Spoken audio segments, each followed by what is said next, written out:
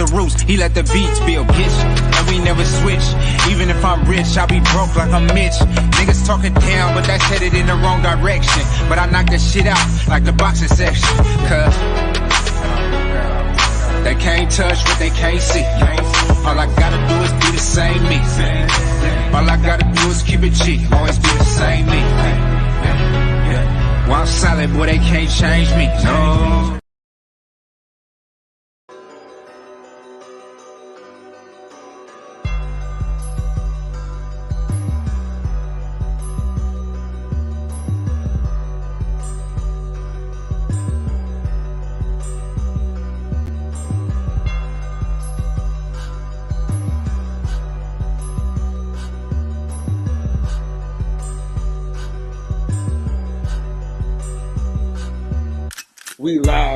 We live from the boxing section, you dusty ass niggas. What's going on, man? We live from the boxing section, man.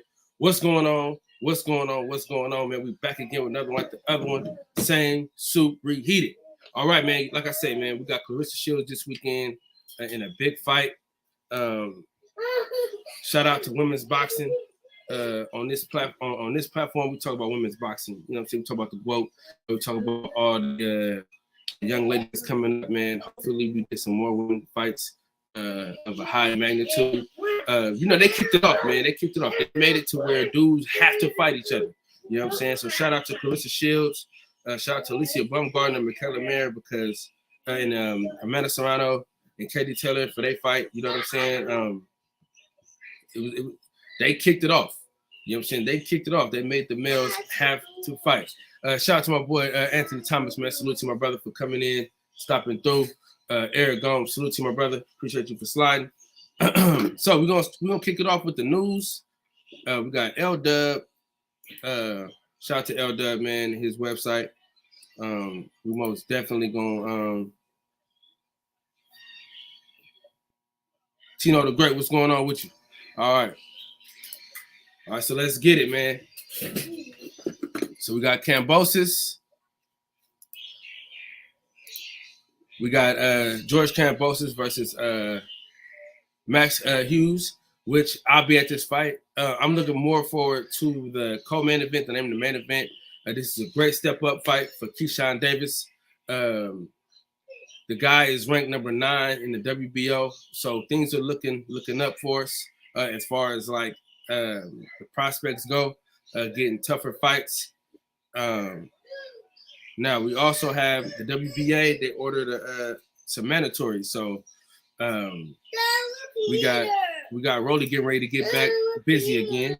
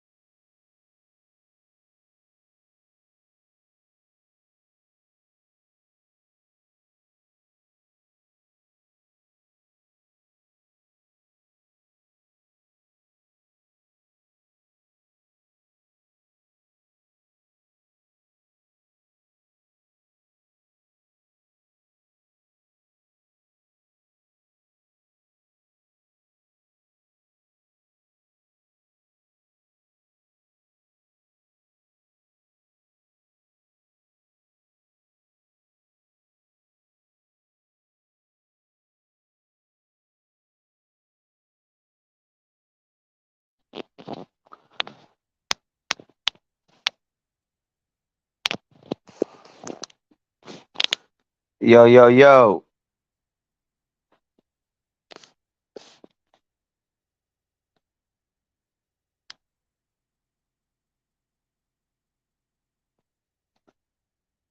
on mute, Kyle?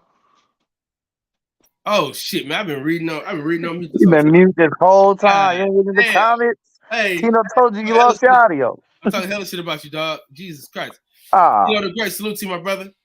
Yeah. We back again. So I was talking about L-Dub. L-Dub has a great website. And And so basically we got two fights coming up. The WBA has ordered a pair of mandatory fights. We got Woods. I don't know how to say this dude's last name, bro. And then we got Rolly versus this guy named Davies. Now I'm gonna dig deep into Davies' box rec right now. See who he beat, who he lost to, and things like that. They say he's a pretty good fighter. He lost 2 fights. But let's read this out. Can you hear me? You can hear me, right? Yep. All right. So the WBA has ordered fights in 2 of the hottest divisions in boxing, featherweight and super lightweight. Newly crowned 2-time WBA featherweight champion Lee Woods, 27-3, 16 knockouts, was ordered to fight his mandatory. Man, listen, I ain't gonna try to butcher this man's name like this. 11-0 with 10 knockouts. That looks like it's gonna be a good fight. Also, we got Rolly fighting his mandatory in the WBA super lightweight division. 140 pounds for those who don't know. Ordered to face his mandatory O'Hara Davies. He is 25-2 with 18 KOs, so he got some power. Woods just won his belt this weekend in a unanimous decision over Maurice Laura this weekend, right? And so we got that. And Rolly, he came off the stoppage win, which was very controversial, and so they put him in the mix for that. Now we got another fight announcement. We got Tevin Farmer returning against Every Sparrow. Now, if you know anything about these 2 guys, both from Philly.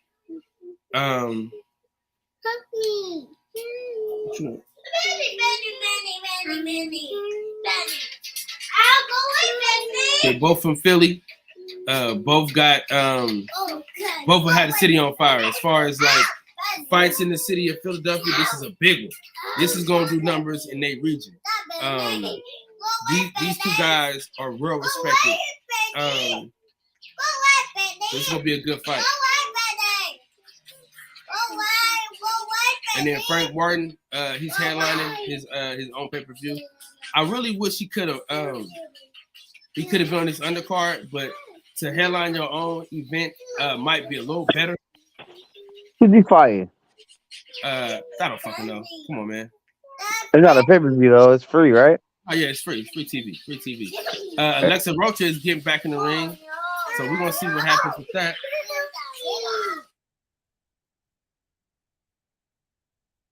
These fights are mid. KP, what's up with it, bro? If you want to join the pound niggas in the Yeah, I mean these I don't know. None of these fights interest me. I will not going to work to watch any of them. So yeah, they all mids.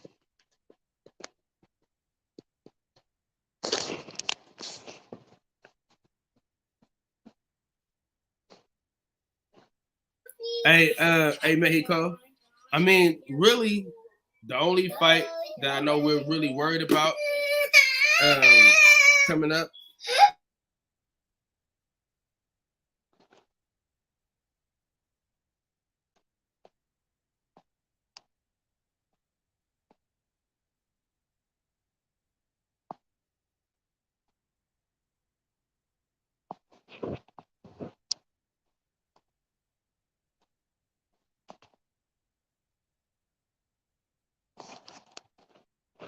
Yeah, there's a slight break in the show. Go ahead and go grab your snacks and drinks right now. It's a good time. First quarter break.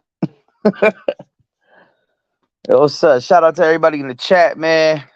Thanks for always dropping comments. We are gonna try to get to them the best we can, man. Try to do a little better on that. All right, man, we back. There yeah, man. But yeah,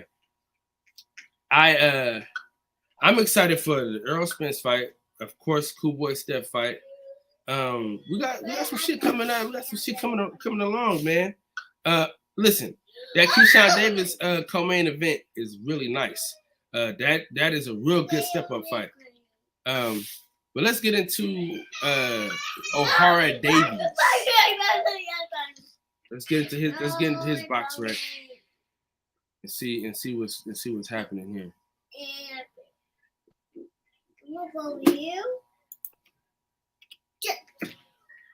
Let's see.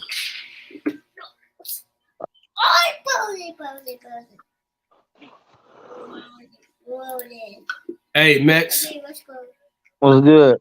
He's from the UK though, bro. Oh my god! Yeah, I remember that dude. Yeah, he's from the UK. He's from, you know how I feel about UK fighters, bro. Sometimes they're your favorite. Sometimes you don't, huh? They're your favorite. All right, so let's see who he's beaten. Okay, break it down. I just remember he was a factor when Josh Taylor beat his ass. Like he was undefeated. He was supposed to be like the next dude up. Josh Taylor knocked him out. Yeah. But he hadn't fought, like he didn't really fight anybody before Josh Taylor. He went straight up to Josh Taylor. Yeah, but he was supposed to be like some crazy prospect, one of the best up and comers out. He lost to Jack. He lost to Jack Catterall by 2 points. 2 out of 3 on the judges' scorecard. I mean, he's decent. Hey, shout out to OG Bruce. Bruce Gas, what's up with it? Shout out to Coop. He said, "Why you co-streaming?" I mean, I'll stop it right now if you want me to. This is getting territorial. You said what? This is getting territorial.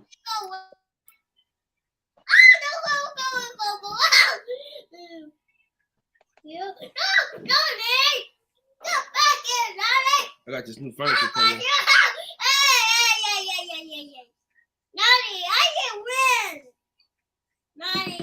I'm gonna have to fucking clear this shit out today. Yeah, but I don't, man. I'm not too excited, man. Right? Because all his step-up fights, he either got knocked out or he got beat like in a bad decision. You know what I'm saying? Like somebody had to fight 118, 110, bro. What fight? He lost to Jack Catterall.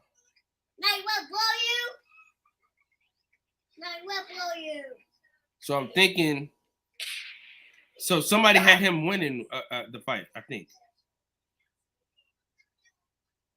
But the other 2 people had him losing. So 113 to 115. So maybe not too bad.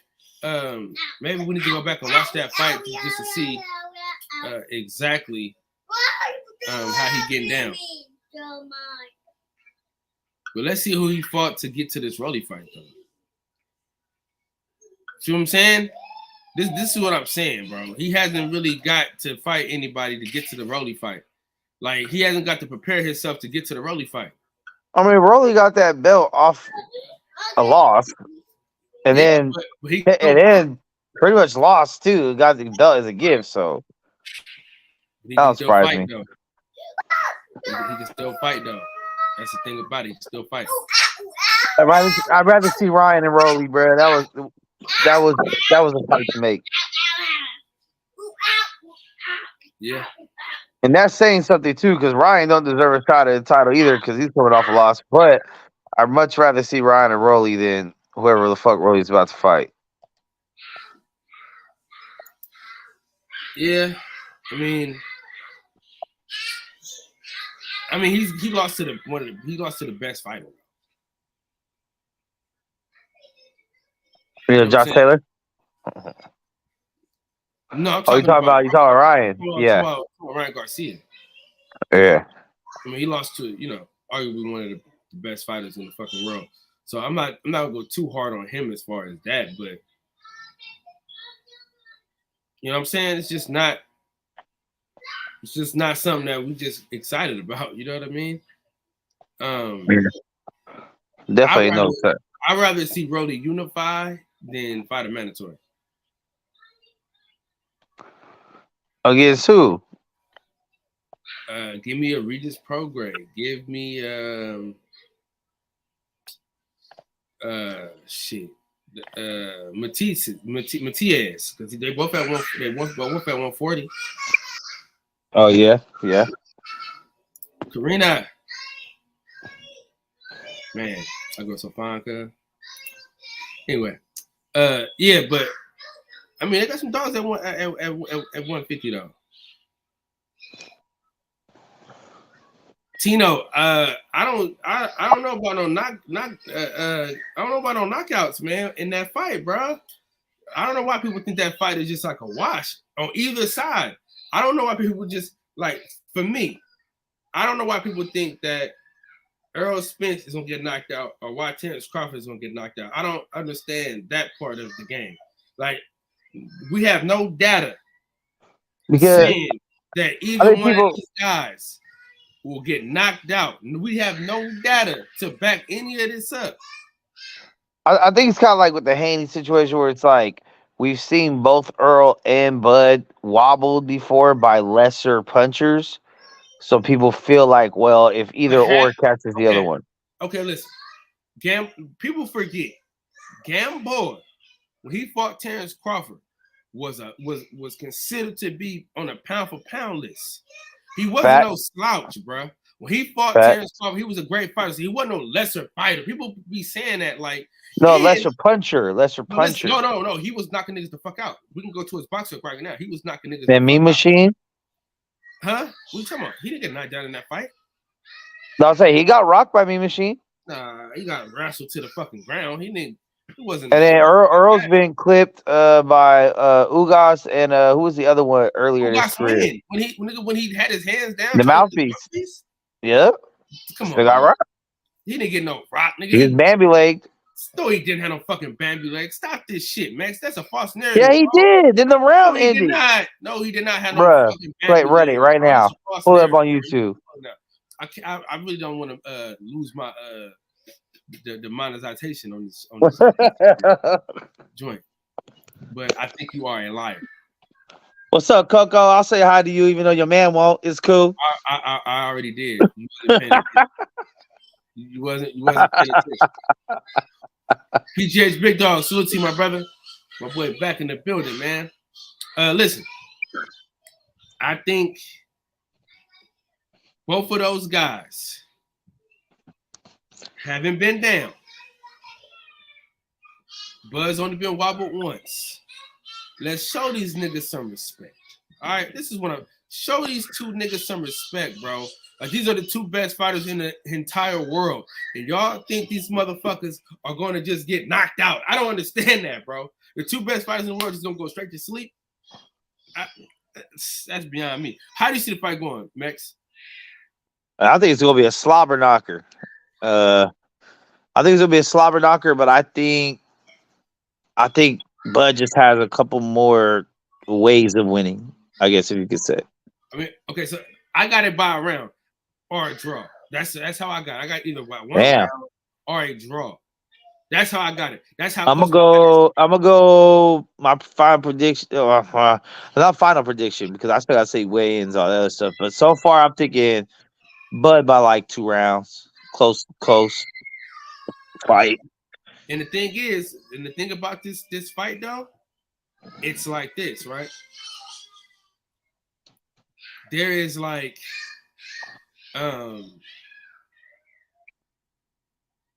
they're both champions. So the whole you gotta beat the champion thing is kind of out the window when it comes to that, because they're both champions, right? So it's gonna be a close fight in my opinion. I might give it to Earl by a round, or I'll give it a draw, or you can give it to Terence Crawford by a round. But the knockout, I just don't see the knockout. I just don't see that. Yeah, so Tino said he didn't say KO, but knocked down is definitely up for debate. Okay. Yeah. Either one could go down. Yeah, either one could go down. Yeah, it could go down, but I'm just not. I wouldn't bet my money on it. No, I'm not. I hope it's going to be a war, because if it's a one-sided ass whooping one way or another, it'll be a disappointment. But I don't.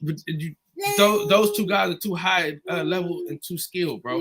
That's what I'm saying. That's why. Or it could end up being just a boring ass chess match of a fight where neither fighter really, I mean, but that's probably what we. That's probably, but we don't get. You ain't never seen that from neither one of them guys. Hold on. Yeah, facts. I think Bud got a little more of the killer instinct. I think Earl is more of a beat you till you can't take it no more kind of fighter. So I mean, it's good, man. It's good, but it is a couple years too late. I think, unfortunately, we're not quite getting them in their prime. But hey, man, beggars can't be choosers. We've been begging for a minute, so. But what I'm saying, but they both look good though. They last their last outing.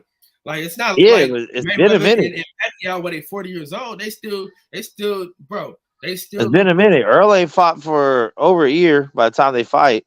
But no, it don't fucking matter, bro. But he's used to being out. He's never really shown ring rush. This, right? Lomachenko is 35 years old. So is Terence Crawford. Lomachenko, that was probably his best fight in a long time, right? So it's like, Father Time isn't always gonna sneak up on you at 35. You know what I'm saying?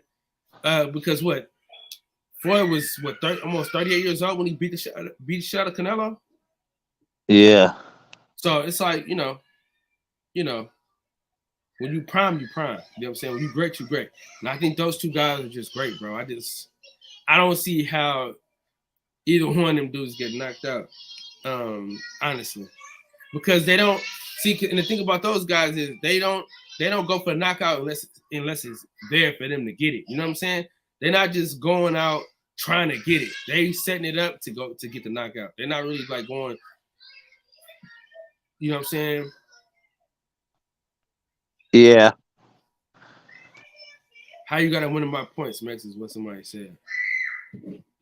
I just think like I said, I just think he has more ways of winning. I think when it comes to Earl, other than the Mikey fight where he kind of boxed more and kind of kept him at range, he kind of has one style of fighting, kind of like Sean Porter. Like you see how they're gonna win that way or they're gonna lose that way, but that's how they fight. Where I think with Bud, I think he sets better traps, better footwork. He can box. He can just pop shot you if he wants. He can also go to war with you, body, head, all that. So I mean, but it's just what I don't know. It's just like it can Earl make Bud fight off the back foot the whole fight if they have exchanges, who's going to get the best of it, and then if it does come down to a boxing versus pressure, which it could be the pressure fighter versus the boxer. I mean, I always lean with the boxer in those but times. Errol Spence is the boxer. He's the pressure fighter. Errol is the Olympian, bro. Errol is the boxer. His style is more pressure, though. His style is not really. But listen, in and out, left, right, movement, like jab. He's a master class boxer. You know what I'm saying? And this is what I'm saying. These two dudes are technicians, bro. These dudes, everything they do it well. Pause. So that's the thing that's the point I'm making. It's like these guys, they do everything well, bro. So it's like it's hard to say like, oh yeah, this guy is gonna blow him out the water, or this guy is gonna do this or that. It's hard to say that. They both got suspect defense though. No, they don't. Yeah, they both get hit a lot. They really don't. Like they really both got great defense, bro. Nah, hell no. They do got great defense. You're gonna get hit, bro. Everybody gets hit. It's not like nobody is without being hit. Like nobody does of course, not. It's boxing. Everybody gets hit. So it's but not these motherfuckers get hit all the time by everybody. No, they do not, bro. They don't. Yeah, they do not. They don't. They get hit by lesser fighters too, dude. Like you see someone like Shakur or Mayweather or Haney, they make it a point to try not to get hit. Where Crawford and Spence are more like they're dogs, so they're like, "Fuck you, hit me if you want. I'm gonna hit you back." So, but what I'm saying is, when you know, right? When they got different fighters, they fight a different style. They don't just say, "I'm going straight at this motherfucker all the time." You know what I'm saying? Like I'm gonna move a little bit. I'm gonna move my head some. Like if you watch the Kell Brook versus Errol Spence fight, he showed great defense, bro. Hold on real quick, bro.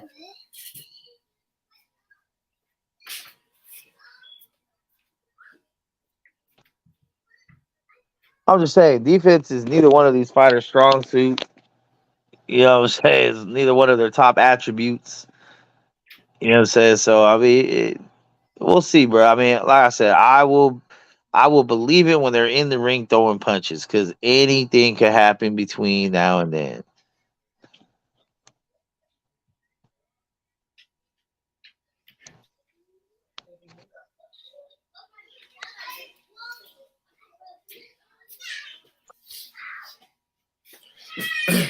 Mexico, I don't know why you when I leave you just stop talking, bro. I don't understand that.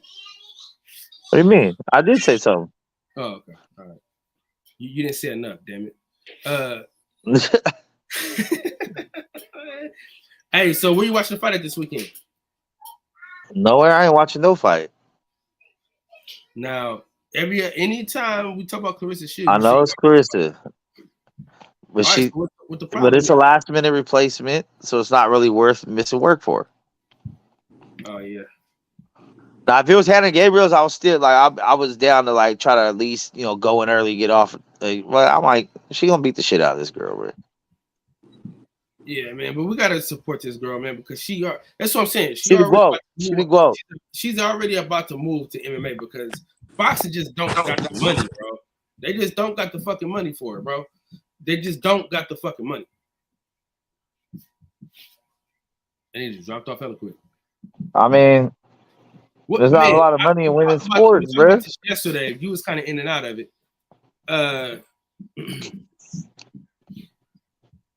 Do you go fully PFL, or do you still dibble and dabble and still do boxing?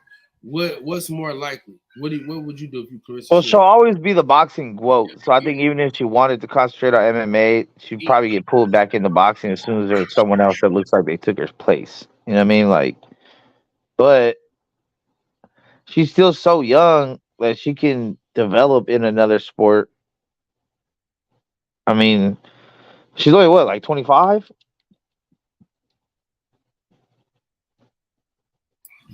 But so what would you so what I'm saying, boxing GOAT, so PFL or even WWE, like we was talking about yesterday. I mean, WWE she'll probably end up doing that. But that shit is not as easy as motherfuckers think though, bro. Like there's no days off.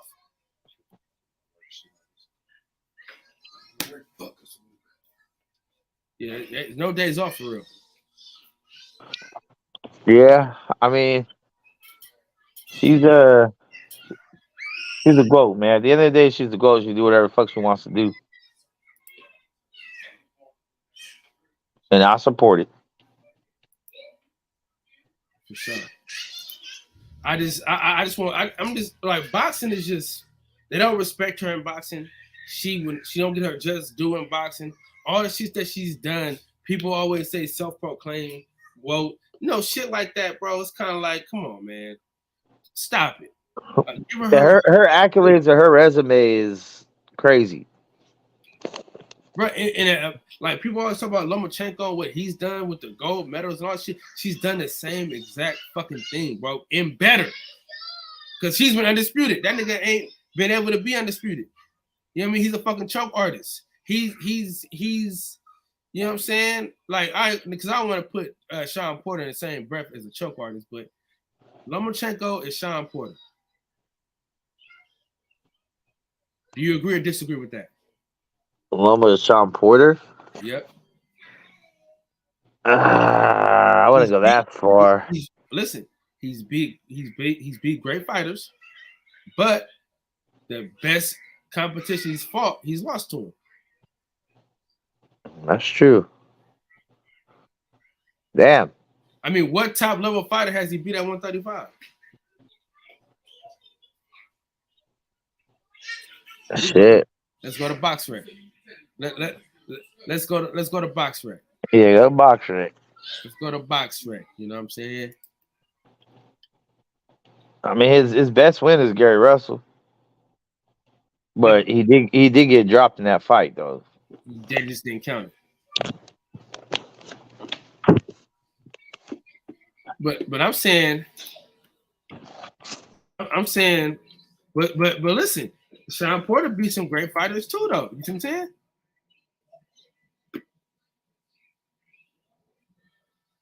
I always wanted to see Sean Porter, Tim Bradley, man. That'd have been a good one. That would have been a good one. I kind of feel like Tim Bradley's kind of underrated in the sense of a lot of the welterweight conversations. Yeah, because of his lack of power, but I think he don't get his just due. Yeah, it's like his lack of power, and it's like he never really looks skillful. You know what I mean? He never really looked like he has skill. He was just like all heart, all dog, and got it done. Yeah. That's why I feel like him and Sean Porter was like a mirror match. Check it out, though. All right. So, Devin Haney, right? Hold on, dude. Hold on real quick.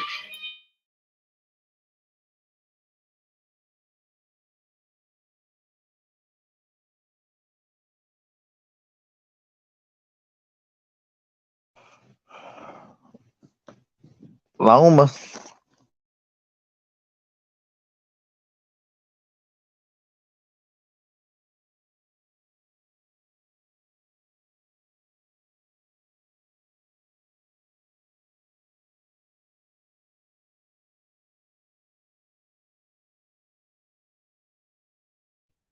Y'all know what's up with Kyle over here, you know, baller blocking and shit.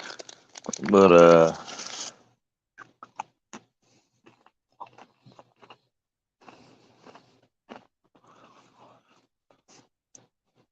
I wonder what how much money is gonna be generated off this Earl and Bud.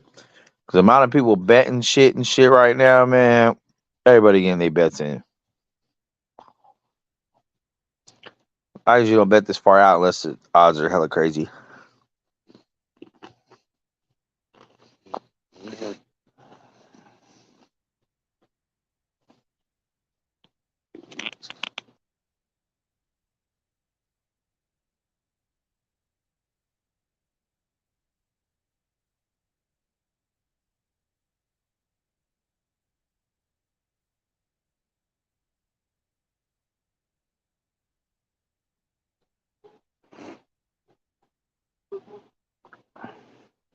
Troy was good, dog. Where you at, homie? Hop on the panel. Link is in the chat.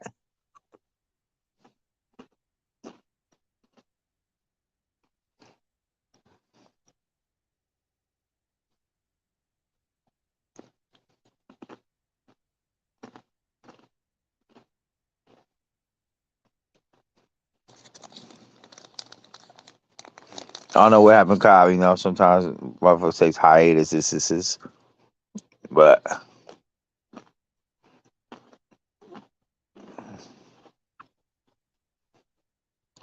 you know, we got 75 people watching. Get active. Give them comments. Let us know what you think. My guy Kyle said we bring this shit back to boxing, man. We ain't doing no more of the in-house drama. We're just gonna be on here talking boxing, fighting in general. I know boxing is only one part of that, but sometimes boxing don't give you what you want. So, you know, I'm in the boxing, I'm in the MMA, UFC, bare knuckle. You know what I'm saying? Rough and rowdy. There we go. The man, the myth, the legend. Shout out to Coop, man. Shout out to Coop. Shout out to Coop. Shout out to God. I know what you did, boy. I know what you did. Yeah, I see what he did. My guy DJ. I'm in the mix. Shout out to Coop, man. Gentlemen. What up, big dog? What's up, dog? What's happening, man? What's happening? So what we got on the screen, man. We still trying to fluff up Devin Haney a little bit more. Still trying to take away from the fact that he gonna get absolutely iced if he get in the ring with Gervonta Davis. Oh yeah, he's done. Yeah. You know, he cooked. But it's okay though. He's still a great fighter. He's still a great young fighter. He can come back from that. I just saw a meme. You know, it was very interesting to me, right? It was like, why hadn't Devin pulled up on Tank the way he pulled up on T.O. and Cambosis and Ryan?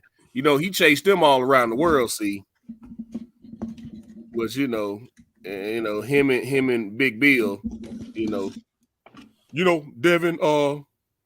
Devin is he's the undisputed champ right now. We looking to fight everybody. Yeah, all right. That sound good. But I like Devin though, man. I'm just trying to drum up a little bit more interest in that fight. I think he gets iced, but you know. Yeah, waiting on Kyle to defend his light skin brother. His light skin. Yeah, I think Tank catches with something, puts him down. Even if you don't knock him out, I think he wins on the cards because of a knockdown or something. But Shakur, it's a little different because Shakur don't really get hit clean like that too often. Never. I think he'd be a little harder to figure out. We're 20 fights in, and I think he's been caught clean twice. I think Valdez caught him clean, and Nakatila caught him clean. That's twice in 20 fights. Yeah. The same thing with Floyd, man. You can count on one hand how many times Floyd was caught clean. Within 50 fights. Devin, we far past that by now. What's up? What's going on, man? Oh man, cool it, man. Chill it, man. Absolutely. Yeah, man. Detroit what? Man, I don't know what to say, man. I like Dev, man, but I don't want to see him get in there with Tank because we know what's gonna happen. Well, you never truly know, but I have a good feeling that my man gonna touch earth a couple times, and I don't think Bill gonna stop it. I think Tank really gonna have to break his jaw and get him up out of there. I could easily see that happening. I see him going to sleep. My main concern from what I saw from Loma fight wasn't even the fight itself. It was the fact that when Devin went back to the corner and Bill was trying to tell him some shit, Devin was like, that shit is not working. And they had nothing else. They had no other backup plan. Right. So, but it also was a testament to Devin's boxing IQ to make them adjustments himself. Yeah. So I mean, I still want to see the fight. Don't get me wrong. I'm not talking myself out of no good fights, but I just have a feeling that it's not going to end well for Dev Dollars, which I've been seeing that a lot lately. People, shut up, Coop. Fucking Coop.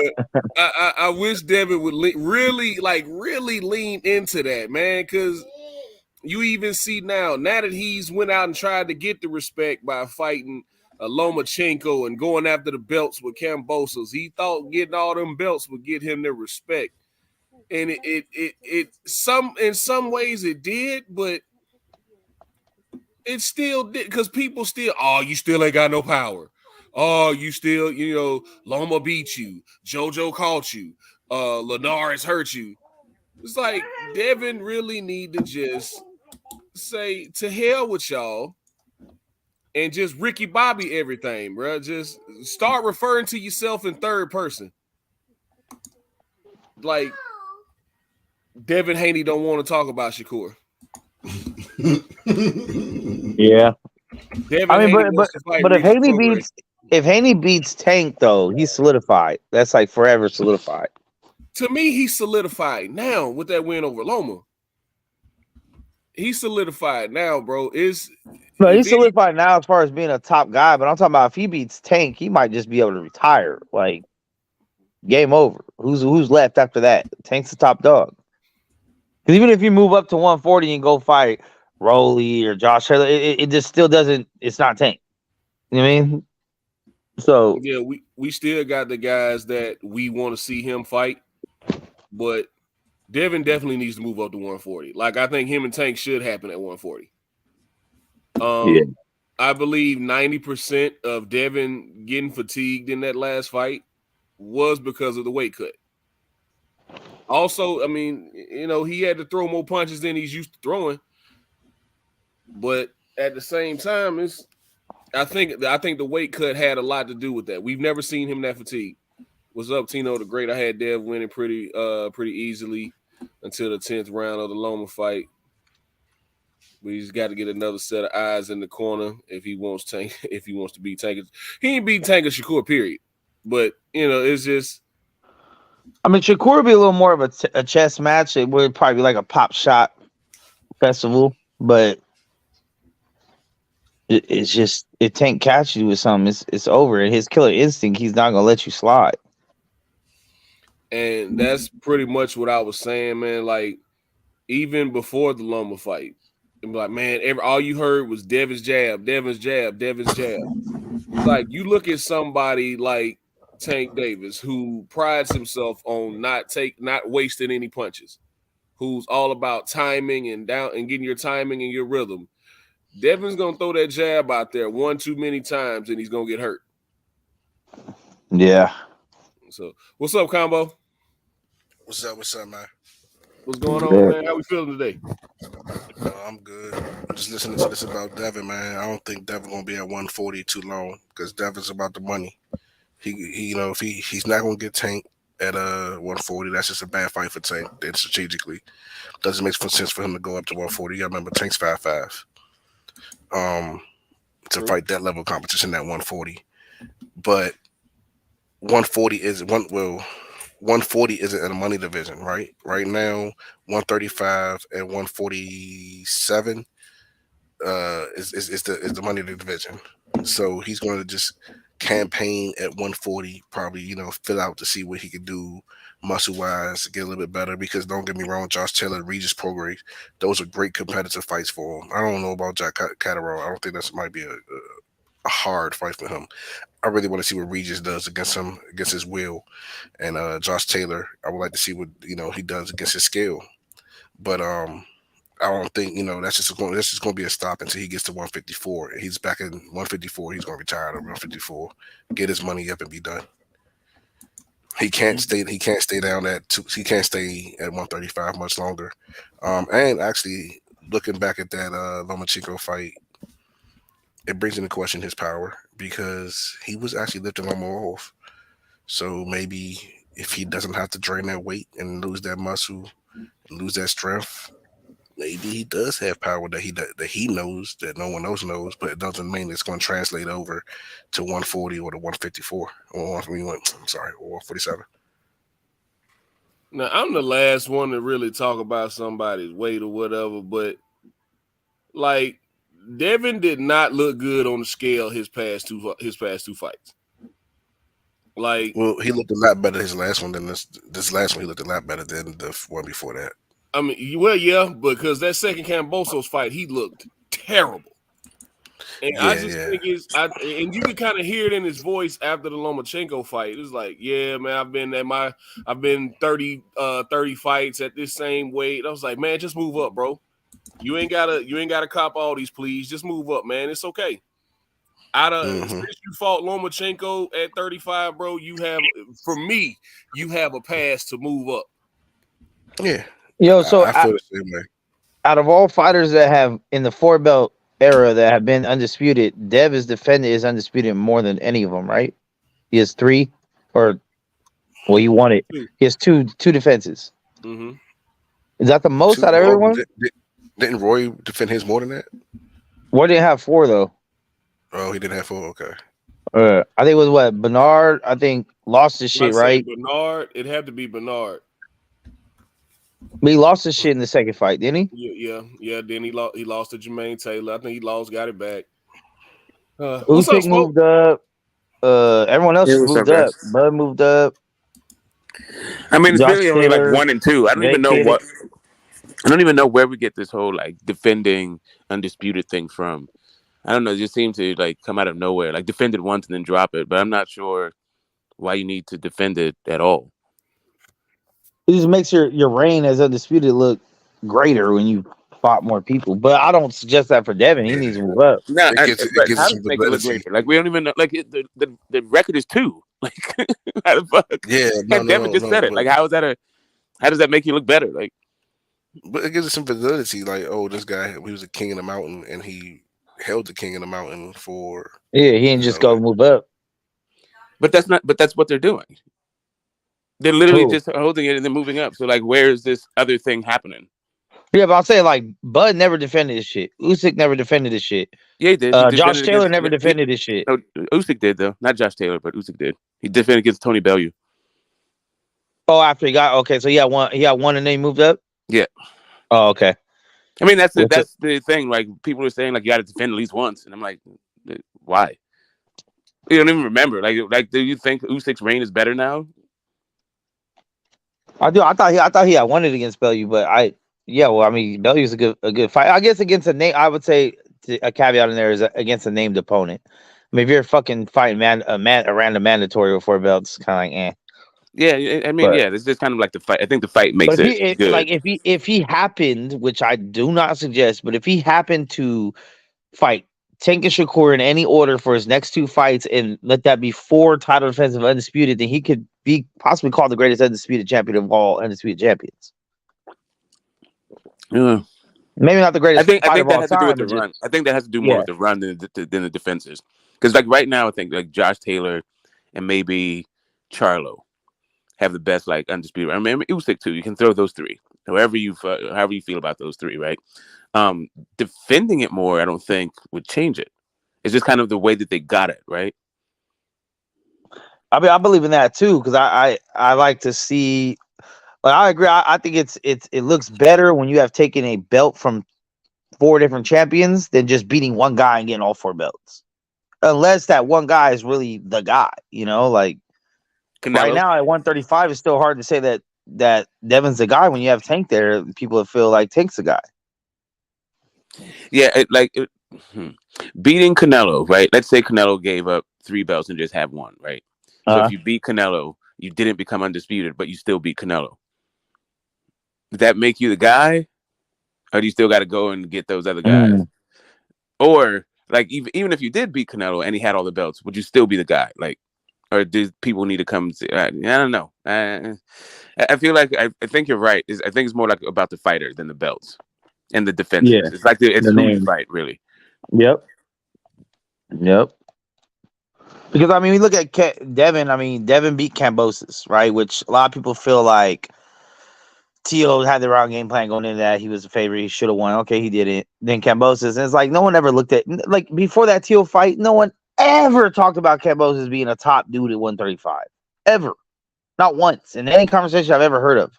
So it was like when he beat him for the belts, it's like but it kind of gets like but like we said with the Canelo shit. Canelo vacates all 4 belts tomorrow, and Benavidez beats Canelo. He still beat fucking Canelo, but then he wasn't undisputed though. He'd have to go get all the other belts. So I don't know. So that comes back to that argument: do the belts really matter, or do we just want to see these guys scrap? Yeah, I think it depends. Like if you were up and coming fighter trying to make your mark, get your marketability up and all that shit, the belts help. The belts are really good for that thing. If you are already made it, you've been champion a few times, you've been in a couple of divisions. Championship fights matter, but not necessarily you having the belt. As long as you're fighting for a belt, kind of shit. So it just seems like you're fighting the guy that's one of the best, if not the best in the division. The way I look at it, it's like fucking with a condom or fucking raw dog. Like raw dog always feels better, but at least we fucked.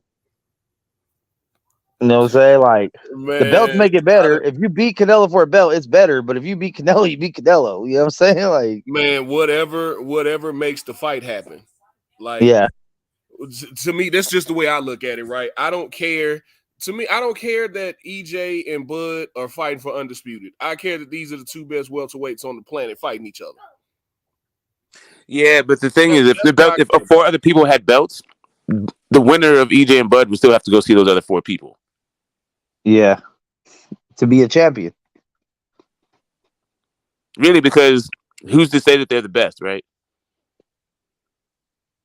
And that's where the belts come in. Like when you have the belt, you're the champ. You could say, I mean, the 4 belts make it a little more wishy washy, but I mean, you have something to show. You have a tangible item to say, hey, this shows that I am this person. See, But from I remember when the IBF was just starting to make waves and all that shit. Like people were making fun of it, and then it kind of got legit. People were saying it was like the Warrior division because they made you fight and all that shit. I mean, the Warrior sanctioning body because they made you fight. But it was a while when like during the Larry Holmes era, right, when there was just like a carousel of WBA champions, Michael Dokes and Mike Weaver and all that other shit, John Tate, where it was just kind of like it was either one guy or the other guy. You're just like one of the best, right? You're not the best, but you're one of the best. And ever since that 2 thing, where it became 3 and now there's 4, having a belt just means you're one of the best in the division. That's about it. Yeah, that's true, and that's why when you see them talk, unless like the way Mayweather did it, where he pretty much let people know, like, I just don't want these belts because of the sanctioning fees. You know what I'm saying? So he kind of wiggled around where it's like, I'm the best. I don't need a fucking belt. Everybody knows I'm the best. Even if I stop boxing, come back, I'm still the best. I'm the guy to beat. But he talked himself into that position. The belt brings responsibility, right? Like if you have a belt, then that means you have to defend the belt against all comers. But if you don't have a belt, you can do what the fuck you want. Looking back, do you not see that? You don't, but the Floyd situation, do you not see that as maybe like a scapegoat? Like maybe he used that so he can cherry pick his fights the way he wanted to. Yes, exactly. At a certain point in the sport, you get bigger than the belts. Like the fighters are actually bigger than belts and sanctioning bodies. The reason why we watch boxing isn't because of belts and sanctioning bodies. That just helps us like organize it, and like there's so many fucking people and yada yada. So it helps like focus your attention on something for the casuals to look at and say, okay, this guy has something shiny. He must, to correlate with. Yeah, and it gets you a TV date, right? Like if you're fighting for a title, you're almost guaranteed a TV shot, a TV date.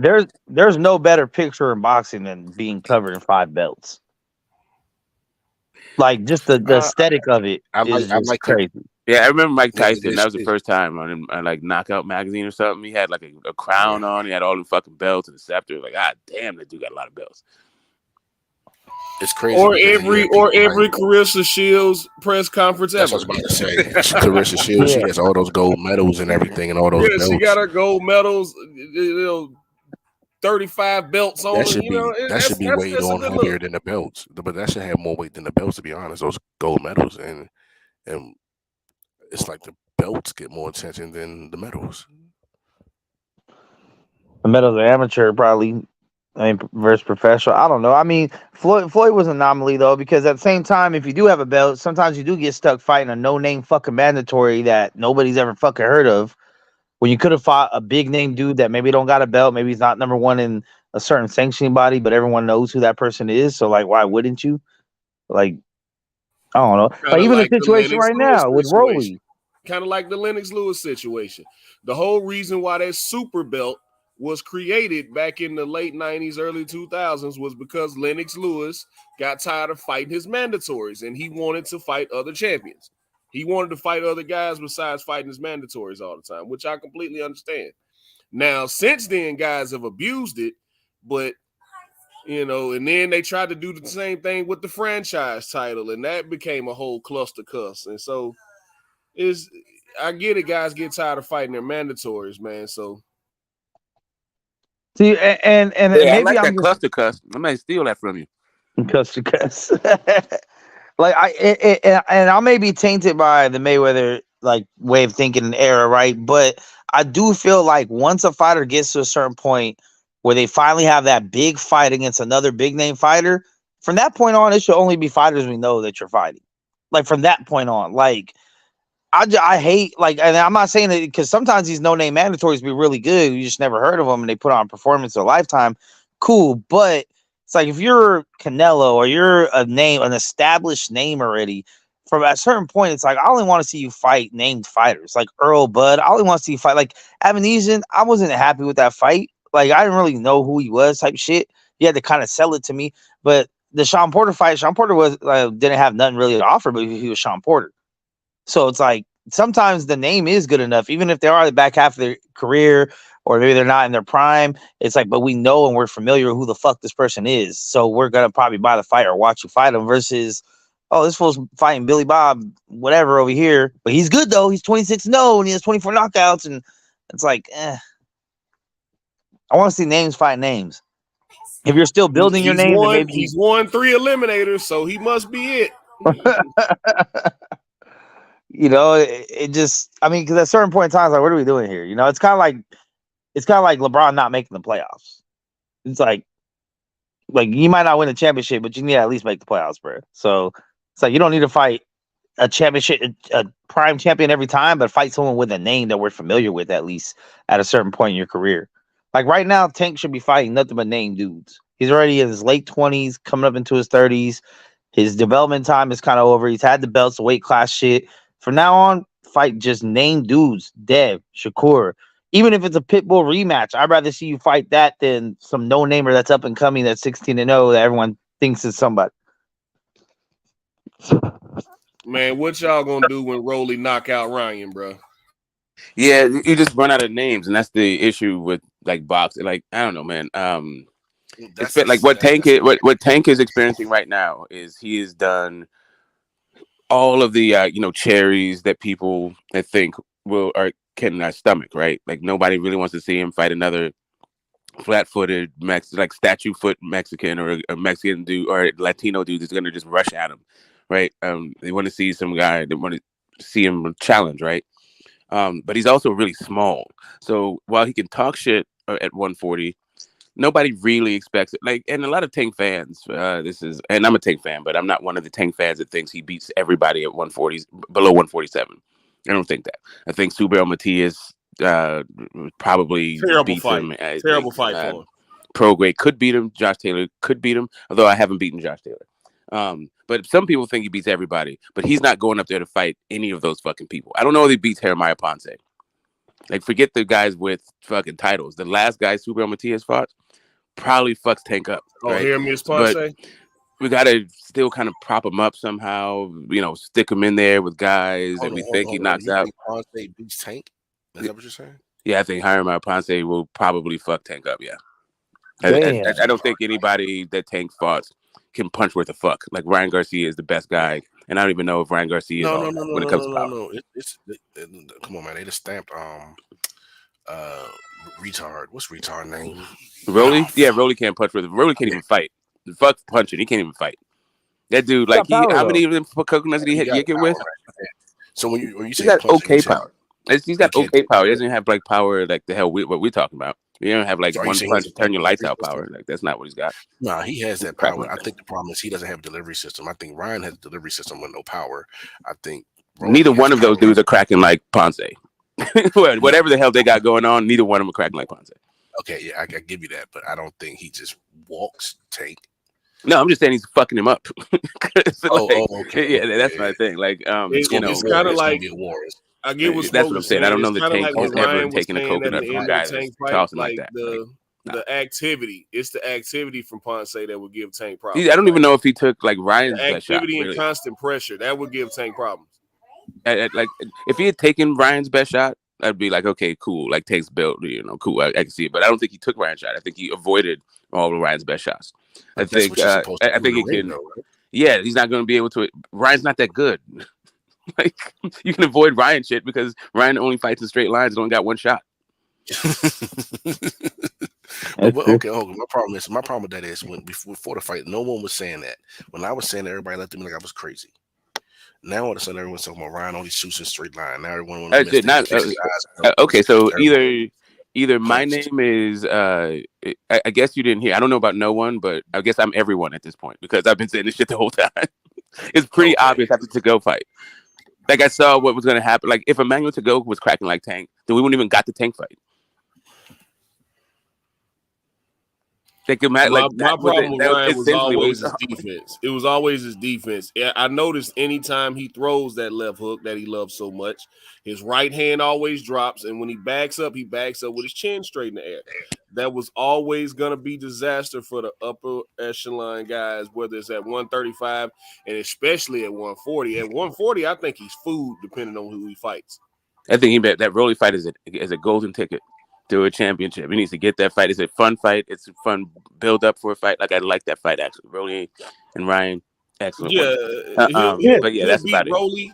He'll beat Rolly, and then Oscar will put him in there with somebody like Richardson Hitchens, and then he'll get slept. So, yeah. Wait, so you think Rolly's gonna beat or lose? He's gonna lose. He's gonna lose. He's gonna lose, man. I'll just be talking. Oh, okay. I'm about to say, why don't you just ask it? Like Rolly was like, we gotta be honest here. Rolly was getting punched on by a 40-year-old, bro. Like, Rolly's not good. Rolly can't fight. He can't fight, man, but he's entertaining though. Yeah, he is very entertaining. That's why I said Rolly is this generation's Ricardo Mayorga. Yeah, that's a good one. See, the difference is Mayorga can fight though. No, he just had that coconut. He just had that. Well, really, what he had was something for Vernon Forrest. That's what he had. He was a good shit talker, and he had something for Vernon Forrest. Yeah, he was a bad matchup for Vernon Forrest, which was crazy. That was one of the craziest triangle theories I've ever seen. So. Mayorga is one of my favorite fighters of all times. We will not talk bad about him here, okay? I'll fuck with Mayorga. Salute our West brother. He's not an elite champion, but he is an entertaining fight no matter who he fights. Yeah, he makes you watch. If you watch one of his fights, you're going to enjoy it. Rolly's not the same. I have yet to enjoy a Rolly fight. The Tank fight was all right. It was mostly because the way he talked it up, and he unveiled like that he could jab, like work behind the jab a little bit, but he looked kind of weird doing it. You know, it was just a matter of time. As soon as Tank started using the lateral movement, his feet just looked confused. Like, get Rolly the fuck out of here. Quick question. Do they have another fight lined up for Sebastian Fundora? Because they had a fight almost every 3 months before that loss. Do you think they're taking their time off and going to just? Hell yeah, they need to take that time off. Yeah, he better take a year off, bro. He got slept bad, man. You need to take some time off and let his brain heal after that. Yeah, he need to get his confidence back. Rolly didn't take much time off. Rolly took what? A year? 6 months? No, it's been a year. Yeah, Sebastian Fundora has a lot more upside though. Bro. He fought Tank like last May, I want to say. Last May or last June, yeah. Rolly was brought in to be an opponent, but somebody put their finger on the scale, did the old switcheroo, switch the flip, and then so now he has a belt. It was a year, May to May. But he wasn't supposed to have that belt. Yeah, I think if you get slept, it's automatically. I think you should take a year off. Don't try to hop back in there in 3 or 4 months. Like, it's worked out for some guys, but when your brain gets shut off like that, the first time you get cracked like that again, like, that's why people say guys' chins be going. Like, no, once you get cracked like that and your brain says, nah, bro, we out. We not doing this again. Yeah. Well, yeah, see, I thought he was going to get at least through the 154 division. I didn't think he'd beat Charlo, but I thought he could get a belt and get past the thing. Hold on. You thought he was going to make it through the... Okay, you know what? Never mind. No, I'm saying I thought he was going to make it fine. Yeah, I thought he was going to be fine. I just thought he wasn't going to make it to 160, not with that style. He just reminded me too much of Paul Williams. You can't have your chin be defense. So I was just like, no, you're going to have a short career. But I did think he was going to at least be a champion before he got found out. I didn't think he was going to be a champion 154. You said Fundora? You talking about Ryan or no? You talking about Fundora? Yeah, I'm talking about Fundora. I was going to be a champion with Tim Tszyu, Brian Castano, and Charlo in that weight class. I didn't think he could beat none of them. Granted, he did. Yeah, but wouldn't have to fight it. But he probably wouldn't have had to fight him for a belt. So I didn't, Yeah, he could have. I got you saying he could have maneuvered around it, and they was maneuvering him around properly to get around that. Yeah, as soon as we saw that Ocampo fight, they were trying to have him use his length and all that shit. I was like, okay, they're trying to at least preserve his career, kind of thing. But the dude just like I said, we need to take a year off, and he needs to figure it out. Yeah, he needs to figure out how to work behind it. Yeah, it's just pure genetics. He can't see as far as his reach. His arms is longer than his sight depth. Yeah, shit, you're funny. No, it's the truth. He's whatever it is when you can only see close up. That's what he is. That's why he likes to fight in the pocket. His arms are so long, he can't see further than his reach. So if you're fighting someone and they're outside of your reach, and you have I mean, dude, if you can't see to distance, the other side of the ring, you shouldn't be in the fucking ring. He's not cracking like Julian Jackson. He can't just go in there with one eye and fucking get the fuck out of here. Hell no, dude. You fuck clowning. You can't be serious. That I'm dude should serious. see. But he's admitted it. He admitted it. He admitted it in a thing. And No, like, that's why he needs to give it up then. Now forget to take a year off. He needs to find a new career. That's why I was like, why don't everyone just stay? I understand why you can't stay on the outside of him because he's so long and you have to come in to, bring some offense. But if you can't see, then he can't fight. Yeah, I mean, he can barely I mean, he can instinctively see some shit, but nah, bro. Yeah, look at how he jabs. Look how he moves. He's like range finding. It's like a sonar. Like he's trying to find the person. Wait, who are you talking about? Sebastian Fundora. Oh. Yeah, when he was fighting Laura, you could see slight moments where like he just couldn't see him. That's why eyeball problems or some shit? He was the guy's fucking blind. I think I know he wears glasses, but I think he's I hope you're just funning. But if that's the case, then if you're really being serious, then that dude needs to stop. I'm being serious. I swear I heard him say it in his he's like, and I train with my little sister. She's my sparring partner. That's why I wanted to see him get his ass kicked. What? Bad as fucking. Yeah, he said his sparring partner is his little sister. He said that shit, man. I'm like, what the fuck? He's just making fun of the sport. Like he's worse than fucking, you know who. We're not gonna get you started on your guy. On that Paul guy.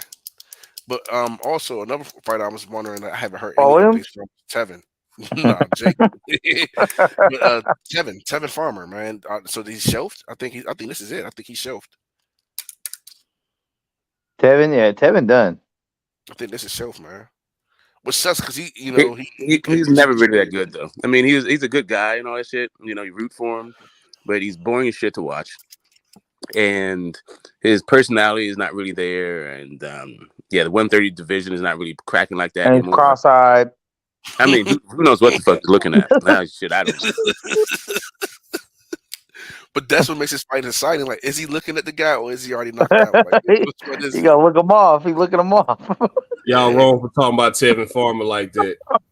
I think he could be Foster. Who? O'Shea. Nah, Foster.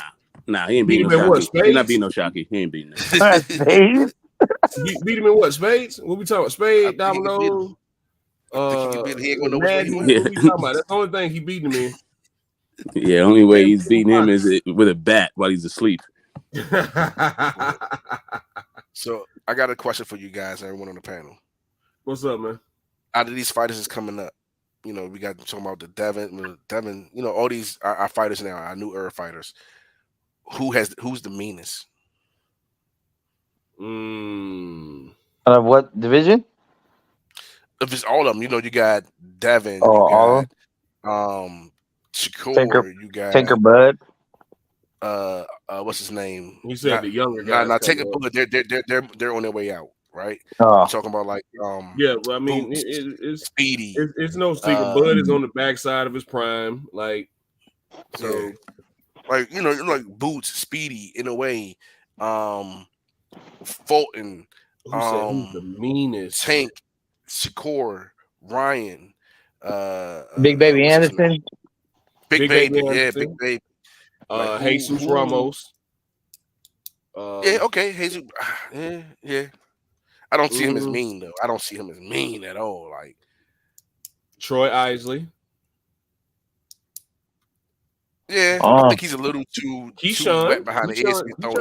Keyshawn, that's what I was trying to think of. Keyshawn. And if you're gonna throw Troy Isley, then you got to throw in Floyd Sheffield. Benavidez. David new 25. He's still young. He's been around so long. We forget he's only like 25. 25, yeah. He's fucking serious. Well, I guess that. But he's been around. I have to change my answer. I have to change my answer if he's in the pot. And I guess you can't put Tank in there if you're not going to put him in there because they're, David's 26. He turns 27 at the end of the year. Yeah. So who do you got as the out of all those guys we're thinking of? Are you talking about who is that? He's mean. Like you just look like he's a mean guy. And got to my man Yonder. Out of all the guys we named, Big Baby Anderson. Yeah, He's mean. Yeah, he wants to do damage. Big Baby Anderson. You think he's meaner than? And I hate to give this guy props, man, but than Benavidez. Or even Tank. Yeah, I think they're all the same though, kind man. of. I mean, there's a certain point where they're just trying to fuck you up. They're trying to kill you, take your head off. I think all three of them like that. Yeah. No. I think honestly, the meanest, the one with the, I don't know if it's just okay. Maybe he's just very deceitful. Shakur with that curly hair and that pretty smile. Yeah, the meanest dude in boxing is Arthur Beterbiev. That is the meanest guy I've seen. Yeah, I was just about to throw it out there. Yeah. But see, then again, he's 38, so his intent doesn't look mean. His intent don't look mean. He just looks like he just got power. It's not even that. Like when he was fighting to Joe Smith, like Joe Smith hit him like his glove with something. Like he blocked the shot, but he got mad that how hard his hand kind of. I don't know what the fuck it is, but you could see it like get pissed off with it. But he's on the back end. He's on the back end though. I'm saying like if you. So take him out, and who will be that fighter that takes his place? Yeah, he was saying if you annoy that dude, you're getting out of there. Like he did. If you take him out, if you take him out of this pack, if you take him out of the pack, and you take him out, who's the guy that? What about Pitbull Cruz? Nah, he just has the style. I don't think he's. He doesn't have that. I want to like Shakur. What he did to I always get it mixed up. And he's a sadist. Like Shakur's a sadist. He's a pure asshole. And you know, like boxers are like that, right? Like they love fucking you up, right? That's just like the boxer's mentality. You say Shakur had that. Yeah, they delight in other people's fucking pain, like for real. Yeah, you see on his face that he enjoys it. I think like Tank, he will catch you like going out, and he kind of gives the ref a chance to stop the fight. Like, hey, stop this because this next one's going to really do it. But Shakur just keeps going. And I hate to say it, so does David. Like, the guy just keeps pouring it on. He doesn't care. He's like, oh, I hurt you? Stay up. I want to hurt you some more. Bro, I don't think Devin has it. I think Devin maybe Big Baby Anderson slept the dude and was sitting there telling him, get up. Are you serious? I didn't see that. Yeah. It was the fight where he wore that, I think he wore that Ohio player shit. Like, he was telling the dude, get up. Because they tried to paint, I asked that question because they tried to paint Sebastian Fedor as the mean, the evil. Oh, hell no. You know what I'm saying? You might have to throw one of them Charlos in there too, though. But then they're back in their career. Yeah, not the meanest though. I mean, what do you need? Are you looking for the meanest under 25? Like, what's the question? Under 25. Yeah, under 30. Under 30. Tank under 30. I don't think so because Tank gives you a chance. Big Baby Anderson, bro. When you ice it's probably Abdullah Mason. I'm gonna go with Abdullah Mason. You sitting there telling this dude, get up. Like, man, come on, bro. No, man. But Shakur enjoys hurting you. Like I'm trying to tell you, they all do. No, every single one of these people we're naming. Like there's not a box. Knows he can hurt you, and he's like, okay, come on, ref, stop this. Don't stop it. I'm going to hurt him. Shakur's like, please don't stop this. I want to. Like he's like, wait a minute. Who's saying? Wait, who's trying to get the ref to stop it? Who did you say is trying to get the ref to stop it? Tank will, like, you can see if you watch the Tank combination when he has them dazed off that, like he'll catch him with a crazy hook or uppercut, and they're dazed. He can just pounce back in there or stay on them. He gives that split second where it's like, hey, you want to stop it? Nope, and he gets back on that ass. Shakur doesn't do that. He just consistently stays. But that's because he doesn't have he ain't cracking like Tank. So you think Tank just knows hits you so hard? No, Tank is like, I'm gonna fuck you up. Like one shot, you're done. That's the way that they are building him. That's the way he fights all that shit. Like my shit hurts. Shakur is like, I'm just gonna sit here and punish you. But what about Inoue? Inoue, yeah, he's just he's not. He's all right. Like he's a killer, but he ain't mean like that. And what's up? He's kind of respectful, really. What about What up, DJ? What up, fellas? What's up, What's up, Hero? Man, most shit different day, man. Just Boots. That's what I'm saying. Thinking Boots. Chill. Boots is more like Shakur. Like he likes to punish. He's like Antoine Russell. Those guys. They're mean as shit. Don't get me wrong, but Yeah, I'm gonna go with Yeah, Derek okay. different Chisora things. for the win, Antoine please. Russell, he just destroys what's in front of him, but he's not purposely just trying to destroy you. He Well, enjoys doing what he's doing, but I got what you're saying. I'm Like gonna he go does. He's not Chisora. Shakur. That's what he's trying to say. They're all the same. Like I'm thinking, like George Foreman. I had George Foreman displaying himself in that movie. He just wanted to hurt you. He didn't care whatever. He just wanted to feel you hurt. Like that type Canelo of like that? George Foreman he had an identity crisis. He was trying to be like the second coming of Sonny Liston, yeah. and then once Ali beat him, he he didn't know what to be. And then he came back as God loving. I'm just happy to be here, George Foreman shit. Yeah, I got you. I'm just saying like that type of fighter though that just wants to just destroy you. Tank working for a shot that hurts you. Tank working for a shot that hurts you. Yeah, Tank is working for a shot that hurts you. I get what he's saying. What's up, Ricky? Break it down. Tank. I mean, okay. He's setting him up. He don't wait for punches. He's working, trying to get into a position that will hurt you. He's trying to land a shot that will hurt you.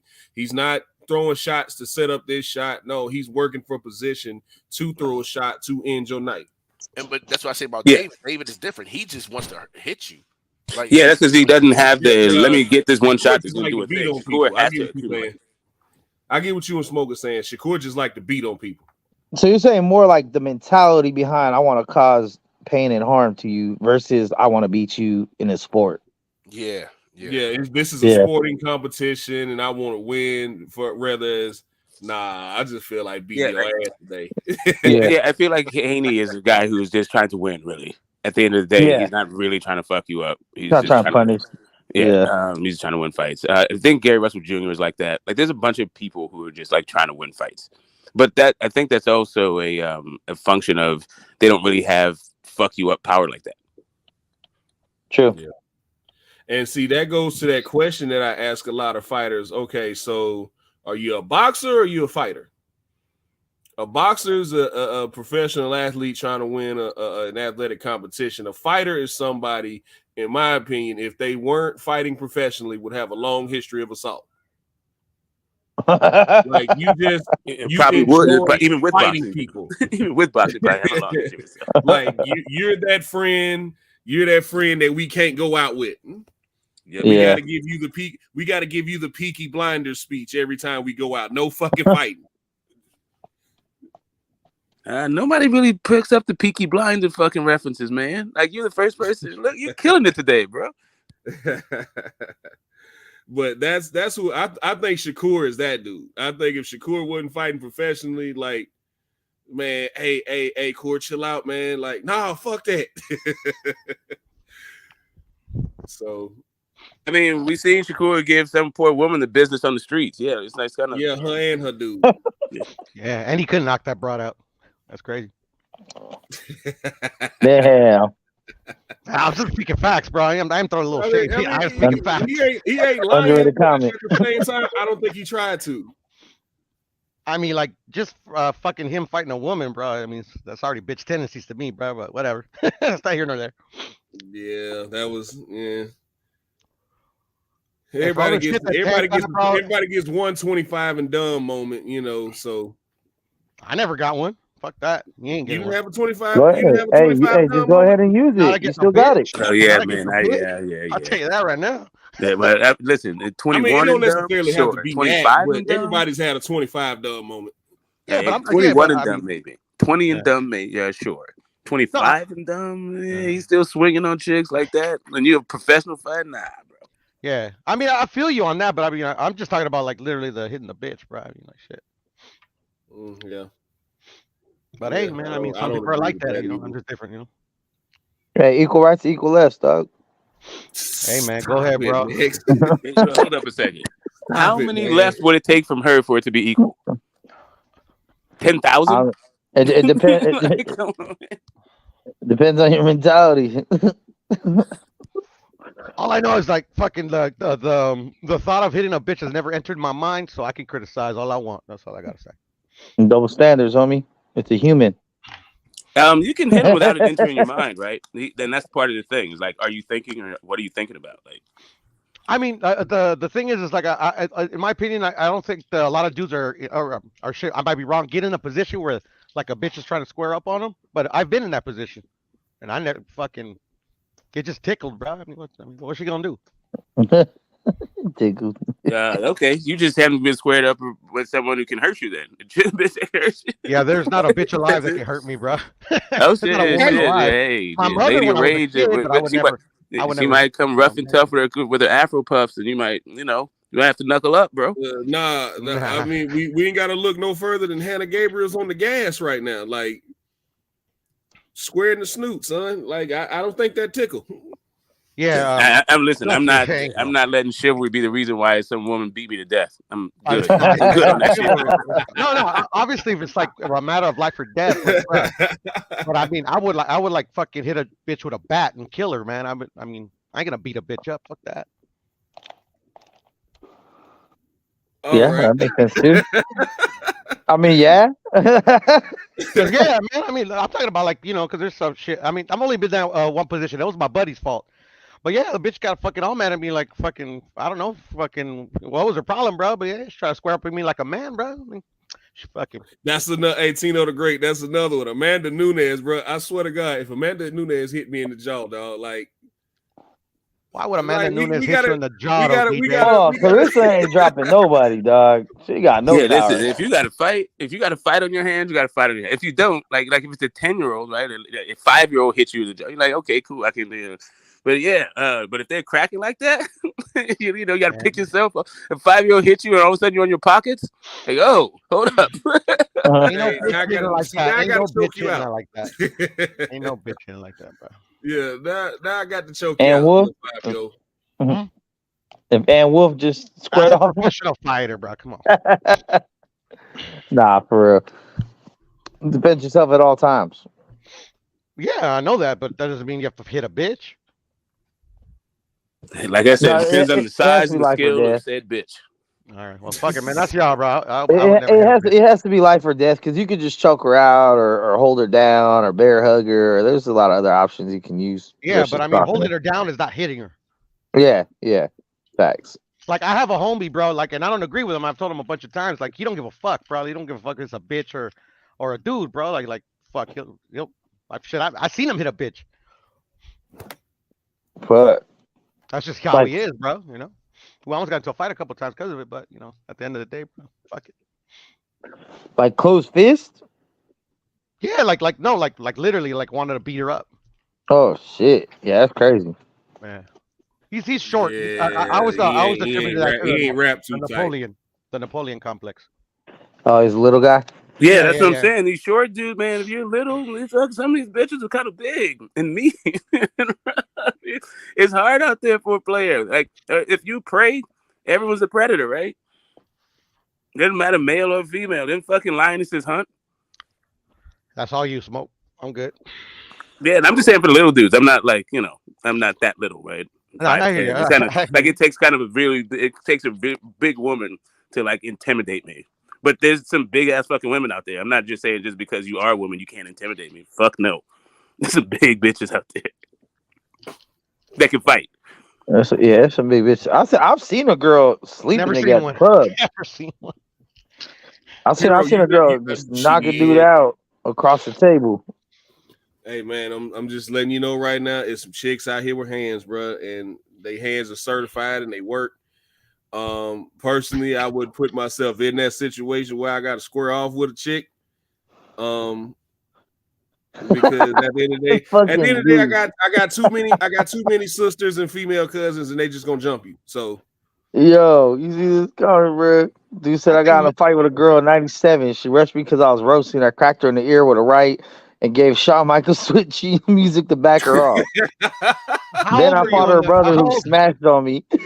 He was older though. 2 times. How old were you though? 97, bro. That's the question I'm gonna ask you. Oh, man.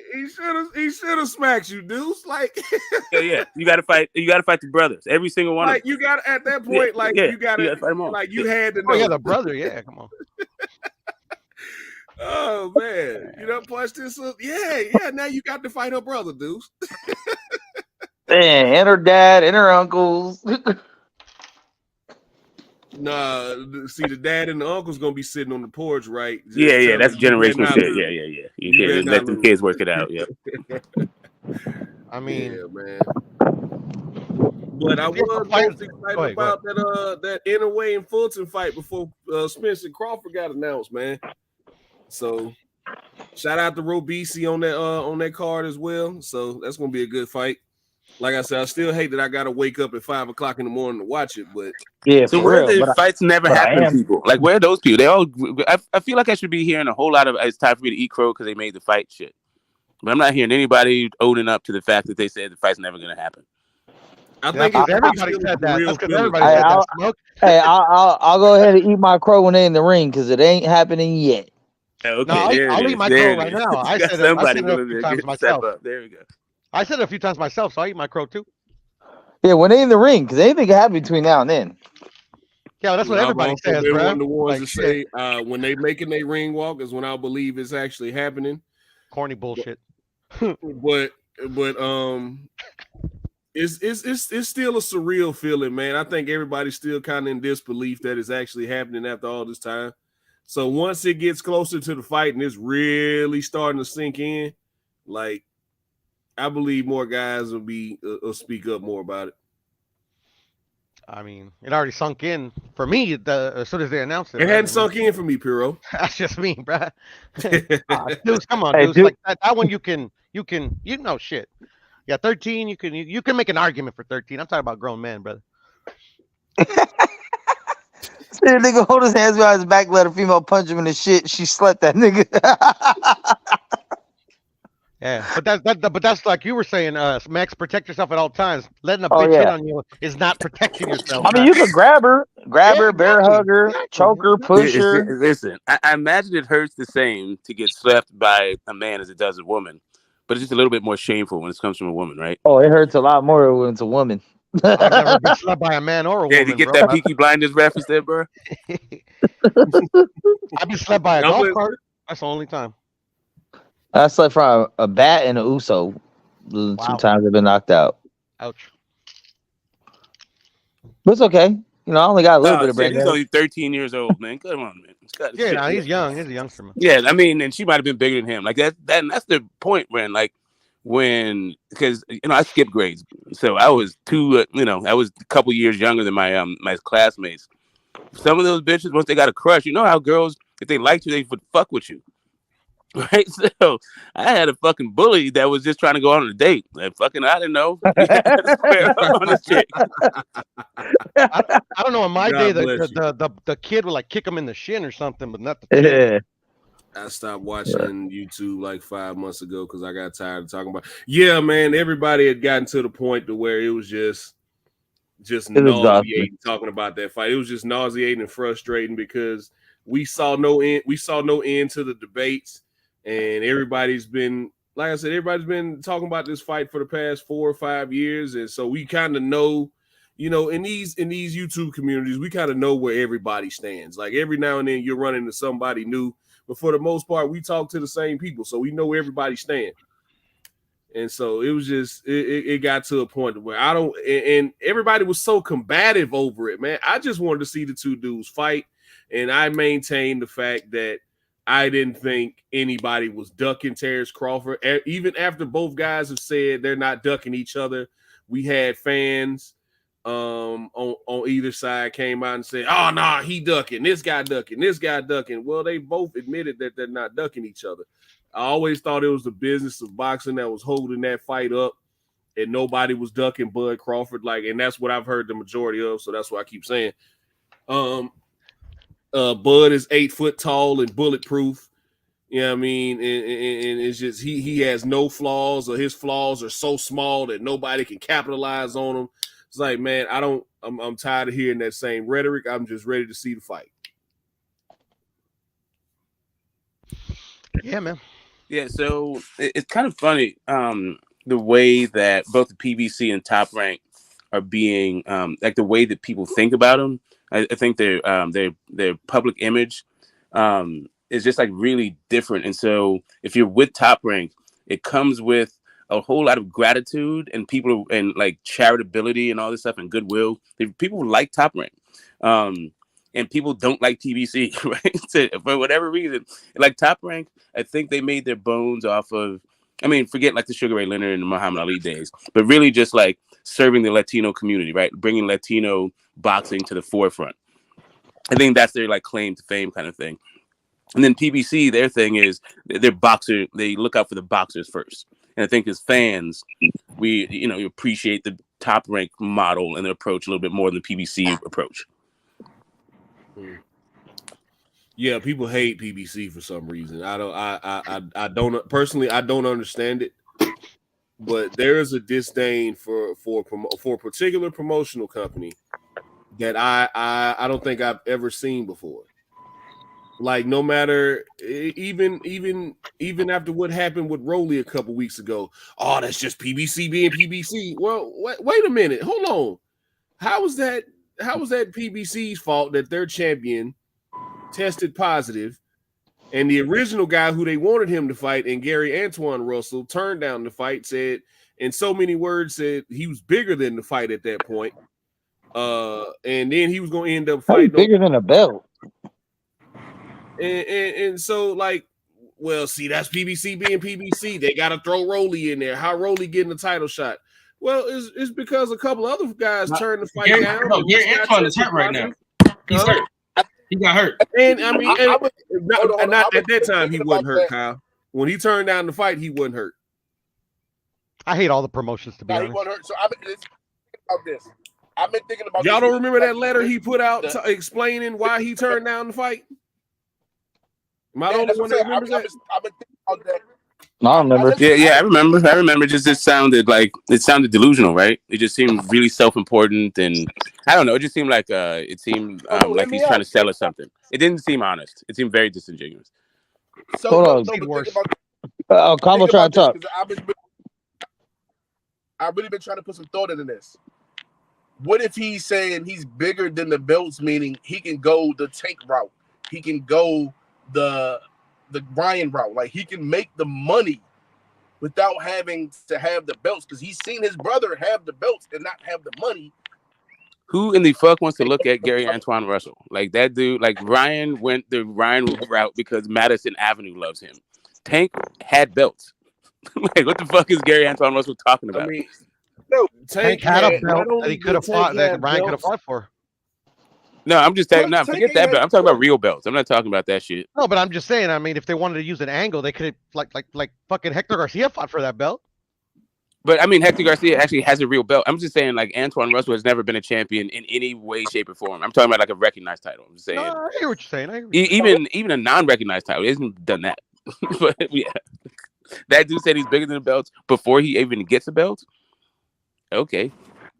I mean, even beyond that, right? Like Combo, I get what you saying. I get how you came to that conclusion, right? But you got to look at the popularity of the other two guys that you compared them to. Like Tank was getting that Floyd stimulus package. He was on Floyd's cards, and then he's a multiple division champion, and he's got the hip hop community behind him.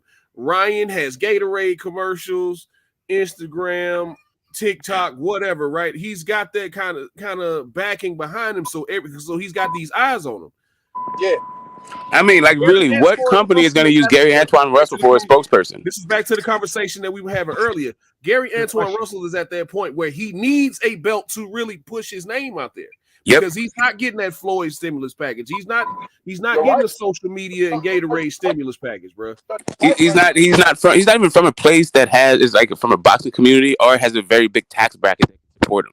Like he needs to get out there. Stop. He cannot laurels. He doesn't even have any laurels to rest on. That's what I was gonna say. What laurels does he have? What do you mean? Hold on. The man has. My man Combo Russell. Right? You can't say that this guy Combo Russell. Combo Russell. You know, our tax bracket is one of the highest in the fucking country. But you want to also, if you want to say that, hey, we're not boxing, we don't have the people that's going to come out and show out and support you. There's like 4 people in that shit, like Potomac and shit. Man, that is not supporting no shit. Like you need like. Yeah, I don't know. Whatever. It's all good. He's not like who the hell's going platinum out of DC in boxing? Oh, DC. Oh yeah, fucking DC. Fucking Jared Hurd did. Jared Hurd didn't do a mother. Okay, whatever. Yeah, that's what. If you're looking for the Jared Hurd, bro, that dude didn't make a guy like Tank. How many people Loma made more than? I can name lightweights that made more than this fucking dude at 154. I think DC hasn't Several. been popping since I think what Tim Austin was it? Was their last big champion?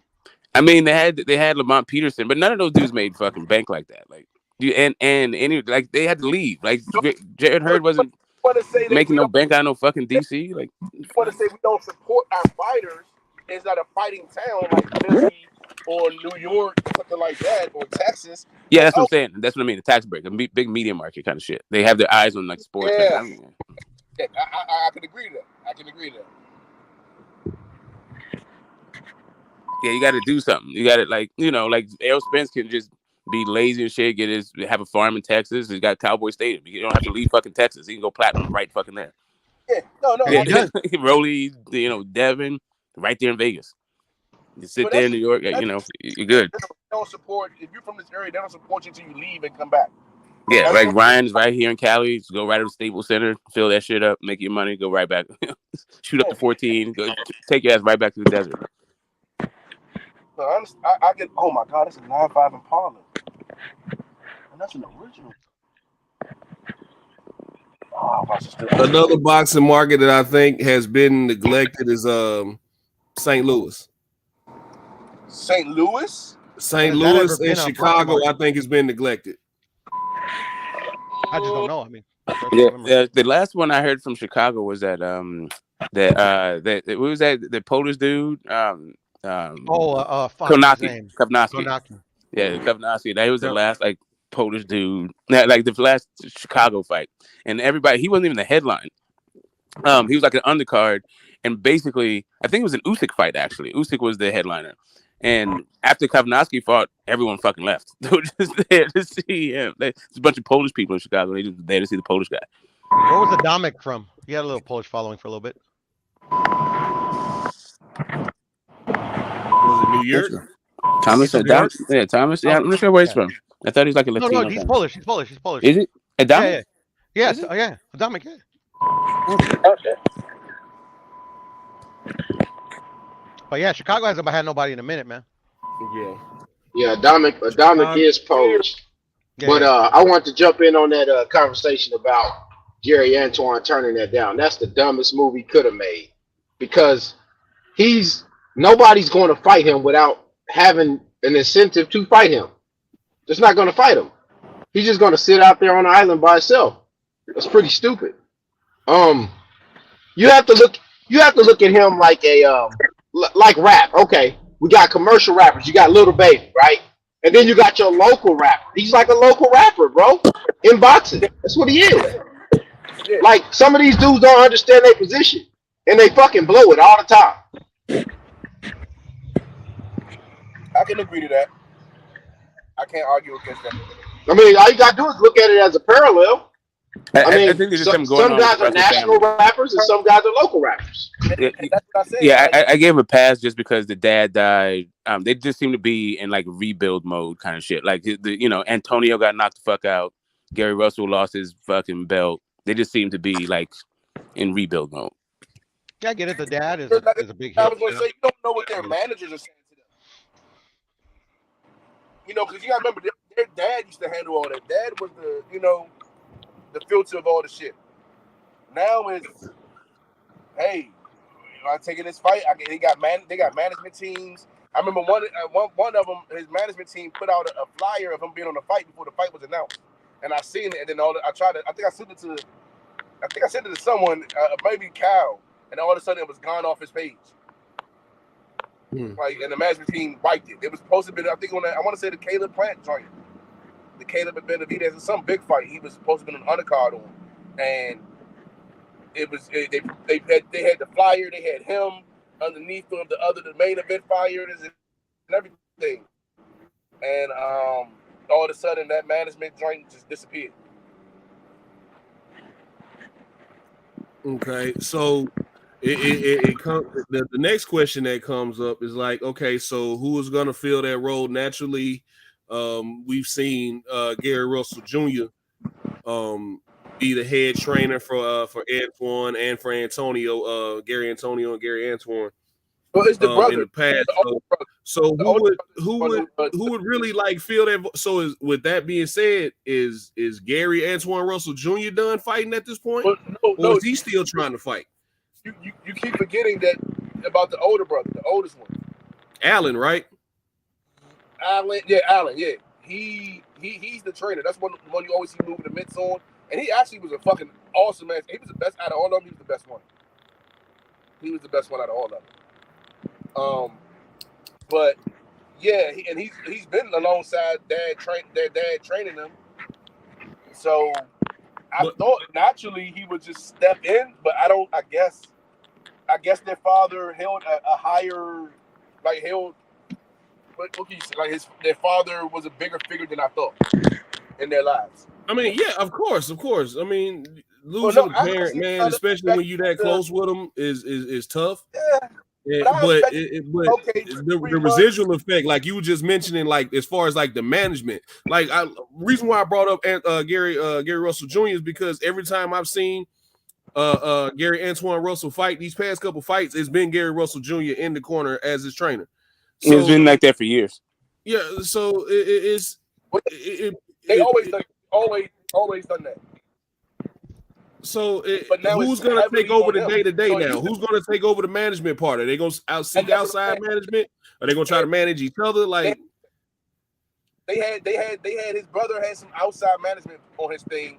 It was the outside management who had posted that flyer. Like they posted it, and I was like, oh shit, yeah, this fight's really about to happen. And then he's going to be an undercard. I was like, oh, and then all of a sudden, that shit just disappeared. Like you couldn't go on that management page and find it anymore.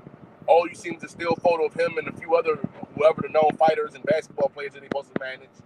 Like some fighters, some basketball players, a couple of football players who just I don't know, look like more like college athletes than anything. But that story was gone. Gotcha. So I don't know if I could only assume that they got to figure out this management thing. You've been in this game the whole time. Pop's been your thing. You know what I'm saying? He took care of that shit, the business side of it. Now you got to figure out who you can trust, who you can't trust. And you done seen so much snake shit, and you done ruffled so many feathers. Really, who you gonna go to? And not just saying them themselves, but if they've been going against the grain, you know, if Gary Russell Jr. been going against the grain, and I'm gonna do it on my own. Me and my family, we gonna do this, you know, our way, and they've been doing it, rightfully so. But now the head of it is falling. Someone has to step up and step in. I just didn't think his shoes were gonna be that big to fill. I thought maybe Allen's gonna step in and do the training. Maybe Junior would step in with the management, or Allen would do the management and the training. I didn't think, you know, that they would encounter these many issues. Because all I see the issues are just right now structure. It's not talent. The guys can fight. It's just structure and will. Yeah, no doubt about that. It's just they trying to restructure how everything was after their father passed, and I get that. But the man should, in my opinion, without knowing all the background shit, he shouldn't have turned down that championship fight. No, he shouldn't have. But I do looking at it now, Rolly would have been easy work for him. Rolly's still easy work for him. He can fight Rolly. I mean, the thing is what he said that made it weird. Like, why are you this self-important at this stage of your career? Like, you're putting the cart before the horse, bro. And that's why you said you feel as though it's like he's delusional. Himself on some bull crap. Like somebody told him this is the way we going, and he's like, "Oh shit, okay." Yeah, he just sent out the wrong message. That's even if you're not gonna fight because you're restructuring, yada yada, cool, and you don't want to tell anyone that's cool too. But like the message that he actually decided to send, I did more harm than good. I think it did much harm, if not more harm than just not taking the fight anyway. Because it turns out Rolly won, so like that's actually pretty good. You can fight Rolly for the belt and yada yada. And it looks kind of better on you, but not with the statement that he made now. Like, if you're so big, why the fuck you fighting Rolly for a belt? But what I'm saying, the residual effect from that is now you get kicked down the ladder. So how long is it gonna be before you get that next opportunity? And your next opportunity may come against some real Matias instead of a Rolly. So now what? Yeah, shit. Well, you got to craft another statement, like how, like you know, you've recently become God, and now you have to answer prayers. Like you don't have time for boxing. When you're at that stage of your career, you better take the opportunities where you can get them. I mean, I don't buy that he turned down the fight, bro. Who turns down a Rolly fight? What'd you say, Piro? I said I doubt he turned. If it was for Rolly, I don't know. Maybe I heard you guys incorrectly. Why would he turn down a fight against Rolly for a title? It makes no sense. But we all No, he's saying that he's kicked down the ladder. He's not saying he's going to turn down the fight. He's saying that he's not going to get the opportunity was now. Against him, the original fight, right? And because everybody was trying to figure out how Rolly ended up getting a title shot. The original fight that was proposed was Alberto Puello, who was the champion at the time, against Gary Antoine Russell. Okay. Gary Antoine Russell turned it down in some cryptic note saying that, you know, he's bigger than this fight. It's, you know, he shouldn't be fighting this guy or something. I can't remember exactly what he said, but he was just I'm paraphrasing here. He was saying that he was bigger than the fight already and some other stuff is some other fluff in there. Like, I don't buy it, DJ. I don't buy it, DJ. What are you doing? I ain't talking about it. Yeah, so then they offer Rolly the fight. And Rolly ended up taking the fight, you know, coming off of a loss and been out a year and they ain't fought at 140 before Rolly gets the fight, right? Shout out to Mayweather Promotions working their management skills. But Rolly.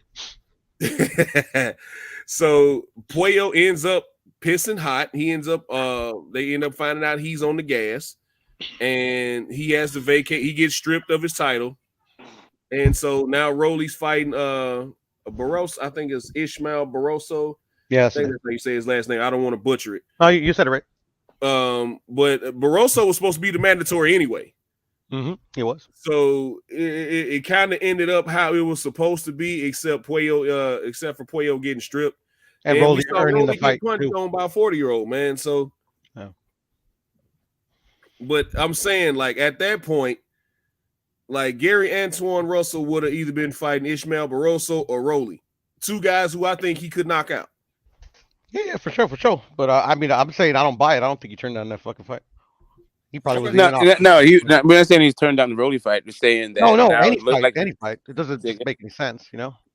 He turned down the opportunity that possibly could have led him down a good road. Like he has now, no opportunity now. He's saying that now since he refused the other fight, the Puello fight, he might be going down the ladder. So he might not get that. That came out of his mouth, though. If it came I got the quote right here. He said, when being a student of the game, you must consider the fact that every step a contestant takes is more than just self-gratification, and each and every last one of us do it for keeps. In other words, Puello got to catch up to me. He is behind me. No need to look back when the direction you're going is forward. Did that come out of his mouth, though, or is that a written statement? That was him written on Twitter, him responding. Okay. Yeah, I don't buy it. I don't believe he wrote that. I got you. That's what I'm saying. I'm saying it's a terrible fucking message to put out there. Right? Come on, bro. Like, that's what I'm saying. Like, he put that out. It's like, no, what are you doing, man? Yeah. It's the gullible motherfuckers that eat that shit up, bro. I don't buy that shit. I'm gullible then. No, I believe it. And hey, bro, if it's on your verified page and you don't come out and speak against it, it's your message. Yeah, I remember that was I remember when he said that, and he actually did an interview with a local. I think it's like DC Mike or whatever. He's like a local boxing channel thing, and he spoke about it, and he said something towards that, and I was just like, man, I'm glad this guy's channel isn't a big popular channel, and I'm glad you guys will never see this, but I guess you guys can read. So he said it on a non-big popular channel that nobody saw. Okay, that makes sense. That's very believable. No, they talk about the interview about the tweet. Yeah, he was on the interview, so it's a pop. It's an unpopular. I've heard of the channel combo DC like, Mike. I've heard of it. You know, you got your local shows, your local podcasts who do their local rounds. Like, not everyone is ES News. Not everyone is fucking the boxing section. Not everyone is. Fight and those dudes are too busy talking about goddamn Tank. Like, if you want to talk about somebody from that area, like, what the fuck you talking to Antoine Russell for, right?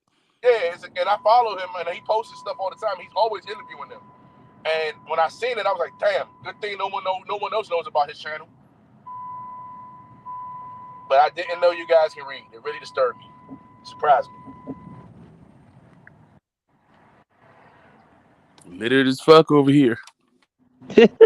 Literate as fuck. I'm hella literate. But now they even try to come out and say, oh, he's suspended indefinitely. His career is over. He's suspended indefinitely. Yeah, they got that off his box wreck. Yeah, I know, but that's all the rules that's going out, and people is like trying to smell blood in the water, or everyone wants to see Rome fall.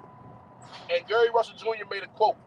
He said that he's the Hannibal of his family. And just like Hannibal, everyone thought, if you know the story about Hannibal, and everyone thought there's no Hannibal the Carthaginian, no one thought he can go and take on the Roman Empire.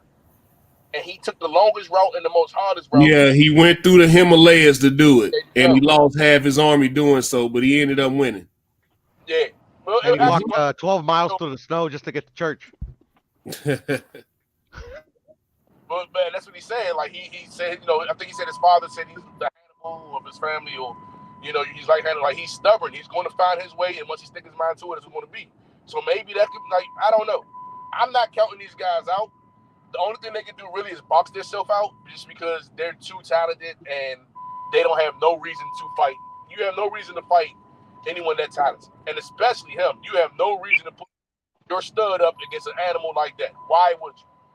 So yeah, he needed to fight for that belt. He needed to have that belt, just so he had to get. So at least he could be like his brother and at least be getting mandatories.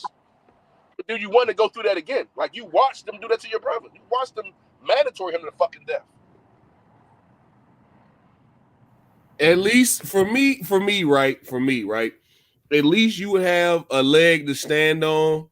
Like, man, these guys don't want to fight me. Like, I got a belt. These guys don't want to fight me. Da da da da.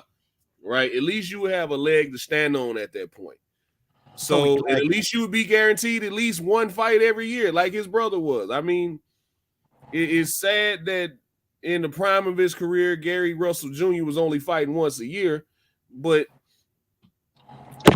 in a division where I felt like he could have got some more work, man. But at this point, like, I don't know, man. Gary took that fight. I think he just had bad hands, just like Floyd. I think it's his hands that did it. You also can't lead your brother down the same pathway that you went down. Facts. If you already been down that path, you got to send him down another path, bro. Yeah. So what we going? So like, what's the path? What we doing now? So like, we sitting out 2-3 years of his prime, or like, what are we doing? Because now is the time for him. Because he got Devin Haney coming to his division. He got Josh Taylor right there, Teofimo. He got everybody right there. He got to be fighting, bro. All that other shit don't matter. But he has to be picked to be forced to fight. Like Devin Haney doesn't have to fight him.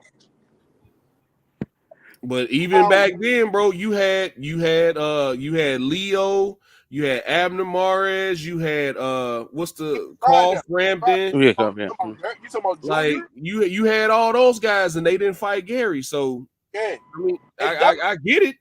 They moved around. Yeah, but he was also moving real funny. Like he was, I don't know, Gary Russell, he went all in on the Leo Santa Cruz fight and didn't do shit else.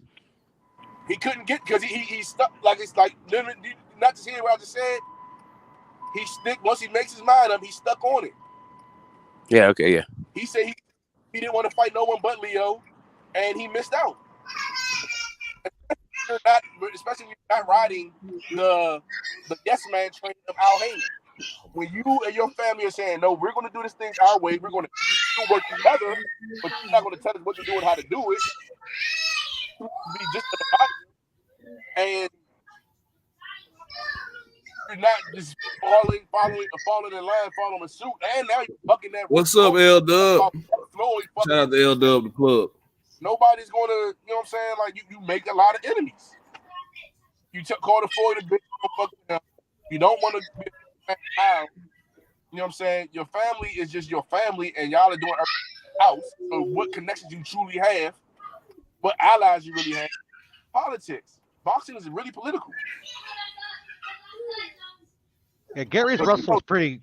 Gary's career is pretty good though. Fucking Antoine is the one that needs to get on it.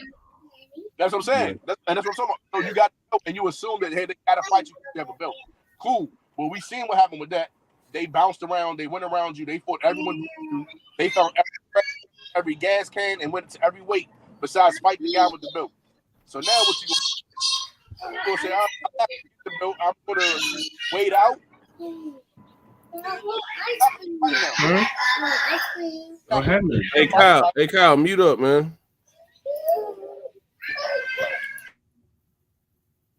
There we go. Hey LW, if you still in the chat, man. When is Gary Antoine Russell supposed to reschedule his fight again? I know you told me before, and I know it's on the website, but could you tell me again? Who's supposed to be fighting though, DJ? The same guy who you supposed to be fighting on Rolly's card was what's Puello? his name? No, not Puello. I think Cruz or something like that. I don't know. I mean, let me look it up. Or Elder might tell us in a second. So he's fighting like a nobody or what? I hadn't heard of him. I'm not gonna say he's a nobody, but I hadn't heard of him.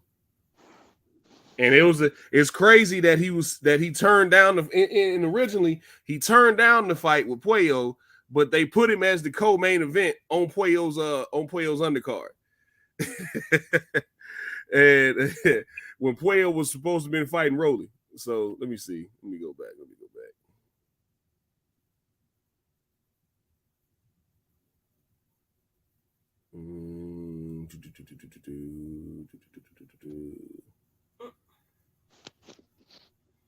me see. So who's going to Bud and Spence fight? Now we're not getting kicked out for talking about the shit. Hey, it's I want they to, but look old. probably crazy. They look old in this fight. Smoke got love to go, but man. I was saying my wife just gonna have to be mad at me about that one, but I don't know. I don't know. I think I might go to Vegas and hit up one of the bars or some shit watching it. I'm not sure. I don't think I'm gonna drop like $5,000 for the shit. Kent Cruz. That's who he was fighting. Who? Kent Cruz. Oh, that's who was fighting? That's who Gary Antoine Russell was fighting. Oh shit. And they rescheduled it. Or they're gonna reschedule it. But you remember because he ended up getting hurt and all that, and he had to pull out of that fight, so they still gonna reschedule it.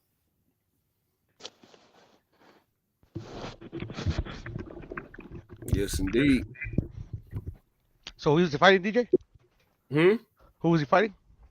Kent Cruz, that's his name. I hadn't heard of the guy, but maybe y'all have. Nah. I don't know, Kyle. Hell nah, dude. There's no cruises in fucking boxing. I never heard of him, bro. Like, it's more than few. Yeah, like with a name like Kent Cruz, bro. If you could fight, everybody know the fuck you are. Yeah, exactly. That's why. That's it. Yeah.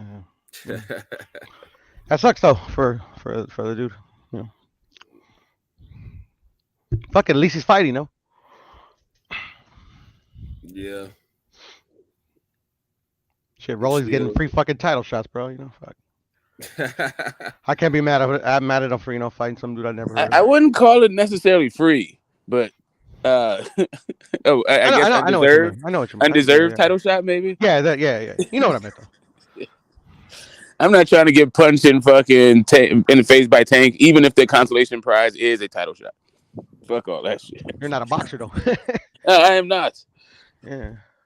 These guys are supposed to want that, They're supposed to want to fucking put it on the line to, become champion.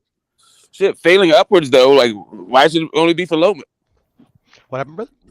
I said if you're gonna fail upwards, why should it only be for Loma? Like fuck it. But how is Loma failing upwards? Say again. How is Loma failing upwards?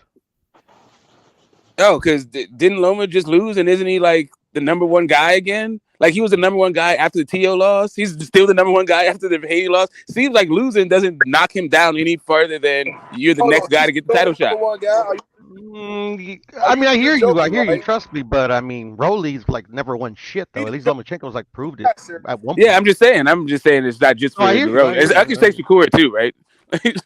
Like, well, I mean, I don't know. Fuck Rolly. That's all I know.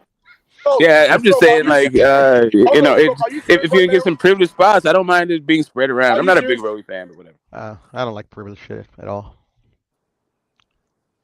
But There's it a is what lot it of is. it. Like It the happens. WBO is It like happens. codified privilege, right? It happens. That's part of their rules. It's part of So boxing. the WBC. But that's the thing, though. It's never going to change, bro. If we keep saying it's part of boxing, but it is part of boxing. I'm not mad. It's like a little bit of a double-edged sword. Like, but Bud going up and beating Jeff Horn, right? People were talking about he's the second best like welterweight from that moment. I'm not. I like the WBO rule that you can like kind of skip line if you do a thing. Like, but at the same time, what the fuck? Like, how do you rate Usyk now at heavyweight? They're saying he's the second best heavyweight. And I'm like, he's fought 3 people at heavyweight. How the fuck? Yeah. Chaz Witherspoon, Derek Wartron Chisora, and that version of AJ twice. Like now you're number 2. It seems kind of off. That seems about right to me. Yeah, but that's what I'm saying. Like, is it privilege or is it not? I don't know. Yeah, like so for me, I'm like, if Wilder Fury is number 1 and number 2, how the fuck is and the number 3 and number 4 are fighting? How does beating the number 3 guy make you the number 2 guy? If the fight was between 3 and 4, I don't know. Sounds very confusing, bro. Rankings don't mean shit anymore. Yeah. it's just whether or not you should get a fight. Really, that's all it is. I think like top 5 guys should get a title fight. Sounds nice. Yeah, your top 5, you should be getting a title at least one of the 4 titles. Sounds nice. Shit. Yeah, you should be either unifying if you want a top 5, or if you're outside of the title, if you don't have one of the titles, you should be getting a title shot. Yeah. Good one, Tino the Great said, ask Thurman. Right, Thurman done fought 1 time in 3 years and still never won the WBC. Last time I checked, I hadn't seen the new rankings yet. Well, he's only lost once. What do you think the effect would be if the sanctioning bodies got together and said, you must unify, all champions must unify every like 18 months or something, like come to some terms with another champion? I think the promoters would be like, nah, we don't like that. I think the managers won't like it first. Yeah, I agree with that. I agree with y'all. I think the managers and promoters would be like, oh, wait a minute now. I got this fight I want to set up. And, I already got 2. That's easier for me to sell pay-per-views to the network. So, do you think that is 18 months just too fast, or is there like a time period where you feel you could maybe alleviate their concerns? It would be like every 24 months or some shit. Every 30 I don't think it necessarily has to be a time frame. I think it's like you forcing. They would feel like at that point the sanctioning bodies are forcing the champions to fight each other. Like it's one thing to force the guys to fight mandatories, guys who or probably aren't that good, or we've just never heard of them and they actually studs. It's one thing for them to enforce that, but say like right now, like if the sanctioning body was to force Johnny Beck to fight a Jamal Charlo, like who do you think would get more pushback on that? Nobody. I'm talking about which promotional company do you think you get the most pushback on? Neither of them. Probably, yeah. I don't. Probably Oscar, maybe. I don't know. No, Oscar's not with that. Johnny Beck's not with Oscar. No, he's Johnny with Top Beck's Rank. Top He's Rank. with Top Rank. Oh shit, that's coming from Top Rank. He don't even like unification. He's not even tripping off unifications. He doesn't like outside fights. Bob is not feeling that shit. Yeah, ain't nobody can complain. No, I wouldn't complain if we got as a fan. I wouldn't complain if I got to fight. But Yeah, Bob Arum. He just this dude stays talking about how even in the lead up to Loma and Haney, he was talking about how he don't give a fuck about Tank. He's trying to make in-house fights. Yeah, nobody could get pushed back. Man, nobody pushes back on these people, bro. Come on. I think Bob Arum would have them under so much litigation. Yeah. Listen, you can't do this. You can't tell me who to da. Those motherfuckers sued Al Heyman just for having a unconventional business model. Right. Yeah, fuck Al Heyman too. I leave that to Mrs. Al Heyman. I'm just watching boxing. Al Heyman ain't boxing. I know that. Man. But hey, Kyle, if you can hear me, I'm about to slide out, man. I got a meeting I got to go to in a little bit here. All right, I'm gonna end this drink because I gotta get ready. I'm working in and out and shit. Matter of fact, no, I ain't gonna end it. Just go ahead. I'm gonna holler at you in a minute. I'm gonna once I get in this lift, I'm gonna get back on. All right, the DJ. All right, we'll holler at y'all. I'll holler at y'all later, fellas. All right, peace, man. Cool. Peace, brother. Damn, I forgot it. There's something cuss. A cluster cuss. Yeah, that's the one. So you ended it, Kyle? Anyway. No. I'm not gonna end it. So what's good, man? What's happening? What you been up to? I'm on Give me 1 second. I'm about to get into this list. The what list? I'm about to get into this lift. Uber. Into this Hoover, this length? What the fuck are you saying to me? A lift. He about to get into a lift, you know. Oh, Lyft, Uber. Oh, he said Uber. Uber. Okay, I got you. Yeah, he's not allowed to drive through. Okay, so all right, so I guess you and I gotta hold it down. Lee, you're wearing a shirt. Yeah, that's good. That's good. We can do it. We can do it, man. We can do it. Now, hey, first of all, how do you feel about this year of boxing so far? I asked you that a couple months ago. You said it's really early. What do you think? Yeah, I was unenthused. So Ryan and Tank was a shot in the arm. Loma and Dev, they hold it down. That's pretty good. Bud and Spence, that was long overdue. So now we can breathe a sigh of relief. It seems like it's okay. Still seems like kind of tense a little bit. There's like anxiety in the sport. But yeah, we got meaningful fights. We got great fights. 2023 is shaping up to be okay. But boxing is kind of, I don't know, it's like kind of limping along. It's but it's doing its thing. It's scratching the itch. I'm feeling it. I think that Bud and Spence fight, they need to do some visual, man, because they look so old. Those two guys look so old fighting this fight, man. Old, bro. I don't know about how old they look, but that fucking Aquaman shit is corny.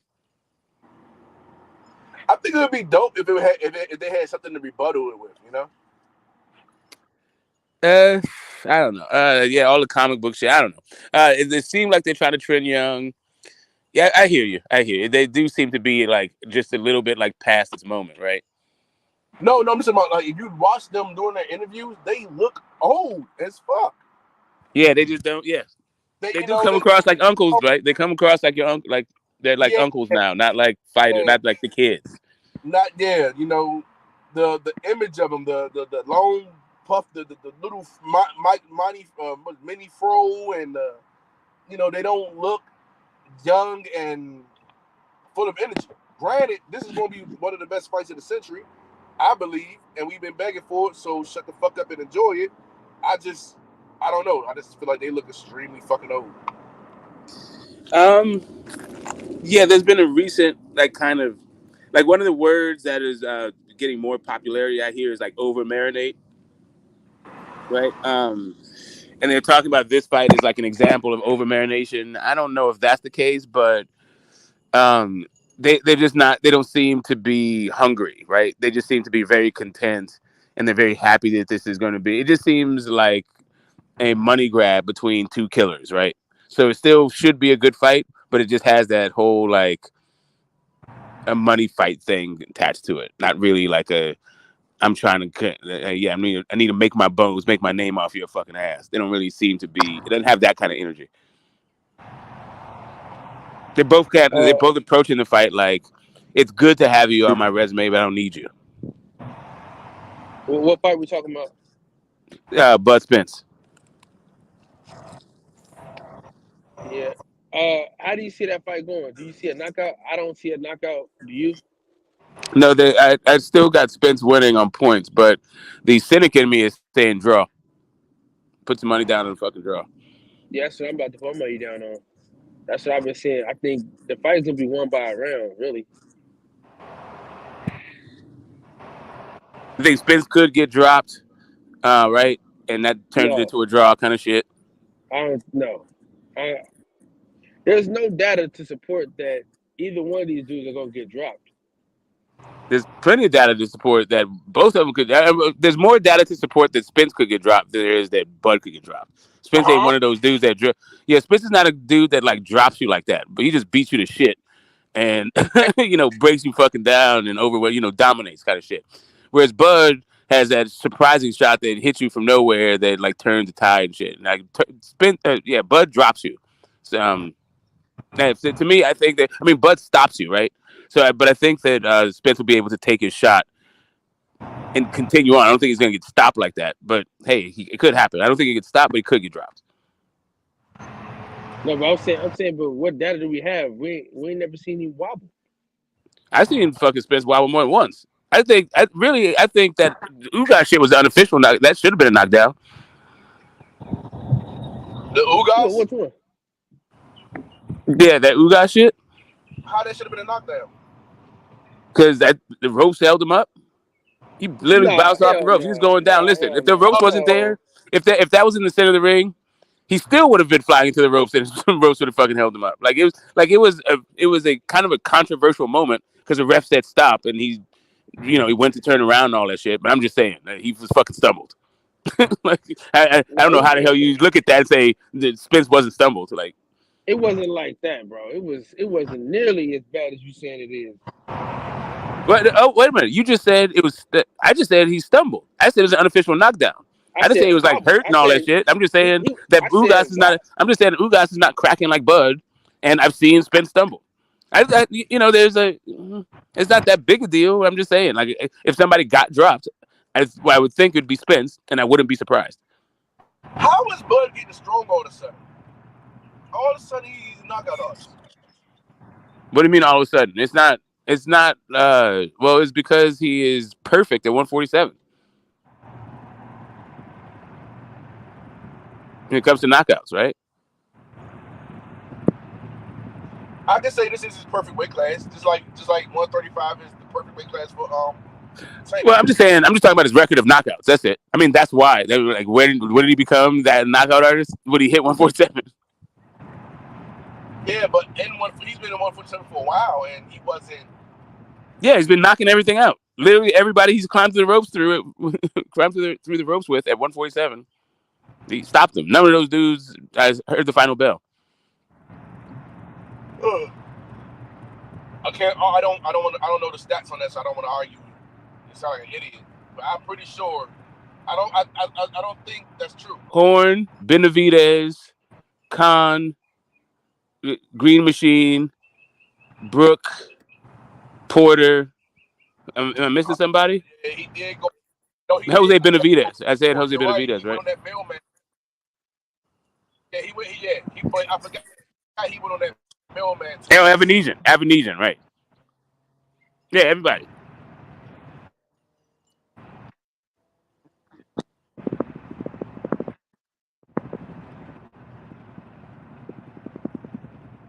That's all. It's just like hold up, but shit, Kyle got two.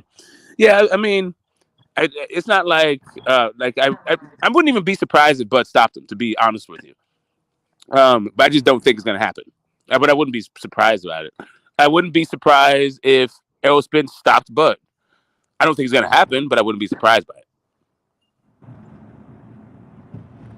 You won't be surprised if Errol Spence stops Bud? I won't be surprised if either guy stopped the For sure. winner, right? Yeah, It wouldn't I surprise think me either way. Like, Terrell fight I is would be not. shocked. I would be shocked if Bud won on points with no drops. That would be shocking to me.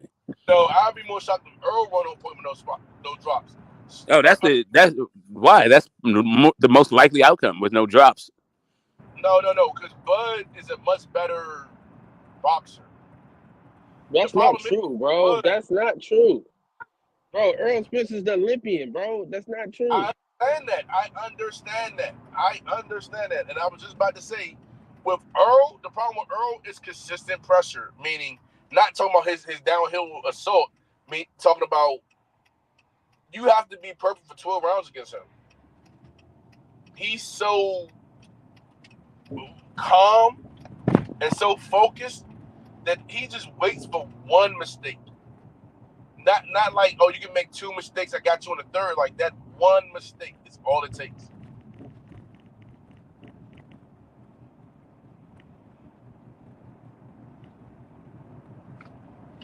I think Bud gets too emotional in the ring.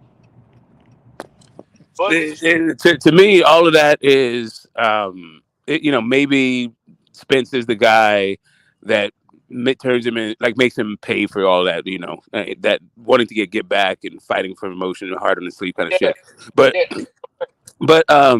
Spence, his work rate though, right? Like that's his bread and butter. Like Crawford is a notoriously slow starter, but really it's like this: these guys who have extensive amateur careers aren't really 12-round fighters, like to a man, right? So when they say downloading information, a slow starter, yada, all that shit, most of those dudes is because they have like long ass fucking amateur careers, and Bud's like one of those dudes.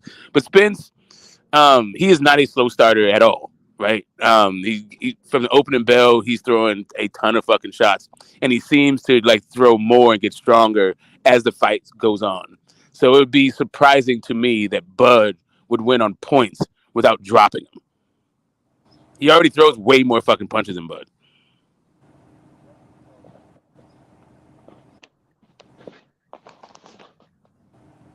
And that's like in a given round. Like even at Bud's most his most output is not fucking with Spence's. Like Spence will throw 80 fucking punches around, damn near. That's not Bud.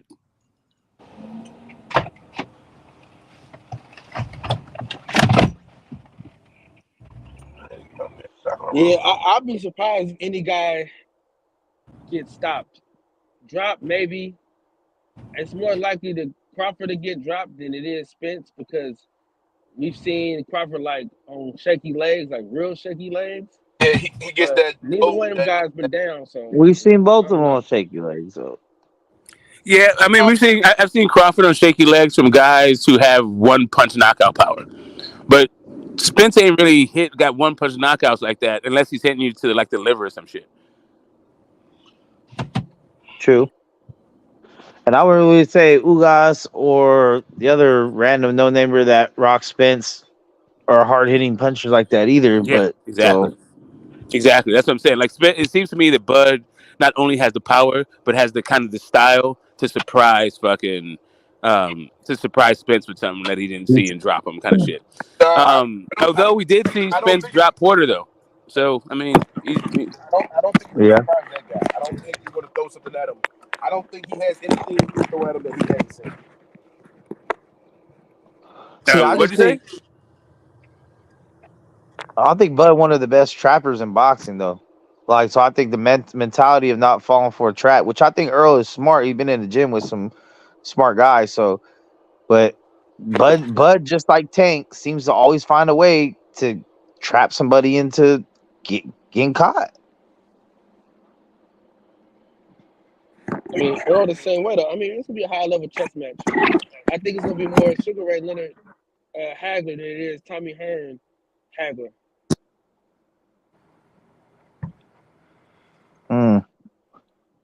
I think it's like work rate and pressure versus, but I don't know. It'll be good, man. Hopefully it'll be good. I hope. Fingers crossed. I'm still not fully sold. Why aren't you sold? What I don't get it. I said, man, I believe it when they in the ring together. I just, there's a lot of trauma behind this matchup, so I can't get too high on it, get too excited, and then oh, well, someone got hurt in training camp, we're gonna have to reschedule, or oh, someone got in a car accident, or somebody went to jail, or I don't know. Those first 2 rounds is gonna Yep, be so exciting. It's not this gonna is be the that beginning drunk like friend you have, right? Like, or the we dope all think fiend about it friend so you have. young. Like, It's yeah, they not might gonna be on the be that wagon, but you these never guys are know. master chess players. Yeah, never know, dog. Do you think so? Never Who know. you think? Oh, if Bud comes out too emotional, that's it for him, right? And he knows that. Earl's gonna stay steady pace. So nothing. And, they're gonna fill each other out. Earl's gonna come out with his game plan and stick to his game plan. Bud's gonna change around a few times, figure out what game plan works, and then by the time the 7th round, that's when you want to see fireworks. Yeah, unless someone gets rocked early, but I think they both have a lot of respect Yeah. for each other to not go in there and just slug it. They fight how they fight, though. Like, that's the thing. Is like Spence, all of those fucking shots that he throws. Yeah, he works behind the jab. Yeah, he does body control, but he takes a lot of fucking return fire. That's what I was The saying. thing, They both get hit a lot. yeah, a lot of fucking return fire, and Spence is not really in there with guys that crack like Bud. Like, nobody would call Sean Porter power puncher, Ugas, or fucking Danny Garcia got a little bit of pop to him, and you see He how got he the little fought Danny kick. Garcia. Like, Danny Garcia Yeah. put that hot rock on his head, and he turned into a boxer. Errol Spence stopped all that fucking bulldog shit, and he's like, "Let me just take what you give me." Yeah. And then comes the activity argument. Earl been out the ring a while, but had that one fight with the Evanesean. But I mean, they're both gonna be out the ring for a minute. Yeah, I think Bud is a little like I think Bud is slowed down significantly. That's what another thing why I don't really favor Bud in this whole thing. I think he's a better fighter, but I think Spence is too big and too good at what he does, which is a contrasting style to what Bud does well. Like Bud, he's shortened up. I mean, he's straightened up his shots on the inside, but still, his arms are so fucking long. It's like Dev. Like he's gonna be looping his shots on the inside. He's gonna have some bend to his shit. He got to like either go to the body or do some other shit on the inside. He can't really fuck with the smaller armed guy. Like once he gets inside of Bud's power, that's why he got to start wrestling and all that shit. But I don't know. I think Spence gonna outwork him. I need y'all to remember, man. Terence Crawford is a high level wrestler, very high level wrestler. That's why he's So strong. he's He's not gonna play that deceptively easy. strong. Yeah, but that's not gonna. Right. So what that'll do is limit the damage, right? But it'll still give Errol. It will still give the impression that Errol is beating him up on the inside because Errol is I still mean, going to it's be kind of, landing those body shots, right? but it's kind of like J Rock and Jared Hurd type of thing, where they thought J Rock was just gonna get like bullied, but he didn't. You know what I'm saying? So it's gonna be a Well, great fight. it's because but J Rock is a different dude if you hit him in the chin. Like people just didn't think Rosario had that kind of thing in him, right? That was just most of the like J Rock was a better boxer, but yeah, that dude has shown in like I think like his like couple 3 fights right before that, like maybe one it seemed like he recovered pretty well, but like he was getting fucked up in his previous fights and just like his quality just went down after he gets hit. He's like kind of Mike Weaver style. And to argue that argument there is Bud. I mean, Earl's not going to let Bud just lay on his arms and his shoulders and his forearms and get him tired, even if they do get into a phone booth. Because Earl's going to make him pay on his way in, and just his mentality. Like Bud is who he is. His mentality is going to be okay. I'm going to make you pay. You think you're going to make me pay? And he's not going to be able to use those wrestling skills of leaning on the forearms and powering out. Well, that's the thing. Well, so not only is like Earl really good at body control, but he will hit you everywhere. Like he doesn't care.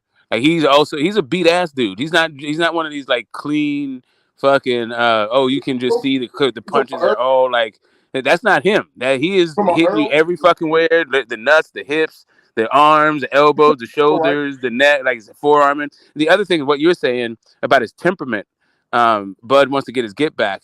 That's really bad with considering his boxing style, which is a counterpuncher. And what counterpunchers like to do is get the last shot.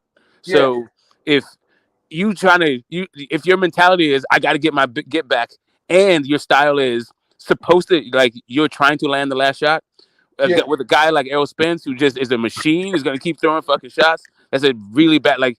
That's what I'm saying. Bud is not. He's not that active in his fights. No, I agree. Tank. I believe that his temperament. I believe both. Listen, every fight, the boxer's temperament plays a role, right? In every fight, there's never going to be a fight where, hey, the fighter doesn't come out to who he is and who he. When you're back against the wall, you're going to be who the fuck you are. That's it. That's all. I don't think this fight will be any different. It's just the problem is, Errol is a sociopath. I swear to God, that guy's a serial killer. He doesn't have emotion. He doesn't give you no emotion to give off on. He doesn't change. He's consistently who the hell he is, and he doesn't change in it. He's hard to gauge. And part of boxing, when you're in that ring, is you're trying to fill out the other fighter. I did this, okay, yeah, he didn't like this. I do this, okay, he prepared for that. Okay, yeah, if I do this, he returns like this. I don't want to feel that. Like this guy, he's just gonna do. If he's hurt, you're not gonna know it. If even with the Ugas things, like, oh no, I wasn't hurt in my mouthpiece. You know, like he hasn't even given us a way to look at it, like, oh, this is what a hurt Earl looks like. You can assume. Yeah, I hear what you're saying. Yeah, so there's the difference between the boxer and the fighter, right? And I think that I think Bud is a better boxer and Earl's a better fighter. There's going to be a point when all that ring IQ and shit and all that stuff and who's setting traps goes out the window, and you're just going for what you know. And what is going to be what's going to be. And that's the part where I favor Earl. Yeah, me too. I think it's going to be a good fight. I still want to know who's the undercards in these fights. Like, I don't even care. I don't care who on the undercard. I'm going. You know what I'm saying? I'm gonna be in the building. It don't matter what. They should have like some B-level fighters. You know, some good B-level fighters like Deontay Wilder. You know. See, here you go, man. We having a good conversation, and you want to come mess it up with your bullshit, man. Hey, man, he's a B-level fighter. He is the fuck he is. I was on a panel and somebody asked a question, a pretty good question. Yeah, I'll ask it to you guys. If you know, what fights are out there that you could make, that are possible to make? Yeah, they would put on the undercard of this fight of Bud and Spence. I would do Pitbull. Ryan and his Keith Thurman. Pitbull and somebody. Thurman would probably be too big to waste unless he's fighting an up and coming dude. That's what I'm saying. I said Benavidez and Morel. I want to see Benavidez and Morel. That'd be a hell of a fight. Benavidez the headliner. I would say because AB, he can go for the price, and you can throw him in. Yeah, because he's affordable. He's fucking affordable. He ain't gonna show up. It doesn't matter. And then, he ain't gonna make weight. He ain't gonna make nothing, man. Yeah, I don't think Wilder is the undercard fighter, right? Benavidez and Morel, that's even stretching it as an undercard. But I think that fight is still small enough that it could be on the undercard of this fight. But like Ruiz, Wilder, that ain't no fucking undercard fight. Well, yeah, Ruiz is too good of a fighter for that. But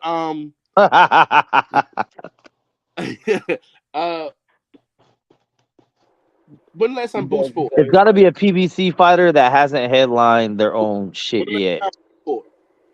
Frank Martin is somebody. No, Frank Martin Keyshawn. Frank Martin Keyshawn. Yeah. No, listen, that's pretty good. Frank Martin is already, that's not happening. But that's the camp. Keyshawn, that's a hell of a fight. That's a really good one. I didn't even think of that one. I know. It's not happening. Bob's not gonna let him go, but Yeah, still. Bob ain't gonna let it happen. No, He no, already no. he, He's fighting July. Listen. Hold on, bro. He fighting on July 22nd, and Frank Martin's headlining his own event July 15th. So Yeah. that's all. Oh, that's all right. Well, Pitbull, fuck it. Oh my god, I'm sick of that fucking guy. Pitbull gets on everything. What about Charlo and Andre? So the Maul and Andre. undercard? No, that's pay per view. No, You come think on, that's pay man. per view? Yeah. What about Chris Colbert Oh yeah, or Chris Colbert, Rio. yeah I mean, You Charlo's say that for numbers have fight. not been that good, bro, and he's been out yeah, but forever. Charlo's gonna want pay per view. Andre just fought in an undercard. But that's a backstory though. Charlo really hasn't. I mean, other than what maybe the Harrison rematch, as in, well, it depends on which one you're talking about. But they don't really have a lot of good storylines going into their fights. But Boo Boo, that's a good storyline you can sell. Get some Oh backstory. and maybe he take a pay cut because it's a quote unquote for his brother, and you know, What if they fought at Ennis 68? Ennis versus What if the Ugas. belt wasn't on? What if Charlo's belt wasn't Ennis on the line? versus It was at Ugas on 68. the undercard. you say who? What if Ennis Charlo's versus belt wasn't on the Ugas. line and it was at 68 instead of Oh, 60? Boots and Somebody Ugas. else said something else on the undercard too. Though somebody said something else on the undercard. Ennis versus Ugas because Ennis is rising. Most But that's what likely I he's gonna get said. a But title shot when when Spence last time and he fought? Crawford leaves the division. Ennis I'd rather versus see Ugas Ugas. and Thurman. Oh, sorry. Was that You'd last rather part? see Ugas and Thurman, but is that affordable on the It's too undercard? much price. It's too high. Yeah, The Ugas price and is too Thurman is high. like a free one, a free headliner. Yeah, Thurman is going to be on the show by himself, whoever he fights next. Yeah. You think so? So Ennis versus Yeah, Ugas, man. I'm Thurman's telling past you. the point of undercarding. Yeah, he's not undercard no more. He lucky if he get a fight. Shit. Yeah. He's mad right now because he said they wasted his time. Well, What I told you. about Super Well, Mex, Diaz hold on, and get the smoke. Let me Antoine get this Russell? out real quick. This is the thing. Bien, man. Um, My friend. get this smoke. This is the thing. I knew they was trying to do this. Remember, Earl Spence said they tried to make him fight Keith Thurman, right? Uh-huh. Remember last year, Keith Thurman fought Boreos on pay-per-view. And then Earl Spence fought Ugas on pay-per-view. That's when I knew that's who they was trying to make him fight. Earl Spence insisted on giving us the fight that we wanted. So he bypassed the bullshit that they was putting out there. So that's why we getting the fight that we wanted. Because Spence and Crawford talked to each other and they made shit happen. There we go. Thank you for reminding me. I let Mr. Moore fucking slide on that shit. That's what he You was forgot talking about about. that? He was You saying how forgot the about fight that is getting going the to happen, smoke? and it's going to be Thurman, and he's going to be fighting Thurman. Yeah, now you're refreshing my memory. Thank you. They tried to make him fight Thurman. Why else would you put Thurman on pay-per-view with Barrios at 147?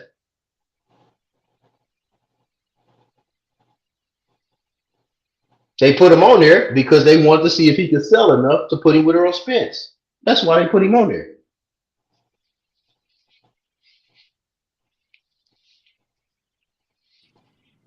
Yeah, They tried to force that fight to us, bro. They tried to force that fight to us.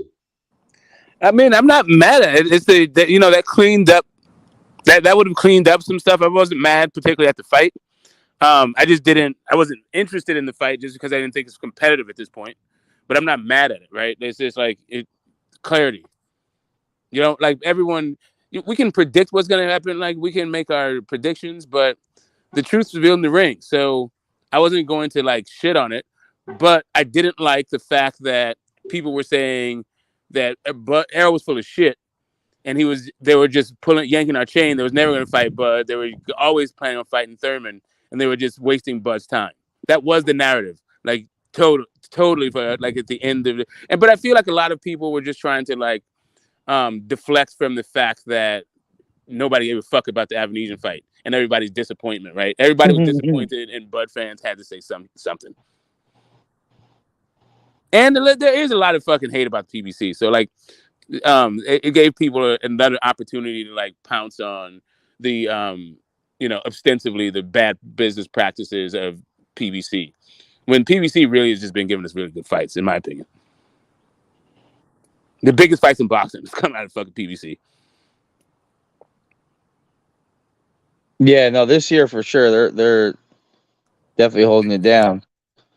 I'm just saying, like I could get you just keep going and going and going with this shit, like Tank, now, fucking Wilder Fury, fucking. now for this fight, do you think they should pack the card and give us just a fucking fire ass card, or do you think it's gonna be one of those things where since the main event is so good, they're just put fucking 5 bum ass fights on underneath it? I mean, since the dudes reportedly are getting 8-figure guarantees, that doesn't bode too well for the undercard. Yeah, I like that. What was it? Who was on that last card? What was that dude's name? Garcia, the young kid. Was Elijah Garcia, I think, or that was on. He's on that last. Hey man, put Evan Holyfield on. I just thought about that. I'm sorry to cut you off, Evan. He's a top ranked fighter. Who? It'd have to be PBC though. Top rank ain't getting no money out this shit. Dude, actually, Jared Hurd, Jared Hurd wouldn't be bad as like an undercard against somebody. Who you want? Jared Hurd's been done. Jared Hurd's been done. He was on that first like Wilder Fury undercard. What did you say?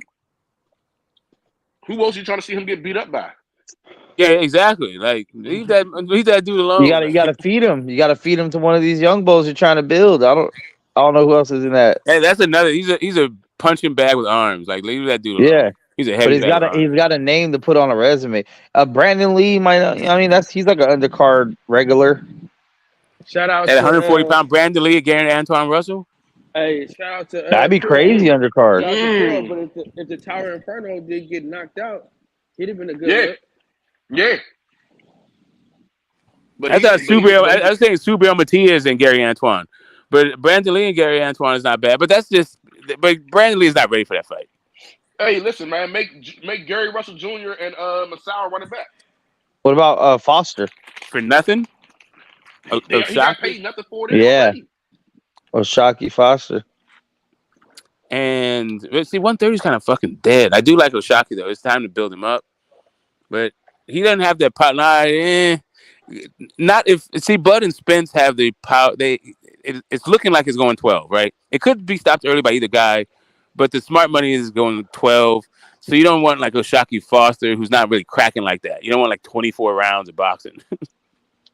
Yeah, right? that's true. Like you need some fireworks you want some fireworks before the fucking main event. Yeah, you want some mismatched knockout. Either that or something that's gonna just be a barn burner fireworks the whole fucking time. Yeah. I mean, even still, like you probably want a 10 rounder, even if it's gonna be fireworks, right? Yeah, you want somebody to get knocked the fuck out. What's up, Galloway? Damn. So who do they put on this fight, man? I don't. Big Baby can get another tune-up, but it's time for him to step up. What about what's that dude's name? Auto Jack would have been good, but he's already fought. I'm having a brain fart. I mean, Barrios as an undercard against somebody might be a good look. Yeah. It's got to be someone with a name that's not like. Where is he campaigning now? Is he back to 140? Is it 147? I don't think he knows. He's just trying to figure out something. Rashidi might be a cool return, but Mario Barrios and Subriel Matias? Nah, that's an ass whooping. That's not a bad fight though for Subriel. Like Subriel needs a name. Yeah.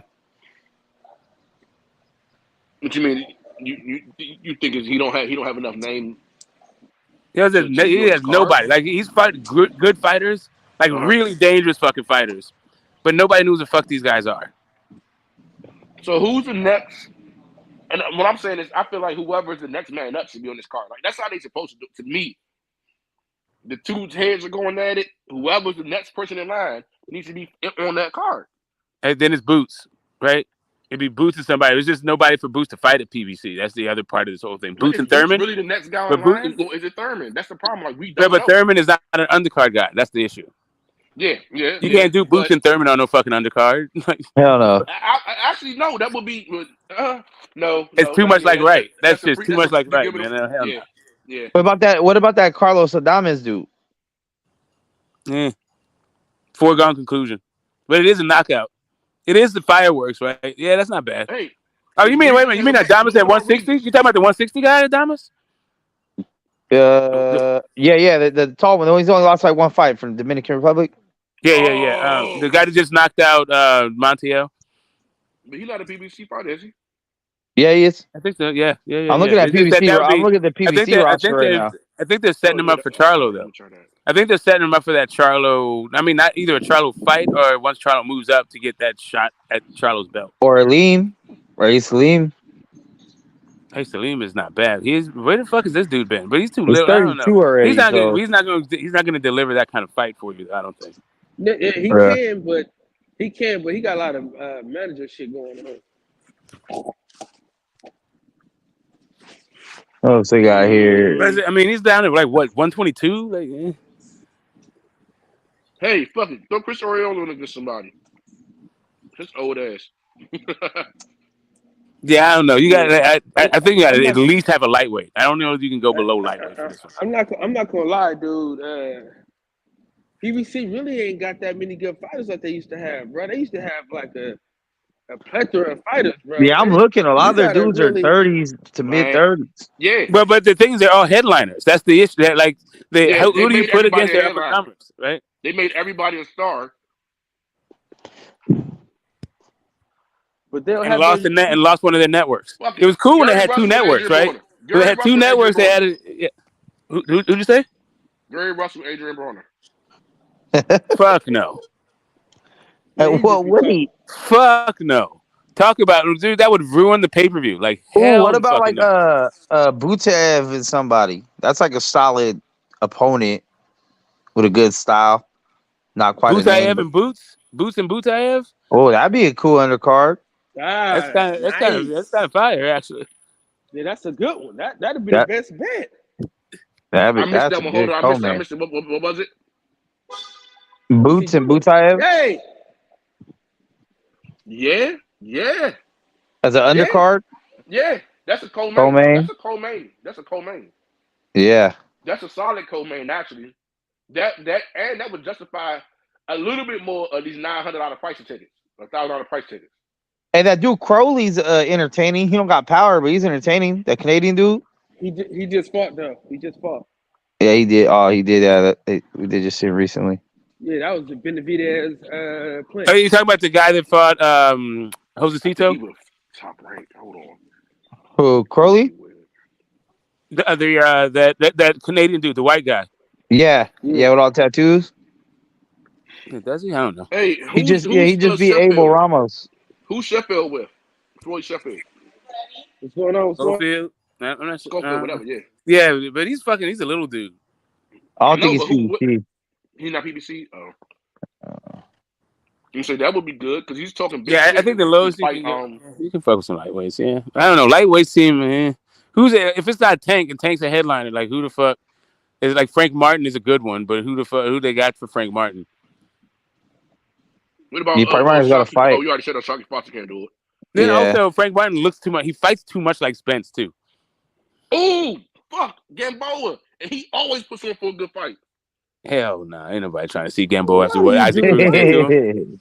Listen, Isaac Cruz, Pitbull Cruz, and Frank Martin would be okay, but that's kind of I have kind of a main event a little bit. I don't know. I have no idea who this guy is, but just looking at his record of shit, Edwin De Los Santos, 130. He can fight. Yeah, he's all right. 15-1, 14 KOs.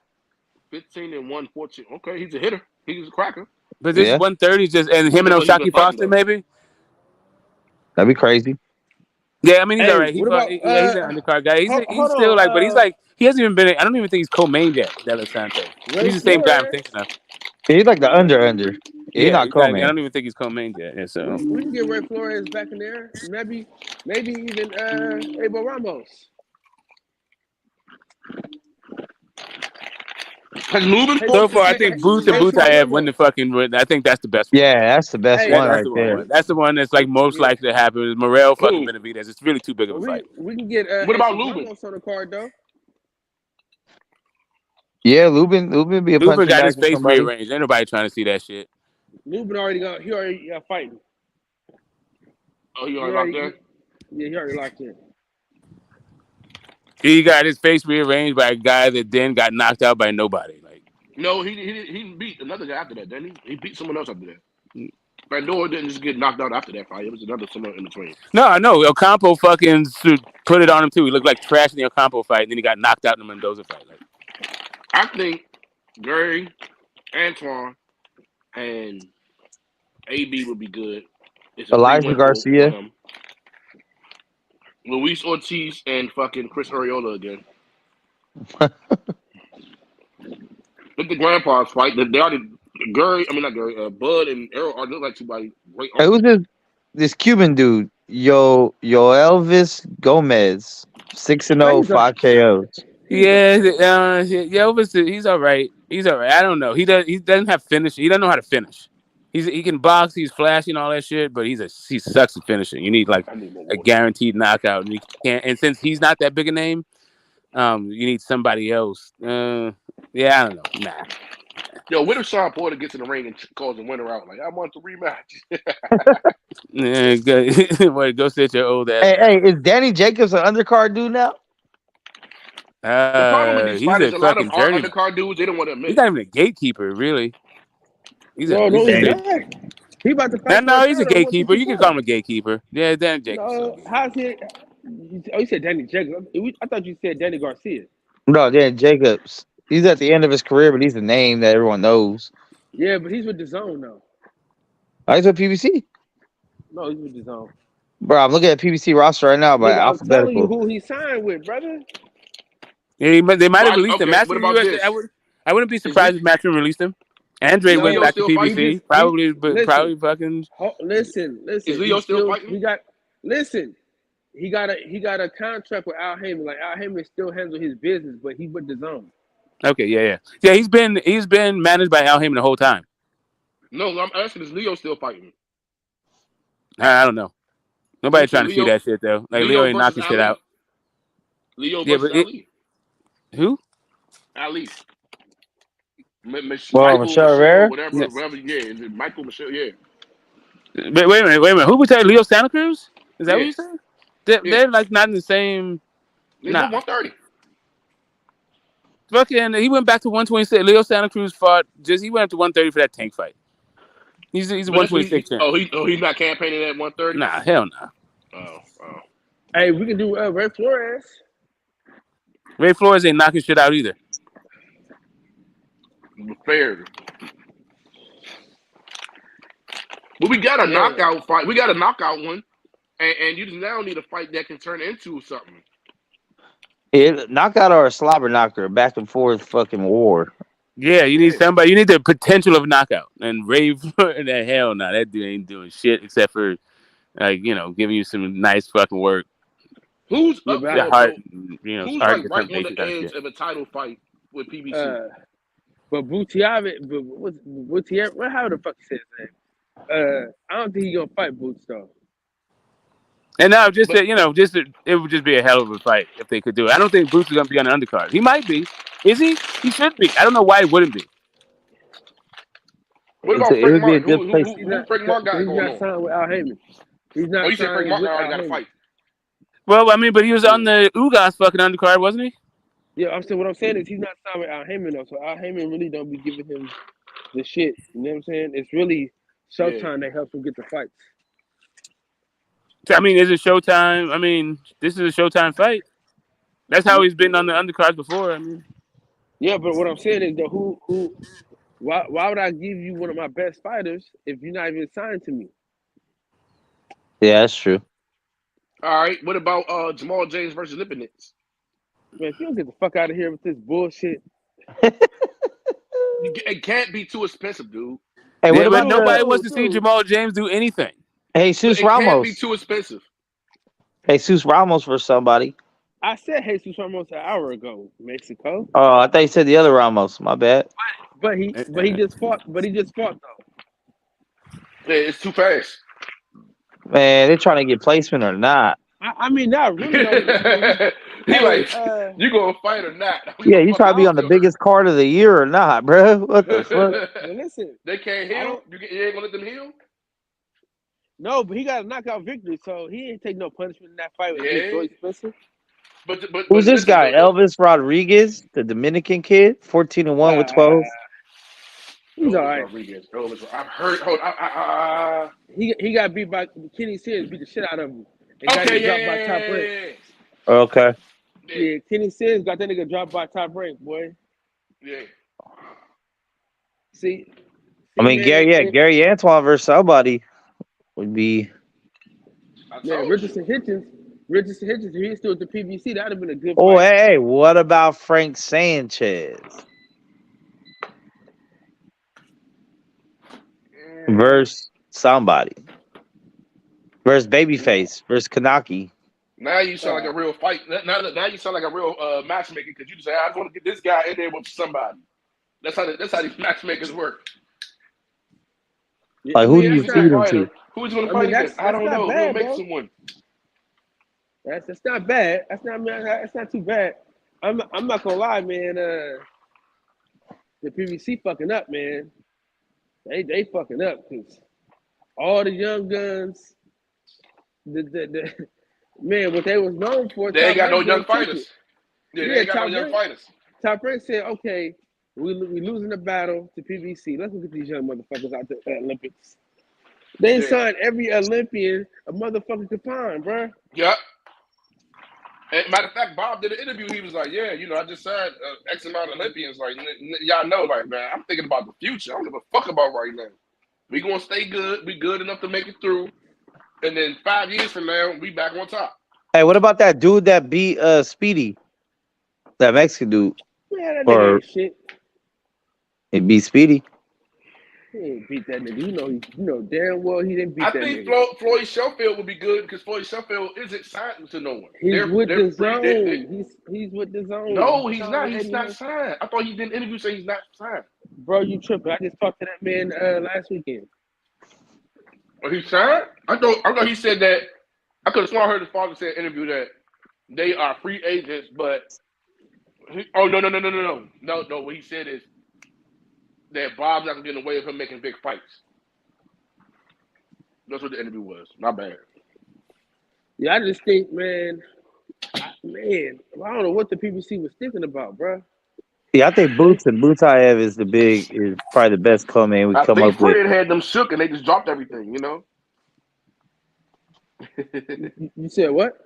I think Fred had them shook and they just dropped everything. You said who shook? Fred had PBC shook and they dropped everything. Man, the shit. Because you thinking about it, bro. Like, think about all the co-main events you can do. Like, think about if this was on Top Rank. Look how all the undercards you can pull out your ass. Mm-hmm. For real. But Top Rank don't give you no good undercard. They don't give you no good co-main event. They'll give you Maloney 4 times. They'll shove Maloney down your goddamn throat and shit. But yeah, Top Rank got all the young fighters though that you think of, man. Yeah, they're gonna have to sub out with somebody. Like I don't see why they won't get with a Matchroom or a Top Rank for a co-main, and then do the opening bout. But it's gonna be Isak Cruz. It's gonna be Isak Cruz, man. Yeah, it's gonna be some. It's gonna be some Rodriguez or Cruz. He gets another fucking chance. Oh my god, bro! It's gonna be some Latina. Yeah, but he's not gonna fight nobody. He gonna fight a nobody that he can just beat the shit out of. And the thing I don't like how he, motherfuckers be running scared of shit, man.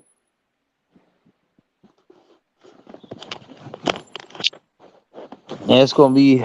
We'll see, man. They might just give us fucking 4 fights of niggas we never fucking heard of. Like, y'all gonna buy this $100 pay-per-view anyway. Who gives a fuck? We ain't wasting no good fights on this undercard. You know what they're gonna say? Huh? We already gave y'all Spencer Crawford, so what more do you want? Deal with it. Hey, matter of fact, this whole card's only gonna be that fight.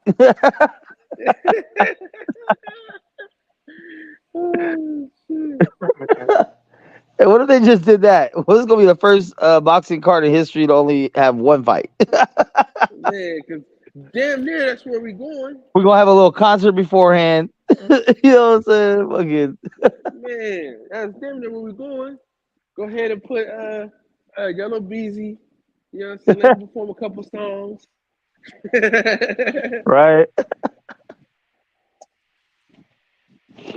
We're gonna have some rooster fights and some pit bull fights in the beginning.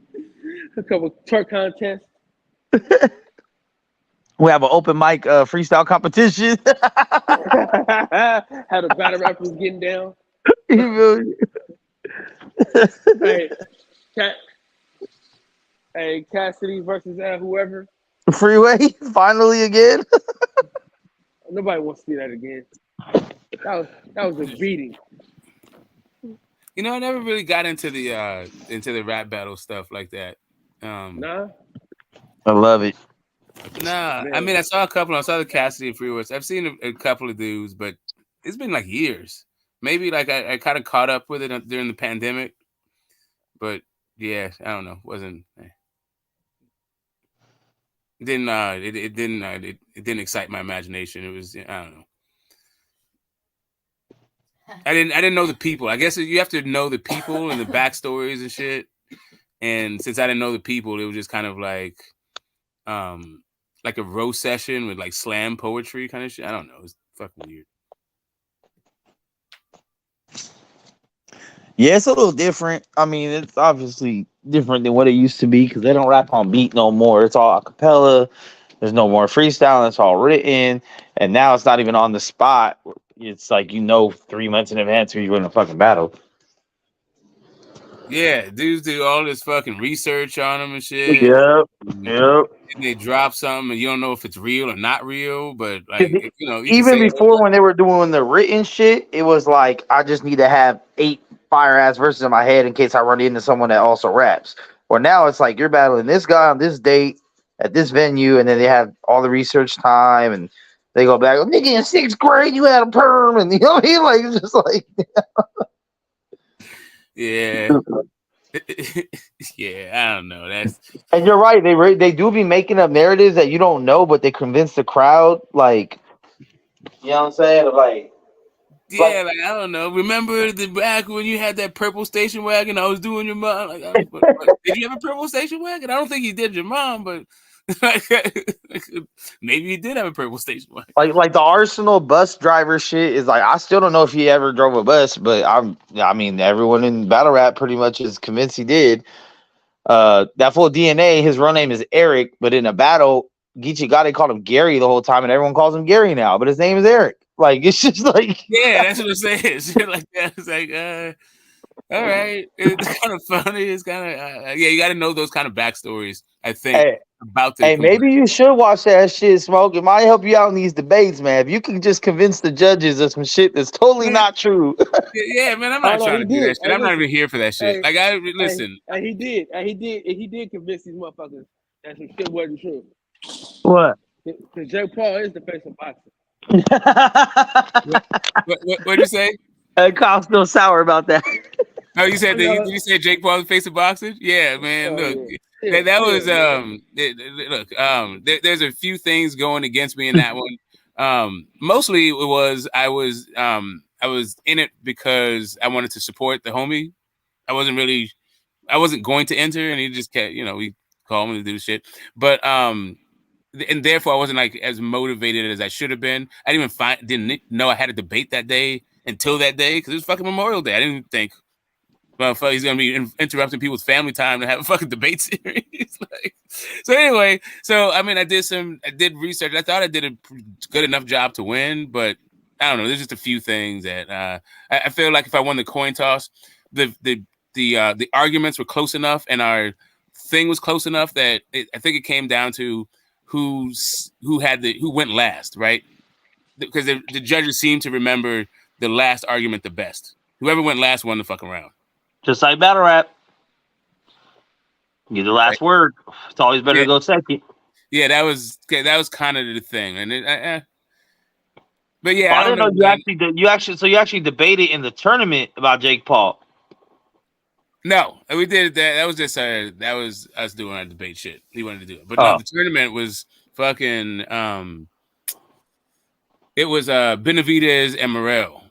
I gotta say, man, like part of right. So I'm educate, right? I'm trying to learn, I'm trying to teach, and I'm trying to entertain. That's like why I'm here, right? And the way that those questions are structured, like they're really rudimentary questions, right? So if all you're trying to do is convince somebody of some bullshit with a bullshit question, like it's just kind of like that's not really me, man. I like who's better at beating Bivol, Benavidez or fucking Morel? Who's more likely to beat Bivol? Like the fuck? If you're not gonna teach somebody about how the sport works, why have a question like that? If all you're gonna do is like, hey, eye test, then what? What the fuck? Yeah, I mean Morel's whole thing is his whole career is eye test right now. Yeah, that's what I'm saying. Like, how are you gonna eye test Morel past Bivol? Like, yeah, Bevel's a proven dude already. yeah, like how the fuck? What? I do want to see Morel though. I do want to see him in a high level fight. Maybe him and Caleb Plant. Maybe. I guess the whole reason I'm kind of against the Benavidez shit is because I feel like Benavidez had to fucking sit here, wait, grind, do all the shit he had to do to get to the point he's at. Where it's like I don't really feel like letting Morel kind of jump the line in the sense and not have to go through the grind to get there. Where it's like Benavidez is pretty much in a spot where like he should be fighting Canelo and no one else. But that probably won't happen. Boxing. Canelo ain't gonna fight Benavidez, dog. Especially if he loses to Bivol again, he might just retire after that. I don't know why he want to fight Bivol again. Bro, it's like, bro, it's over, bro.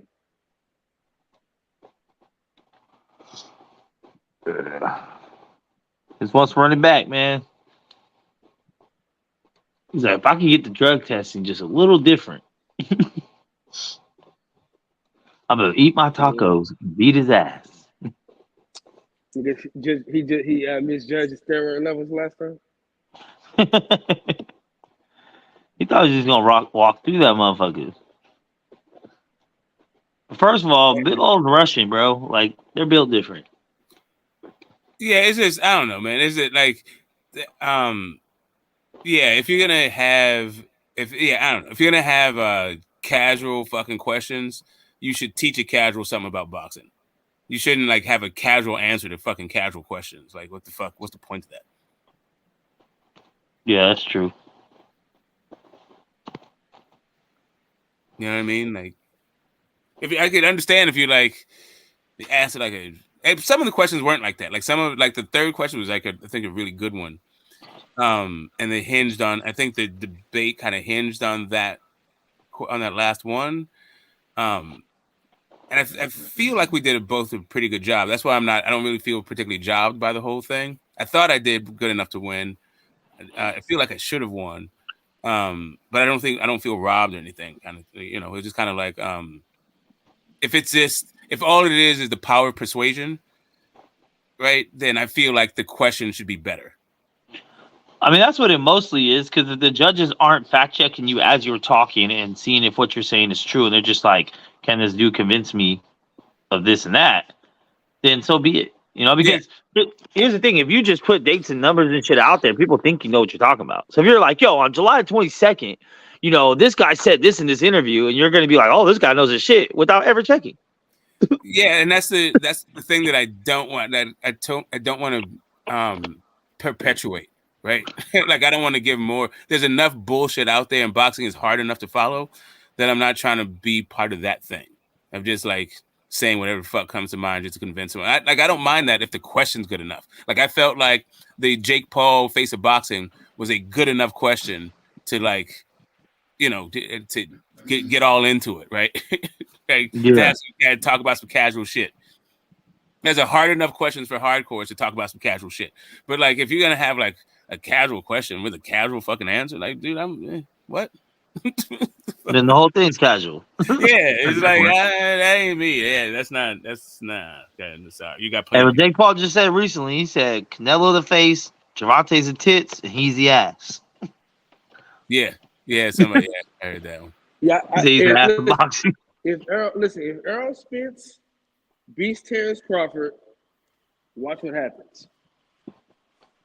Because remember, people almost They're forgot gonna tell about Mayweather Canelo, to come bro. back. Hey, listen.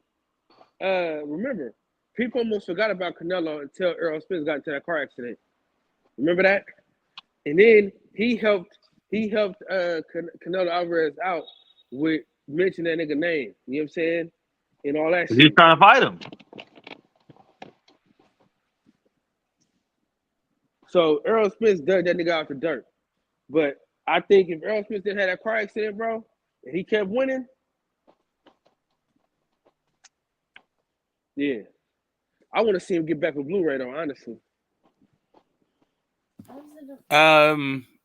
Yeah, Blu-ray fell off the fucking map.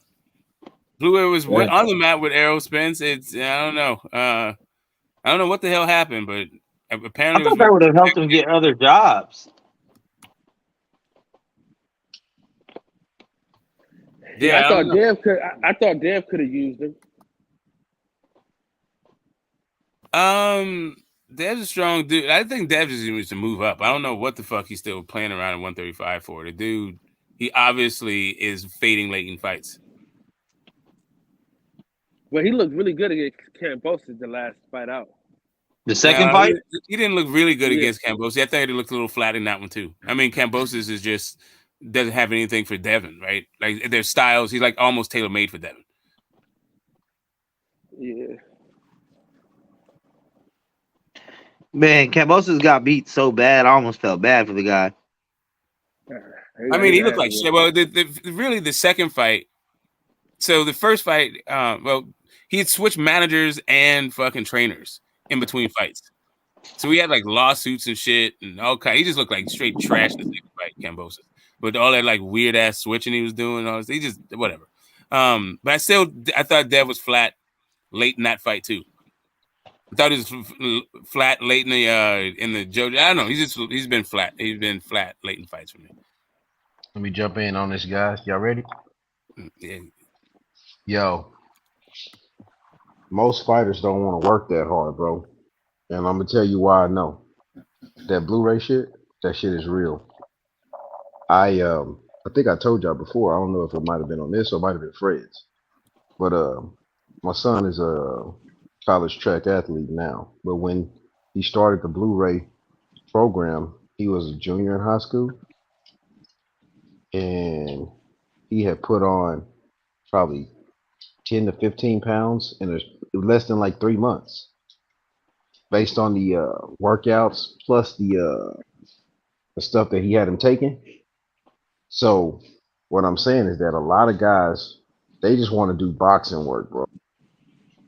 I don't see a lot of guys doing that strength and conditioning like that, because the workout, like the warm up part of it, like I didn't even do that with my son, bro. I let him handle that himself. Like, bro, this is what he sent you. This is what you're supposed to be doing. Let me watch you do it. Hey, and I was like, nah, I'm cool. So I'm telling you, like he says, and the way he teaches it, if you bought, like, if you just, because he's not charging an astronomical amount to start a program and a system that'll work for you. He kind of gives you something that you can start on the baseline. My son never went to the next level after that because he stopped playing football. He just went straight to track. So he didn't have no reason to gain more weight. You see what I'm saying? Yeah. So a lot of them dudes, man, they don't want to do that hard of a work, bro. Cal, it's like some boot camp shit. That's what this shit is, like a boot camp shit. On top of the boxing workouts that them dudes is doing. I don't, nah. Well, yeah, and plus you don't want to build up a lot of muscle like that anyway, because that's what you don't want to cut. Hey, you know, and look, get the smoke. Man. And it wasn't even with weights, bro. He wasn't even using weights. All calisthenics. All calisthenics, bro. No weights. Weighted vest. He had a weighted vest that he worked out in and that he started in, like 15, 20 pound weighted vest. You see what I'm saying? Like, you bro. Still have that program? You still have the program notes somewhere? Yeah, I got the program notes. I think I got them. Yeah, I got them. Mm-hmm. Oh, shit. bruh, get the smoke. Yeah. If Devin Haney was on something like that, he wouldn't be fading. Yeah, but I mean, but I don't think he'd be at 135 either. Yeah, he needs to go to 40. He needs to go to 40 and add that real strength and conditioning coach. I don't know who he got, but it ain't Yeah, looking like he's not looking like he's enforcing his will on anybody physically. Even though he was bigger than Lomachenko, he wasn't making Lomachenko feel like the smaller guy to me. I yeah, mean, he but was doing a good job Lomachenko of it fast, earlier. man. Definitely earlier, but I didn't think that motherfucker Lomachenko was gonna look like that. After the fight he had with Randy Ortiz, I didn't think he was gonna fight like how he fought against Dan. That motherfucker fought his ass off. I'm like, damn, where Hey was this Cal, Lomachenko? Yeah, once Devin Haney got to add an inside game to his fighting. Once he adds Mm-hmm. that, it's curtains, bro. Because his outside game is gonna be there until he get too old. His inside game, if he adds that inside game, it's gonna be brutal to beat him. yeah. I think he needs to get back with Mickey Bay, honestly. He needs to get with Blu-ray and Mickey Bay. You know what I'm saying? He needs to go with the match, the Ramen brothers. You know what I'm saying? I don't Blu-ray know and Mickey why. Bay. Why he? he It's needs to like get with he Floyd. always He needs changing to get with trainers, bro. motherfucking Floyd Mayweather. That's who he needs to get with. Get the smoke. What'd you Yeah, say? Floyd, He needs to exactly. be with Floyd fucking Mayweather. He needs to figure out that style because his basic style is the same style because they had the same trainer coming up. Both No, Devin but Haney's first trainer and Floyd's first that's trainer is Floyd's dad. He that's needs why to be Mickey with fucking Bay. Floyd. Listen, that's why Mickey Bay is important because that's who trained Mickey Bay was Floyd Senior. So all the teachers that He's Floyd Floyd got from his Jr. though. dad. Listen to what I'm saying. That nigga's not gonna be training nobody, bro. Floyd Come ain't on, training bro. nobody, cuz. Come on, man. God damn, man. Let's be Nah, fucking for cuz. real. Hey, The best. Mex, that's like asking Michael Jordan to train somebody. He ain't doing it, bro. No, but Floyd already came out and said he wants to continue the legacy of being a Floyd trainer. ain't gonna do nothing, Bro. bro. Stop this shit, bro.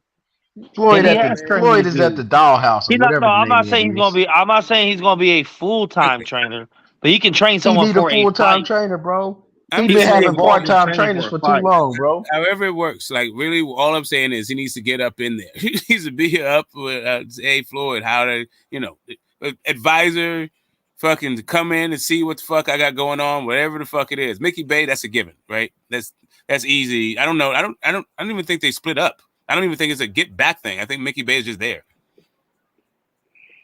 Right? They just the only problem with the Cambosis fight is Mickey Bay had a fight.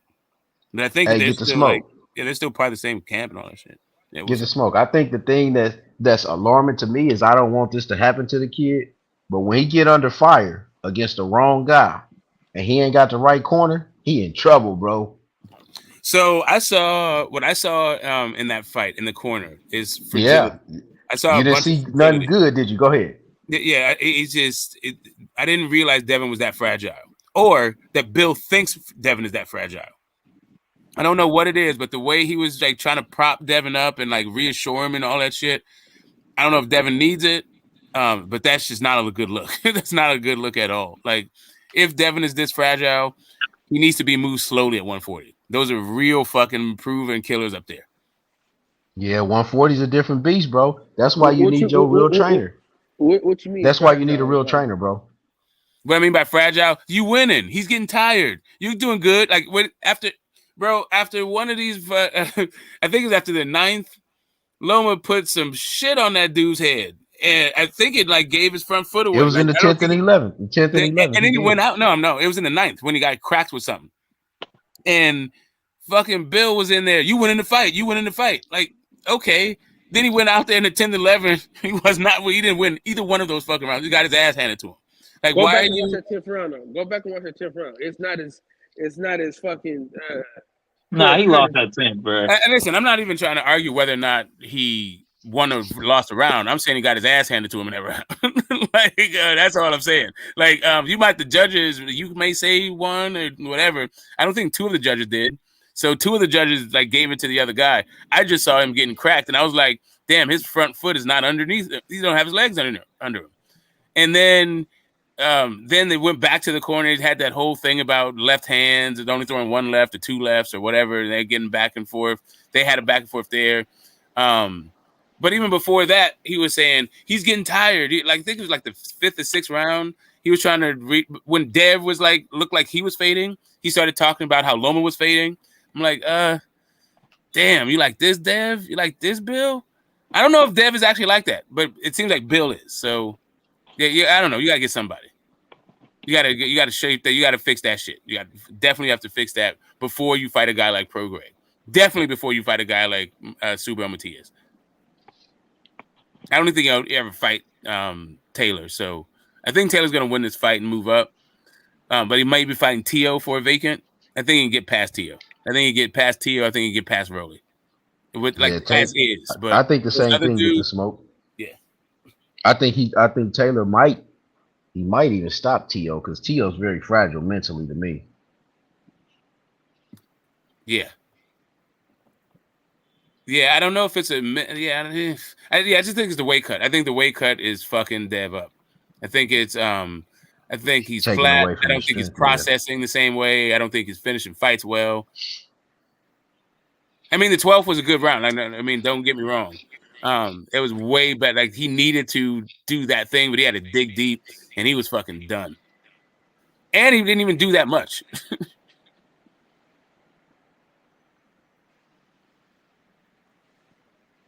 It's just Loma was like, Loma's not that dude. Loma's not a 12-round fighter. But other dudes are. There are a bunch of fucking pros up there. I mean, pro grade. Yeah, I don't know. Pro grade is a whole beast. You got to get somebody. Get somebody. Yeah, for me, man, I just think, man, he needs Blu-ray. At this point, that's what he needs, bro. He needs Blu-ray. You know what I'm saying? To get him right. I think that's what's gonna do it. I mean, strength and conditioning, yeah. I mean, but we're talking about training. Like Blu-ray is not a trainer. Like he needs, but I mean, he needs to develop an inside game. And I don't know, man. The emotional that kind of shit, like where they're not. I don't know that. It's father and son, so they have their own language that nobody else is privy to, and all that other shit, right? And it works a little bit different, but I'm just saying, my man needs something else. Don't do Papachenko, where it's just like, well, actually, the guys are just hitting too hard at 140. Like that's it. Like Loma can get away with all that boxing shit at 126, 130, 135. Because as long as you don't fight Tank, no one's detonating a bomb upside your head, right? But at 140 pounds, it's hell of people doing that shit that don't have titles, won't probably be champions, right? Like they got some dangerous fucking fighters up there. You can't just be taking shots to the face from lefties. Yeah.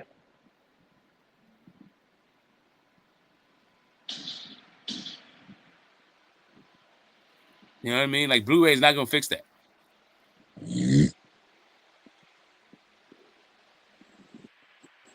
Hey, man, Antonio Tarver said something that I would take him up on his offer. Antonio Tarver was saying the way he punches. He said if Dev punches a different kind of way, then he said he thinks he'll get more knockouts. Oh shit, Dev at Crunk. Dev with fucking Sugar Hill. That might not be bad. You get a nice little right hand and get his own version of Susie Q. Yeah, because everybody got that fucking right hand now. Look at Fury. Fury wasn't knocking niggas out like that. I'm saying. Now he can't stop knocking niggas the fuck out. Yeah, Hitman Hearn said, he wasn't knocking shit out. He was like, that's an Emmanuel Stewart thing. He got the juice, but I don't know, man. Niggas do what they want to do, but hopefully he get that Tank fight, because I think he gets that Tank fight and he beats Tank. He goes up, man.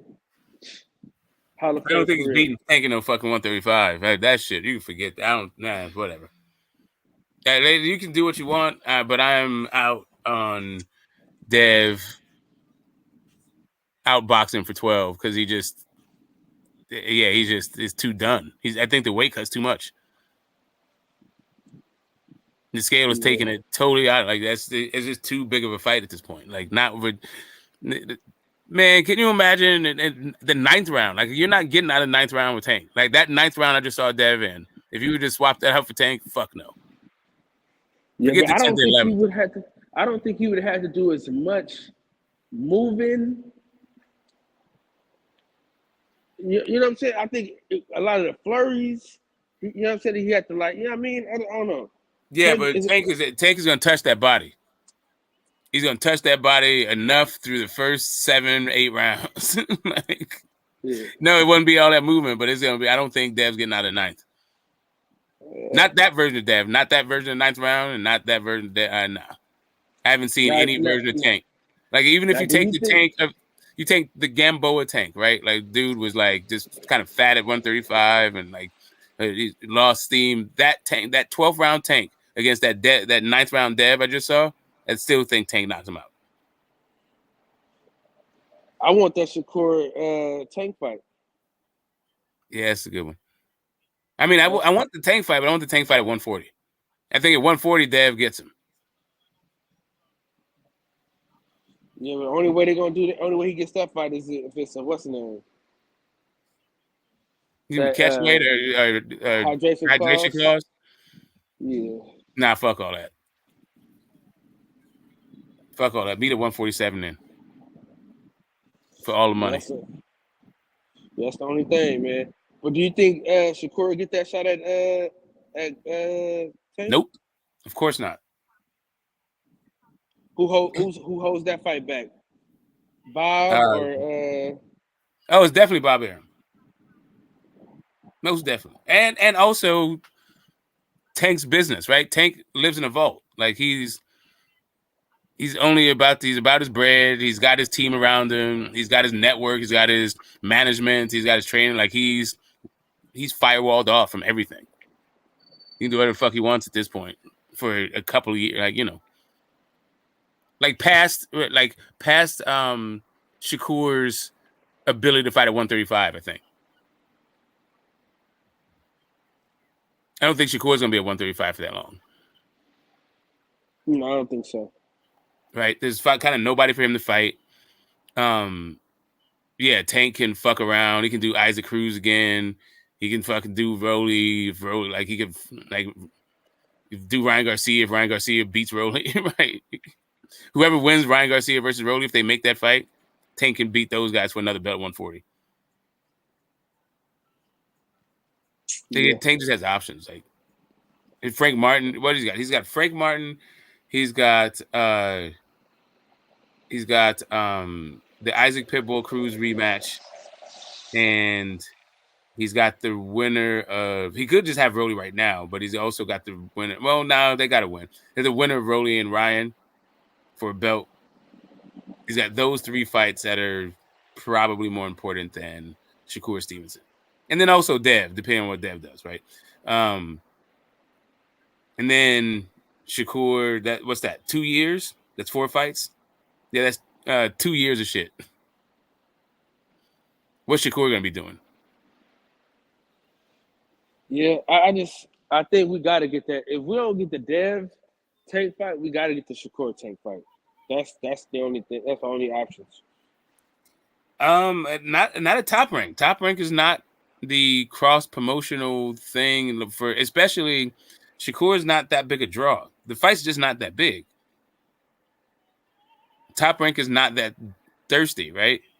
Like the Zone is super thirsty. So Ryan was able to pressure fucking Oscar because Oscar didn't want to make that fight then. Oscar wanted to protect his Golden Boy shit. But the Zone was like, oh yeah, we'll fucking do all this shit because the Zone wants to fatten up their bottom line. Like, sure, we'll do that cross promotion shit. Cool. And then we got the fight that we got. Bob is not like that. ESPN is not like that. Yeah. We're gonna see what happens next. Yeah, Shakur's going to have to leave Top Rank, or he's going to have to become a huge draw.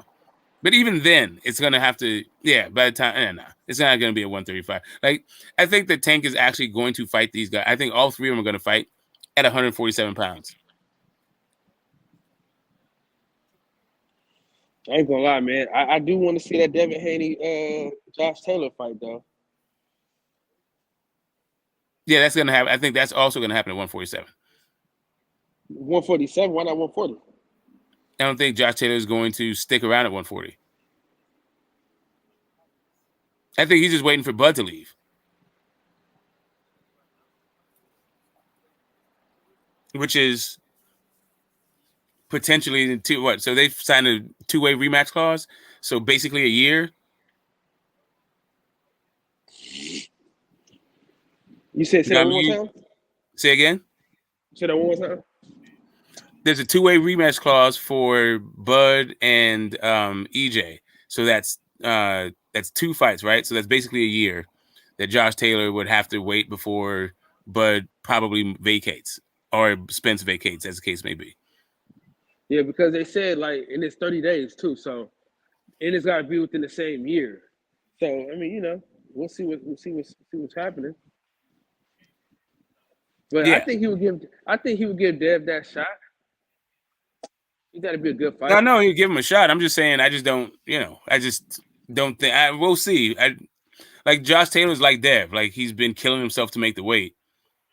I think Teofimo is a good enough win with big enough bag that you don't necessarily need to wait around and wait for a Devin Haney payday.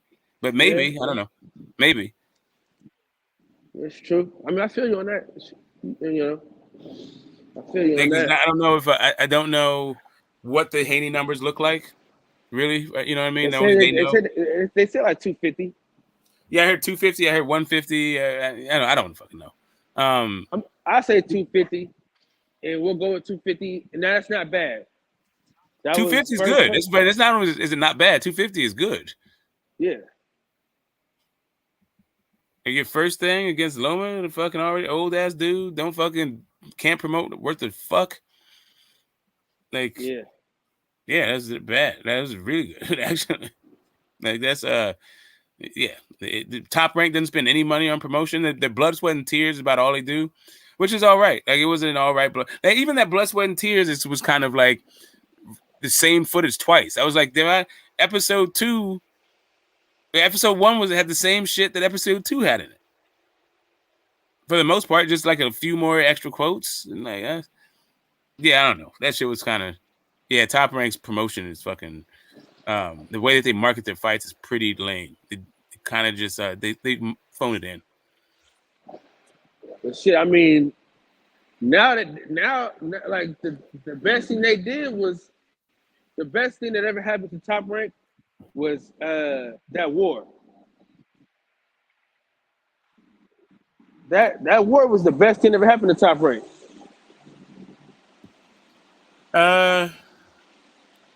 Kind of. It's just that they sucked at promoting Lomachenko so bad is that only the hardcore fans knew about it. They didn't really get a boost from it. Like, and what it did was make Lomachenko fans really fucking not just dedicated, but like fanatical, like rabid, to the point where Bill Haney was getting hit with bottles and shit because Lomachenko didn't like the fact Loma lost. Because Loma's fighting for their goddamn country. Yeah. You know what I mean? So they just made the fans that he had like really radicalized. That's what the war fucking did. But Top Rank's promotion is fucking lame. I'll say this though. I mean, marketing of fights. Yeah, that's what I mean. Go ahead. This is what they need to do. We need Shakur Lomachenko. You know what I'm saying? That'd be a great fight, bro. So what we need to happen is if Dev goes up, right, there's a great chance that Devin Haney goes up. If Devin Haney goes up, there's a great chance that we get the Lomachenko, Shakur Stevenson fight for a belt, right? And hopefully it's the WBC. because Keyshawn Davis is hella close to get that WBO belt, really close, and yeah, so that'd be good too. What's your thoughts? Keyshawn Davis being getting a belt. Like, okay, here's what I think. 135 is thin at top rank. And No, it's not. No. yeah, it is. It is, and not only is it thin, but if Keyshawn Davis is not going to fight Shakur, then both of those guys run at 135 is going to be mediocre. Because I don't think I don't think either one of them are getting a tank fight, right? So what you're left with is Jermaine Ortiz and a whole bunch of like guys who already been beat. Really, Yeah, Jermaine Ortiz already been beat too. Like, but that 135-pound division though is still hot. It's still hot. I'm just saying, Top Rank doesn't have the inventory. It's not the division isn't hot. The division is great. Top Rank got more than 135 pounders in PBC. Yeah, but they're not. But the two premier guys aren't going to fight each other. But I mean, they got other guys at 135 though. Well. Yeah, but they've all got their ass whooped. It's Lomachenko, Jermaine Ortiz. Everybody else has already been fucking beaten. Like after Loma, all you can do is pass Loma around, basically. Pass Loma and Jermaine Ortiz around. After that, what do they got? Hold on, I gotta look it up, but there's a few more. There's a few good fighters though. Yeah, Nakatani. God no. Like that's what I'm saying. Like you can't. Comey already moved up. You can't pass that dude around anymore. Like maybe Navarrete would but that dude's still got Kambosos. Yeah, Kambosos, they signed him. Yep, still got Kambosos. That's another good thing. But that's what I'm saying. It's just like if they don't fight each other, right? There's just nothing there. Like so, who do we say? We got Loma, Kambosos, Ortiz, and this is, but mind you, we're just talking about Shakur and Keyshawn's reign at 135. If you look at their top rank, so these are five guys. They're all good. They're all cool. Don't get me wrong. I'm not mad at it. That's what makes the division good, right? Throwing that Tank and Frank Martin and some other people you got a great division. But because they're divided up, it's hard to make It's harder to make fights. Like Bob is not even trying to make them. And then two of the best guys are not going to fight each other, and they're on the same fucking side. Like, yeah. But like I said, I don't think Shakur is going to be at 135 too long, bro. So you already conceding he's probably going to have a mediocre run at 135. But basically, the Tank fight, if you don't fight Tank, he's going to be fighting Loma. You know he's going to just be fighting Loma. Yeah, listen. Listen, I'll tell you this, right? Jermaine Ortiz, Lomachenko, Gervonta Davis at 135 is a great run. That is a great run. Take Tank off of it. And now tell me about it's a great run. Now say it's a great run. I mean, it's not a great run. It's a good run. Let's say I think it's a mediocre run. Or Jermaine Ortiz, Loma, and Kambosos is a decent run. It's a decent run. It's decent, but it's mediocre. Yeah. Look at the optics, though, right? So he fights Jermaine Ortiz. Boom. That's the guy that Loma beat, right? Boom. Now I got Loma. Everybody thinks that Devin Haney lost to Lomachenko. I beat him in dramatic fashion. I win the belt. I go up to 140. Me and Dev fight either at 140 or 147. So yeah, that's not bad. What I'm saying? That's not bad. I'm not mad at that thing. I'm just saying that the run would be then, goddamn, that Japanese dude, Yoshino, Jermaine Ortiz, Lomachenko's leftovers, and Lomachenko, the guy, but who's been beaten 3 times. But he's still undefeated in his own head, right? But cool, that's 4 fights. It's 4 fights. It's all right. It's mediocre, man. I'm just saying it's all right. It's better than his run at 30. Okay, take out. So look, or even if you take out Tank, you give me Kambosos. You give me George Kambosos. Mm-hmm. You give me Lomachenko, and you give me Jermaine Ortiz at 135. That's not bad. It's not bad. It's not bad, but it's still pretty mediocre. I can't say mediocre, man, because look at how Kambosos got his ass. Man, come on, man. Kambosos got thoroughly clowned. Hey, listen. At the end of the day, though, this is what I'm saying. At the end of the day, he beat Teofimo Lopez. He's a unified champion. All right, that looks good on the resume. It Whether you does. like it I'm or just not. saying it does. I'm not saying it's bad. I'm just saying it's not like he is going to like the way that they're marketing Shakur is that he is the best guy and that he's the boogeyman and the other guys won't fight him and you know like shit like that, right? So that's how that's how they're doing like Shakur. That's the And top ranked and business. they're gonna be You know able to that. do that for Tank, right? Because you know Bob ain't gonna make that fucking fight, and Tank ain't really tripping like that. So they can build up this whole like Tank is ducking me shit while he does all this stuff, and that'll help his his public image and his marketability, right? So you got the Kambosos fight, like you said, former unified guy. The guy, you know, the first guy to drop fucking Tiafimo, you know, the upset victory. He still has some marketability. Cool. Jermaine Ortiz is more like a hometown hero, a little bit of a cult following, right? He's out of the Eastern Seaboard that doesn't really produce a lot of fighters. So you get that whole like fervent fucking Boston fan base that he has out there, right? That Vermont, and because that's just an underserved sports community. So cool. You got those guys. You got Lomachenko. You already talked about his goddamn fanatical fucking fans now. Yeah, but it's just like you got what? You got one champion. You got two former champions, basically. When it's all said and done, you fought two former champions. Right. Yeah, I mean, but so that's what I'm saying though. And look, the Jermaine Ortiz fight looks good because they both beat Jamel Herring. So there's a common opponent. I mean, there's so many storylines that it makes sense for it to happen. So I think the next fight for Shakur needs to be Jermaine Ortiz. And then you No. fight Cambo.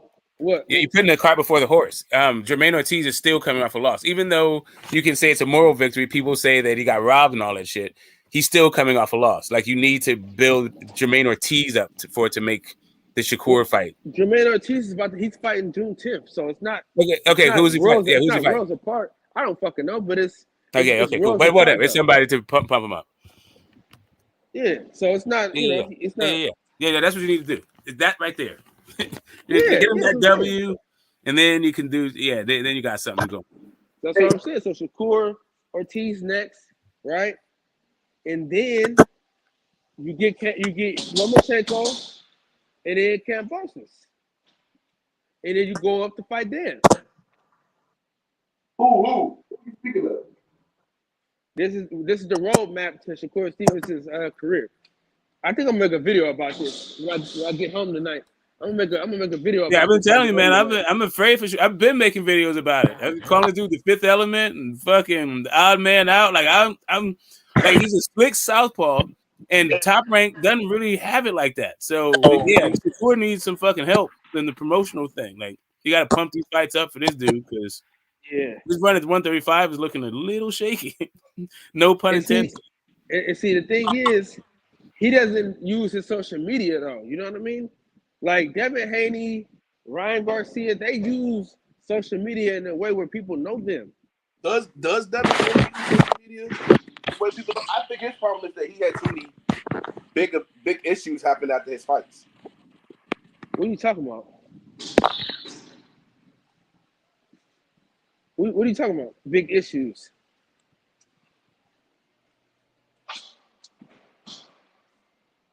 Smoke, you hear me? Yo, can you hear me? Combo.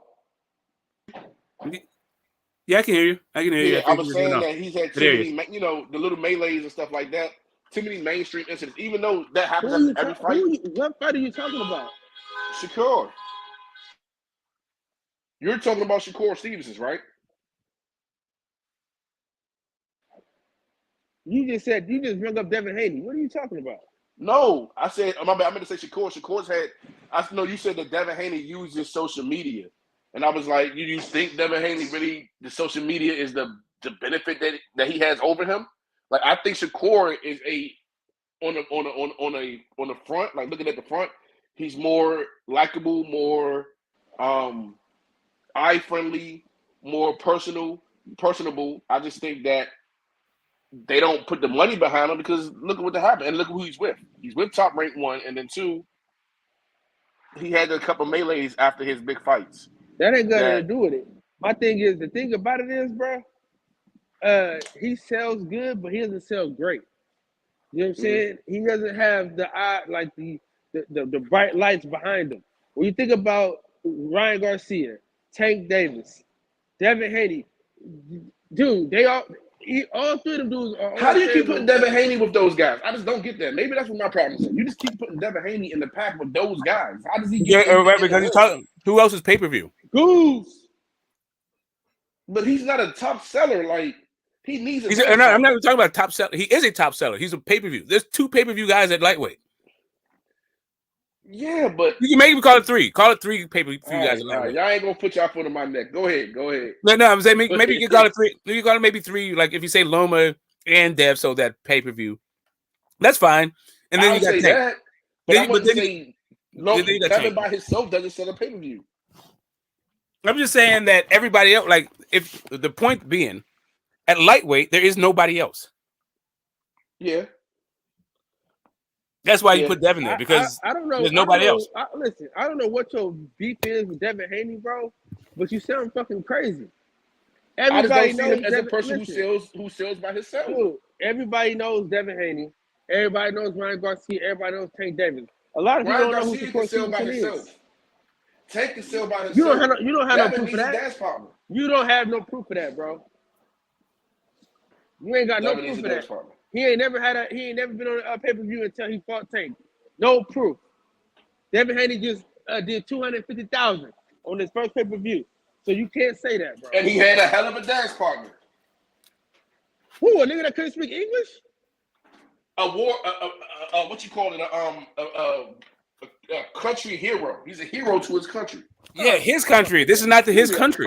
In the Ukraine, he's been everywhere across the world. No, it's not everywhere across the world. No, it's that more casual fans know. First off, everywhere across the world is not even in support of fucking Ukraine. That's the first part of it. The second part of this whole thing, the second part of it is none of those people are in America. Like they can be all over the world. So you think more casual fans know Devin Haney than Lomachenko? No, the point is in the American market where the pay-per-views are sold, they can love them from the outside in their respective countries. They're not buying U.S. pay-per-views. Yeah, but there's more fucking. You don't think that the Ukrainians here are buying it? His country. There's not that many Ukrainians here. That's what the point. There's like how many? Do you think there's 30 million fucking Ukrainians? Lomo's been doing pay-per-view before Devin and doing numbers. Loma has never been pay-per-view one day in his life in America. Are you serious? He did one pay-per-view besides that, and it was in the UK against Luke Campbell. And people said it sucked. That they said that pay-per-view sucked. Loma ain't no fucking pay-per-view guy. Well, I don't see. I don't see. No. I won't give Devin that. I know you won't because you're from Tank fuckingville. But that's good. I'm not even mad at that because Tank is a guy that did a pay-per-view on a Sunday with fucking. How do you compare that guy to the pay-per-view king? I'm sorry. I don't know if he's a pay-per-view king, but I mean he is the guy at 135. That doesn't mean there's nobody else making money at 135. Yeah, there's people who. That's what I'm saying. Tank is the guy. He's the number one guy, but right underneath Tank is Dev. Like Ryan Garcia's not even at 135. I just don't think Devin is. We'll see when he gets it again, when he fights again, and I bet you those numbers don't look the same. What numbers? The Cambosa's numbers are pretty damn good too. Oh, you just sound like a fucking hater to me, bro. I'm not gonna lie. Hey, listen, I just don't believe. A fucking hater, bro. I'm not falling for the banana in the tailpipe. If he wasn't selling, Top Rank wouldn't be trying to re-sign him. Straight up. He got all the belts. That's why they trying to re-sign him. Nigga, he about to leave. So what are you talking? He about to leave the division. So what are you talking about? He's bouncing back and forth, man. He's never said, "Hey, I'm just gone." He's further. They offered him, dude. They just offered him the winner of Teofimo Lopez and Josh Taylor. What are you talking about, bro? I didn't know that. Okay, well, of course you didn't know that, bro, because you're a fucking hater. I digress. At this point, I digress. You know what, Combo? You really grind my gears sometimes. It's okay. Listen, man. I don't like subpar boxers, And I support Devin. Devin's a cool, B-level fighter. So you said Dev is a subpar boxer? No, subpar boxer is Deontay Wilder. What the hell are you talking about? Did you just say that Devin Haney is a B-level fighter? Yeah, he's a B plus. Okay, so what is Lomachenko then? Lomachenko now, I'll give him a B. They're not Gary Russell. Okay, listen. Do you know any other guys from the DMV you want to pump up before we continue this conversation? You want to throw fucking? You want to throw Chop Corley? Yeah, dude, get the fuck out of here, dude. Hey, don't let them off. I get the troll, but I mean, come on, dude. No, I just had to come through with a little troll. Yeah. That Lamont Peterson's coming back, or does he have a brother? Yeah, Lamont coming back. And Lamont Roach coming back too. Shit, Lamont Roach got a title shot pretty soon. And shout out to Demetrius Ballard. You know what I'm saying? My boy, he gonna do it. He coming back. That little step behind me with some bullshit. He gonna come back and rock out. And y'all got a young boy that out of Maryland. I forgot his name. Who, Jay? He a bad motherfucker. I can't think of his name right now. Who, Jay? Too Sharp? I don't know. I can't think of his name right now. Hutchinson? I can't think of his name right now. Yeah, I just said.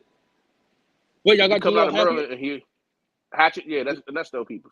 That's one of Nesto fighters. Jalil Hackett. You know what I'm saying? Yeah, that's one of Nestos. Jalil Hackett. He came through Nesto. Oh, did he? Yeah. All the best fighters from the DMV didn't touch that gym, bro. How's it going? Good. Nah, man. No, So, but a serious what's question I was going to happening ask y'all: did y'all want to see Jamil? Y'all think he should fight again, or you think this is it? Like, come on, he done beat cancer. He's a Marine Corps veteran. He went out on a hell of a shield against Shakur. I think it's time to just gracefully bow out. What do y'all think?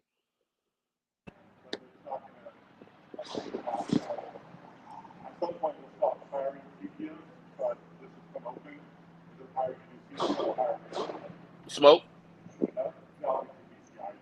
And do you think that Tony Harris is now going to go to become a full-time trainer? Tony Harrison, or do you think he's going to still try to hop in and out the ring?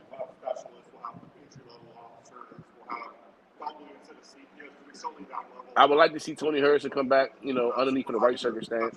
I still think he has some stuff in the tank. I still think that he actually can pull some shit off. I think that, he was a short notice and maybe a money grab. But I think he can still school some of these younger fighters, and he still has some lessons that they can learn from him in the ring. To be honest.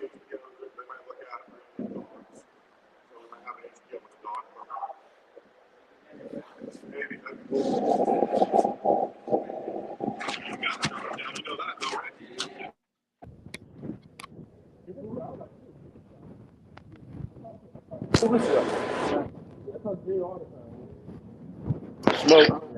They really did a number on that.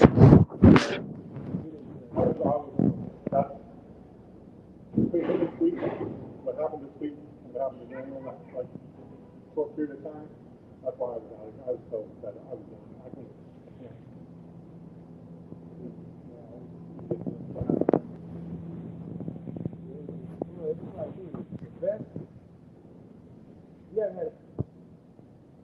we haven't had a 2 rounds like this. I'm not probably going to tough to find. He lost. He supported him. He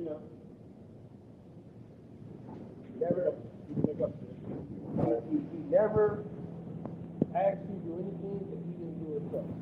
What the hell is he doing? He never asked you. He's over there. He asked you to do some things you don't want to do yourself. But I asked you some questions with an answer, so screw you. My feelings are hurt. Oh, what's it? What'd you ask? Sorry, I went to get some chicken and biscuits, right? Anyway, sorry. He got Such the a fried nigga. chicken business. Such a nigga. Nah, I was asking you. Hold on 1 second. Hold on, my other YouTube is on. Hold on.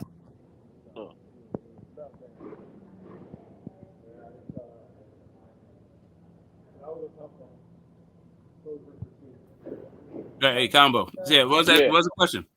Yeah. Oh, so do you think Tony Harris is going to get back in the ring again? Do you think that he's going to be a full-time trainer? He needs to be a full-time trainer. You don't think he has some stuff? You don't think he has some lessons he can teach these younger fighters still in the ring? I think if he's thinking about being a trainer, he should be a trainer. I feel like he can't play both worlds. Not if he's thinking about doing the other thing. No, he's not that good. I think he's a spent force. I never thought he beat Charlo the first time. Wow, really? No. Okay. I think he's a great boxer. I just think that he just gets too full of himself in the ring. I think I don't know if he gets bored or he just believes too much in his own hype in the ring when he gets like, oh, I'm doing this too easily. I think he's too old and not that good. He can be champion, but he's not going to make a lot of money.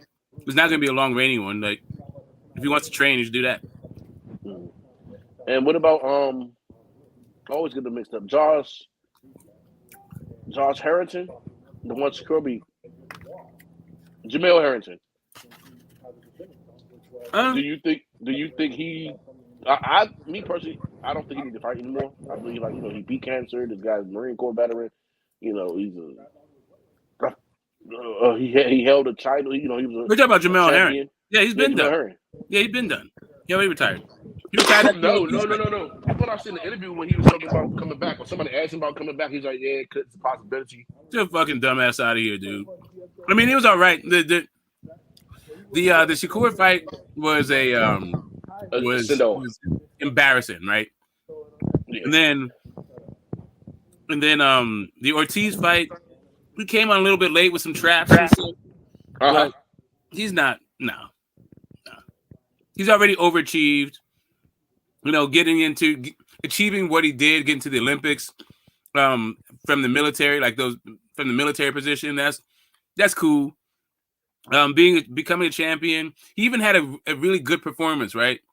Like a really stellar, hey, we didn't know you had that in you kind of performance. But then he shit the bed against fucking Shakur, and then I don't know.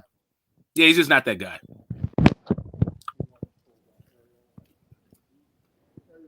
Man, I would just say the Shakur thing. He was just a much younger, stronger lion. I did not like to see him get beat that way. Like the way that happened, I didn't like it. I'm not gonna lie to you. That was not a good look to me. No, I was like, come on, man. If you're getting embarrassed by the elite like that, do you think it should be like a protocol or and then beat up by a young guy who's not really, he's all right, he's decent, not that good. What the fuck are you fighting for? Yo, be watching him back. Let him up. Be watching him back. But I think it should be like a committee or something, or just some scale that you can gauge these fighters at. Because a fighter will stay in the ring forever. Of course, the manager's supposed to teach him, the trainer's supposed to tell him, everybody's supposed to tell him like, hey, let's hang him up, let's lace him up, we're done. But everybody has their own personal agenda, right? I think it should be something to let us know, like, all right, man, listen, you lost to this level of fighter. Like, it should be like a litmus test. Like, oh, okay, well, you lost that fight, that's cool. Well, now you got to go back down here and fight some C levels and some B levels, see what you look like here, and then if you still got it, we can put you up here. But if you can't handle this here, hey, we gracefully bow out. We're not going to allow you to go up here and continue to hurt yourself. One, it may keep guys competitive. Hey, Cloud, let him in the back. He in the back, let him up. I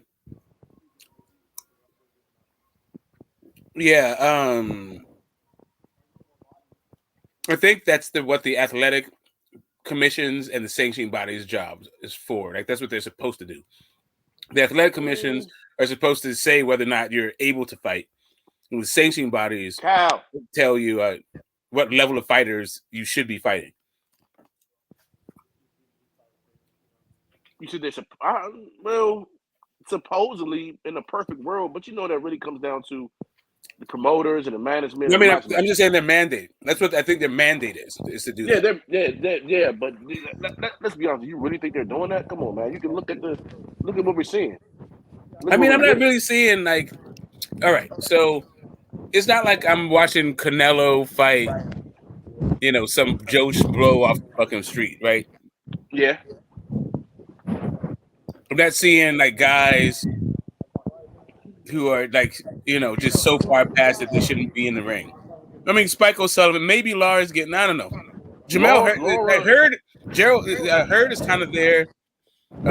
J-Rock maybe around there. I don't know. I don't know. I'm not sure if J-Rock is just not motivated. I don't know. I don't want to say that just because of the performance that he put on, but I'm starting to feel like that performance he put on was that was the best J-Rock ever. That was that was it. That was. Yeah, that's the thing. I think that they should be able to get fights.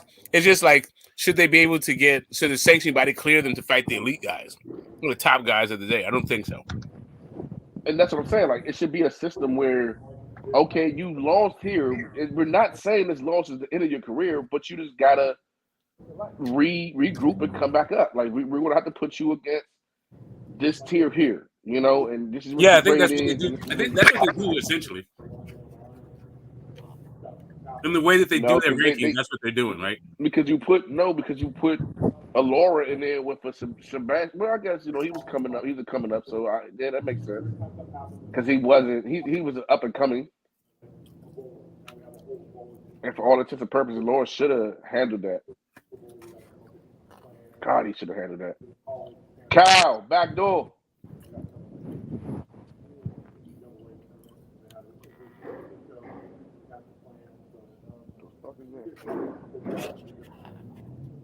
That shit sound like somebody just came in my house. Oh well, they did. Not my problem. You tried. God bless them.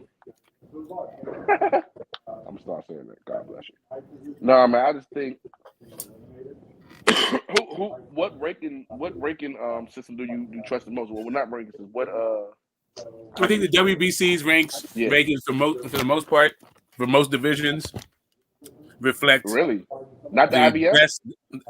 Nah, IBS rankings are fucking trash for a lot of times, and especially in a lot of divisions too. Yeah, I think the Ring Magazine has good rankings, but as far as sanctioning body goes, probably WBC has the best one. Are you? I'm at a loss for words. I did not expect you to say that. I really expect you to say IBF. Why? Have you looked at IBF rankings? Yes. Do you even know who those fucking people are? Not all, but when you look at them and you watch their fights, like, in what division? Which division? It's been a few weeks since I looked at it, but like, you can look at them and be like, "Yo," like I frequently look to see who will be a good match for Gary Russell's. So you said 126. 126, 140. I look at all of it. Most last time I was looking at 140. Okay, well let's take a look at their 140 rankings right now. Let me pull it up. Oh shit!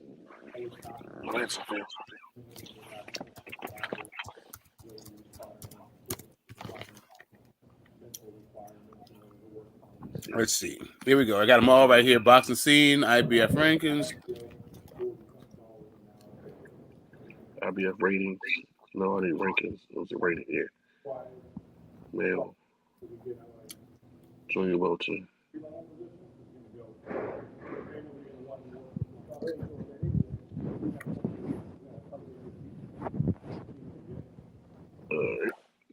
Is this it? Am I the right one? Yeah, Josh Taylor. All right. So I got them all in front of me right here. Right? We got WBC. All right. So hold on. You got all of them in front of you? The WBC. Yeah. Okay. I got the. Okay, go ahead. All right. So for the WBC, there is they got the champion Regis Prograis, number 1 Standard Martin, number 2 Gary Antoine Russell, number 3 Jose Ramirez, number 4 Arnold Barbosa, 5 Lipinets, 6 Catterall, 7 Cepeda, 10 Steve Spark, 11 Brandon Lee, 12 Lindolfo Delgado, 13 Jose Angel Rosa, 14 Sohojan Ergashev, 15 Richard Comey. Right? Okay. The I like IBF that better has because you said they had Gary at number 2. yeah. And I like theirs better though. Okay, so IBF has Subriel Matias as their champ. Number 1 not rated. Number 2 not rated. Number 3 Sohajan Ergashev, the guy that's rated number fucking 14th in the yeah. in WBC. He's ranked number 3 at IBF. Yeah. They got Gary Number at 4. 8. Number 4 Jose Ramirez. Well, they have WBC has Ramirez as 3, but they have him at 4 here. Number 5, they have Andy Hiroka. Don't even know what the fuck that is. He's not even ranked in WBC. Number 6, they have Jeremiah Ponce. Good guy. He's not ranked in WBC, but he's a good fighter. Number 7, they got Steve Spark. Steve Spark's ranked number 10 in WBC. You can't be mad at that. You can't be mad at Steve Sparks at 7. Number 8, they got Gary Antoine Russell. Where the WBC, they have him number 2. That's better. Number 9, they got Richard Hitchison. Richard Hitchison is not ranked in WBC. Which he should be. Yeah, he's not. Well, whatever. I'm just saying that maybe that makes their list or something better. I'm just saying it's the difference between the lists. Number 10, there's Elvis Rodriguez. He's not ranked in WBC at all. Number 11 is Bastien Ballesta, not ranked in WBC. Number 12 is Matteo Germain, not ranked in the BBC in the WBC. Ryan Garcia is ranked number 13th here. He's ranked number 8th in the WBC. Arnold Barbosa is 14th. He's ranked number 5 or something. No, what is Barbosa ranked? Dude, he's number 4. He's ranked number 4 in the WBC. Oh, you didn't name. Okay. And then the number 15th is Jack Catterall, and Jack Catterall is ranked number. Who the fuck is Catterall in WBC? I read his name. Oh, he got IBF. Oh yeah, it's number 6. It's number 6 in WBC. So to me, I think the top 5 is more representative of the top 5 140 pounders at WBC than at fucking IBF. Well, the first 2 known as this. There's no so yeah, but who the fuck is Shohan and Ergashev? Like that dude ain't no fucking 3rd best 140 pounder. Get the fuck out of here. Andy Hiroka is not the 5th best 140 pounder. Jeremiah Ponce, he's maybe like top 10 somewhere in there. Steve Spark somewhere in top 15. As much as I would love to see Gary as number 2, I think that's but as long as he's top 10, right? He's a top 10 guy. He's top 10 on both places. Yeah, if you have him as top 5, Richard Hitchison is not a top 10 yet, but whatever. You don't think so? Maybe. I mean, whatever. I'm not mad at it. I mean, he's on that border. He's on that border. He can't. Yeah. It depends on. Like if you look at WBCs for the top 10, you might be able to replace Richard Hitchison with like Sergey Lipinets. Yeah. Okay. I get what you're saying. Like he can knock him out of it. Yeah. But Andy Hiroka ain't knocking shit out of nothing. Like, and Ergashev is not knocking anything. Hiroka, Ergashev, Steve Spark, and Elvis Rodriguez is not knocking out any of these top 10 guys. But some of these guys probably didn't pay to be saying shit. You know what I'm saying? I'm just saying, all I'm talking about is their respective value of their ranking. That's what I'm saying. I think the WWE. Oh, okay, I got what you're saying. Like, just the fact that. Yeah, their top 10 is generally the best. Spark is a 7, even though it don't matter who. Yeah, I got what you're saying. Yeah, their top 10 is generally the real top 10, right? Yeah. Of guys that don't have belts, outside of the guys who are champions and other. Yeah. And what was Ryan Garcia on the WBC? He is number 8. Damn, okay. They got him at 13. All right, let me look at the heavyweight for IBF. Let me look at the heavyweight. Let me see something. All right. Wow. Who the fuck is this? How do you say Philippe Hergovich. You talking about Philip Hergovich? Hergovich? Yeah, number 2, blank again. That makes sense Been though. fucking Hey, up, that dude. makes sense. Number 3 and number 4 makes a lot of sense. Yeah, I'm not mad at any until you get to Caballero, who hasn't done shit in forever.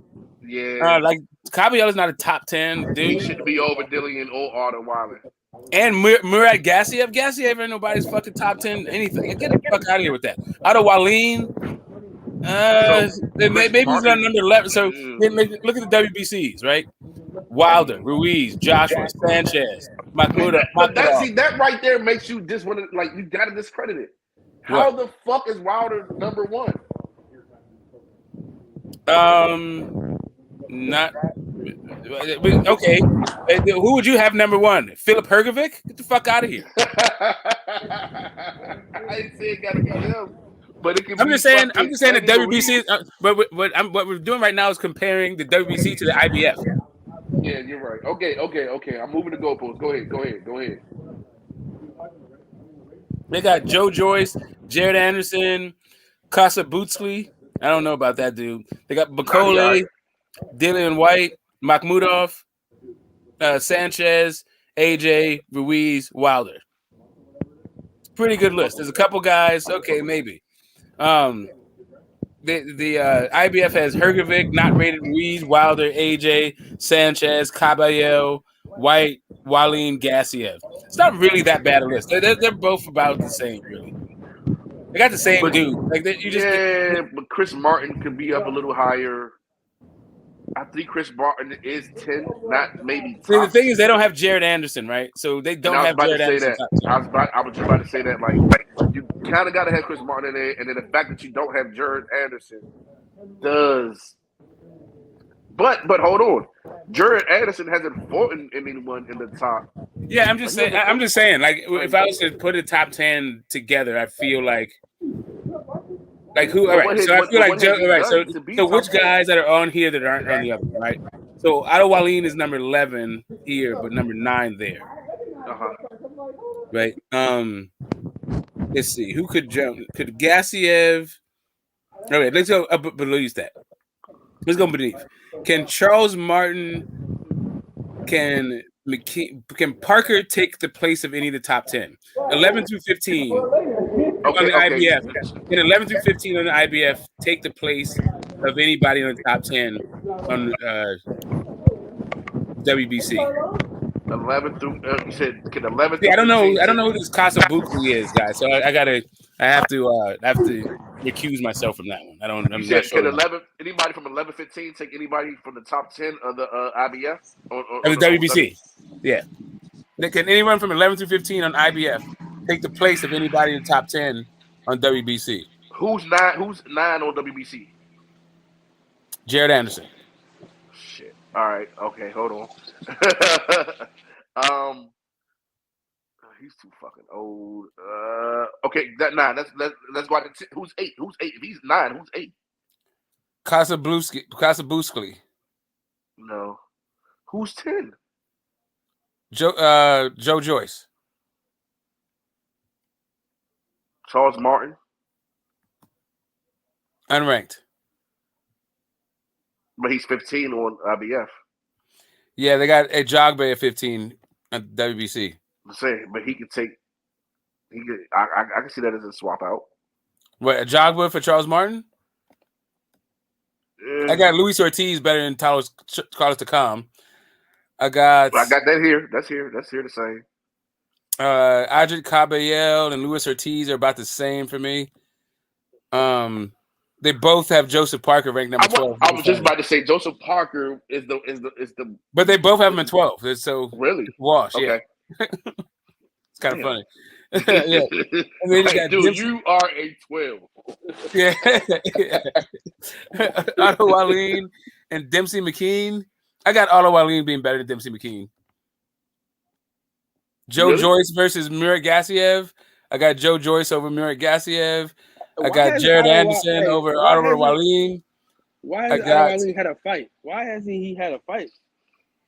Why didn't you let B Wash up? No, I wasn't here, man. I was talking to my I know my you was in the supervisor. pockets, man. How'd you know? Because we can hear you talking about shooting and shit.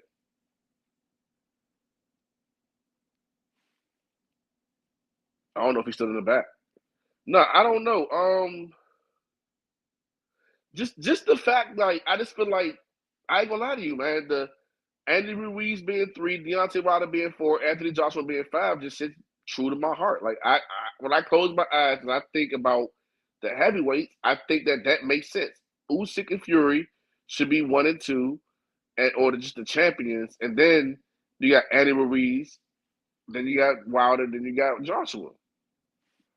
I would put Jared Anderson somewhere around. I do believe he deserves to be 10 at the least, or 11. Like he should be at that door. Like he's at the door. Like either you're getting into the room or you're not at this point. Him not being ranked on the IBF at all is, it is a little disturbing. Yeah, it's not just disturbing. I'm just trying to tell you the WBC is better. It's better than IBF, generally speaking. I just always respected the IBF more, man. I know. I mean, as a sanctioning body, cool. As their rankings, no. So you separate the two. Yeah, because they have pretty good, decent rules and shit. And they enforce their rules and whatever. I'm not mad at their shit. It's a little bit weird that the 10-pound rehydration is the same for every fucking weight class, because it's just fucking stupid. If you were 115 pounds, or if you have 108 pounds, you get to come in 118, and 175, you come in 185. Like that's not even the same at all. Like, yeah, as a minimum weight guy, you can come in as a fucking bantamweight. Well, I think it's just like keeping it uniform throughout the whole. But it's not keeping it uniform. I'm saying, like, if you can weigh 175, so you think it should be a percentage? Yeah, it has to be, because listen, if you weigh 175 pounds, if you weigh 100, if you put on 10 pounds, you're still in the 100. You're still in the light heavyweight division. Yeah, I got what you're saying. You live in a whole different weight class when you do that. The other ones. This is not in a whole different weight class. You move up 4 different weight classes. if you go from 108 to 118, bro, that's 4 different weight classes you just jumped. Yeah, but those little guys, man. Look, I just think they just looked at it as like, all right, we're gonna set the limit 10. We're gonna keep it that way, and we're not gonna vary. We're not gonna have any variations. We're gonna keep it that way. I mean, they probably thought about more of the. I think a lot of times when the Texas bodies come up with their rules and stuff, they don't think about those little guys. I guess it's 105 and 115s, but whatever. Still, it's still like 3 divisions. Yeah, but they're not. I don't think they was thinking about those little guys. Well, that's all I'm saying. That's just the flaw in this thing. I don't mind the idea of it, but it's just the fact that they just made it an actual 10 pounds instead of a percentage. It doesn't really work out for the little dudes. Yeah, anyway. But who, like, those little guys who don't really. Yeah, I mean, I hear you. I feel you. You don't even have to make it. You don't even have to finish the sentence.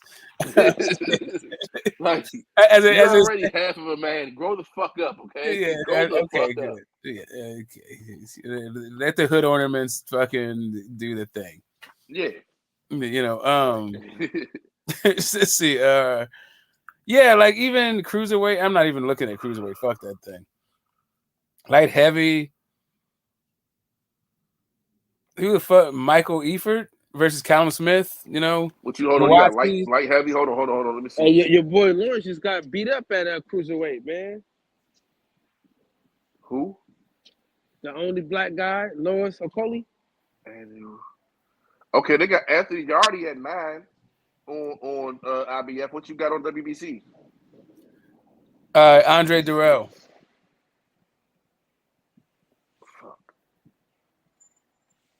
I'll go Yard over Durrell.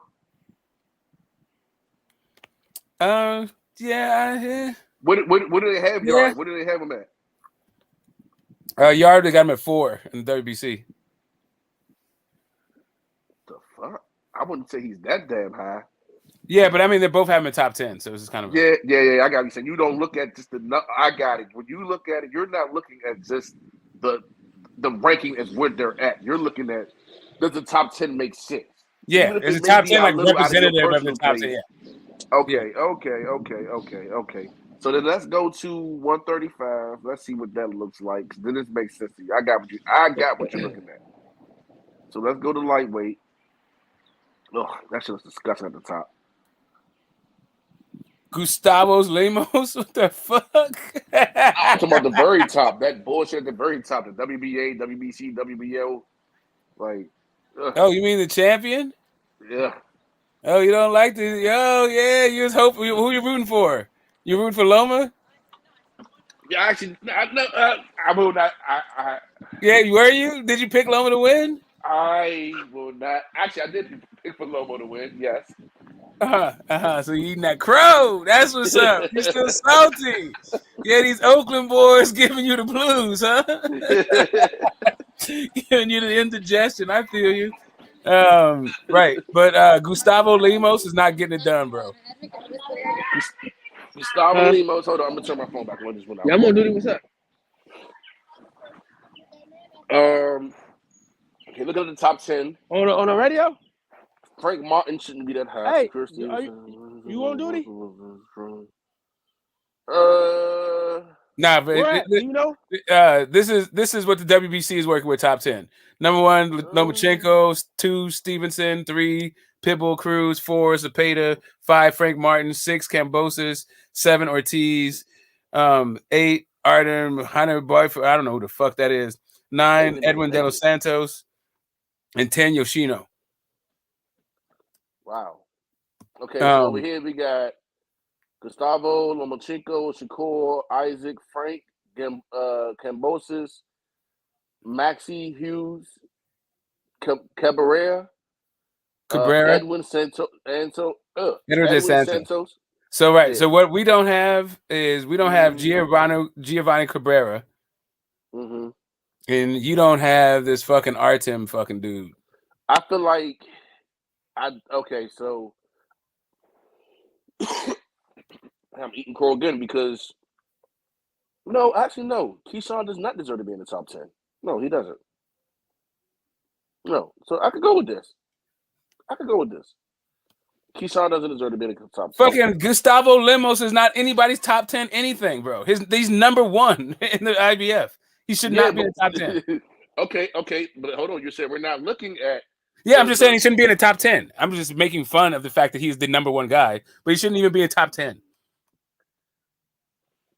Shout out to Detroit, man. I ain't no fool. I'm just saying.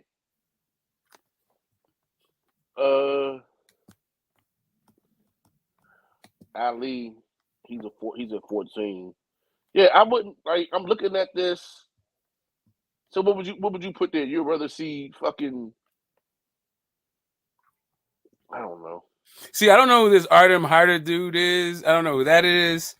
Yoshino is hot fucking garbage. But everybody else is pretty solid. I don't know. I would right. But when it comes to this, like the IBF list, not rated is fucking. That's already fucking you up. Yeah, it's that, and I was just looking at that. Like, it really gives you. It don't give you a lot to work with when you got. But then they got Baranchik. So even if you say that the top 10 names, then you put Baranchik as a top 10 dude, and Baranchik is fucking done. Yeah. But he's not there in top 10. He's 11. No, he's 11, but they got a no rated, right? They got number 2. Oh, so you got to move that up. Damn. So even if you did the first 10 names, it's still like Baranchik down there. But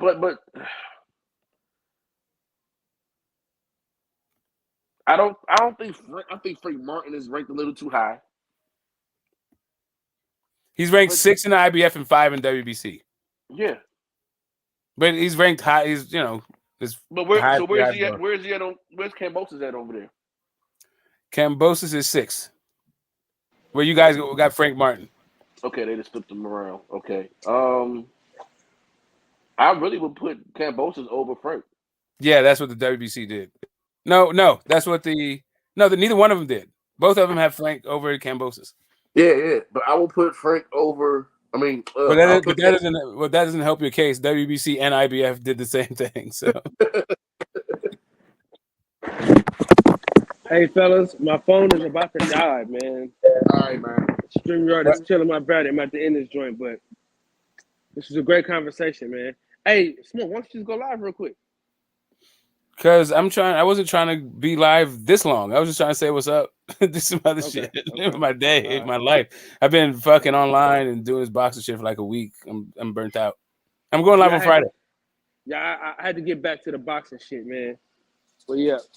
All right, I'm gonna get with you in a minute. All right, man. Peace. Have a good day. All right, peace.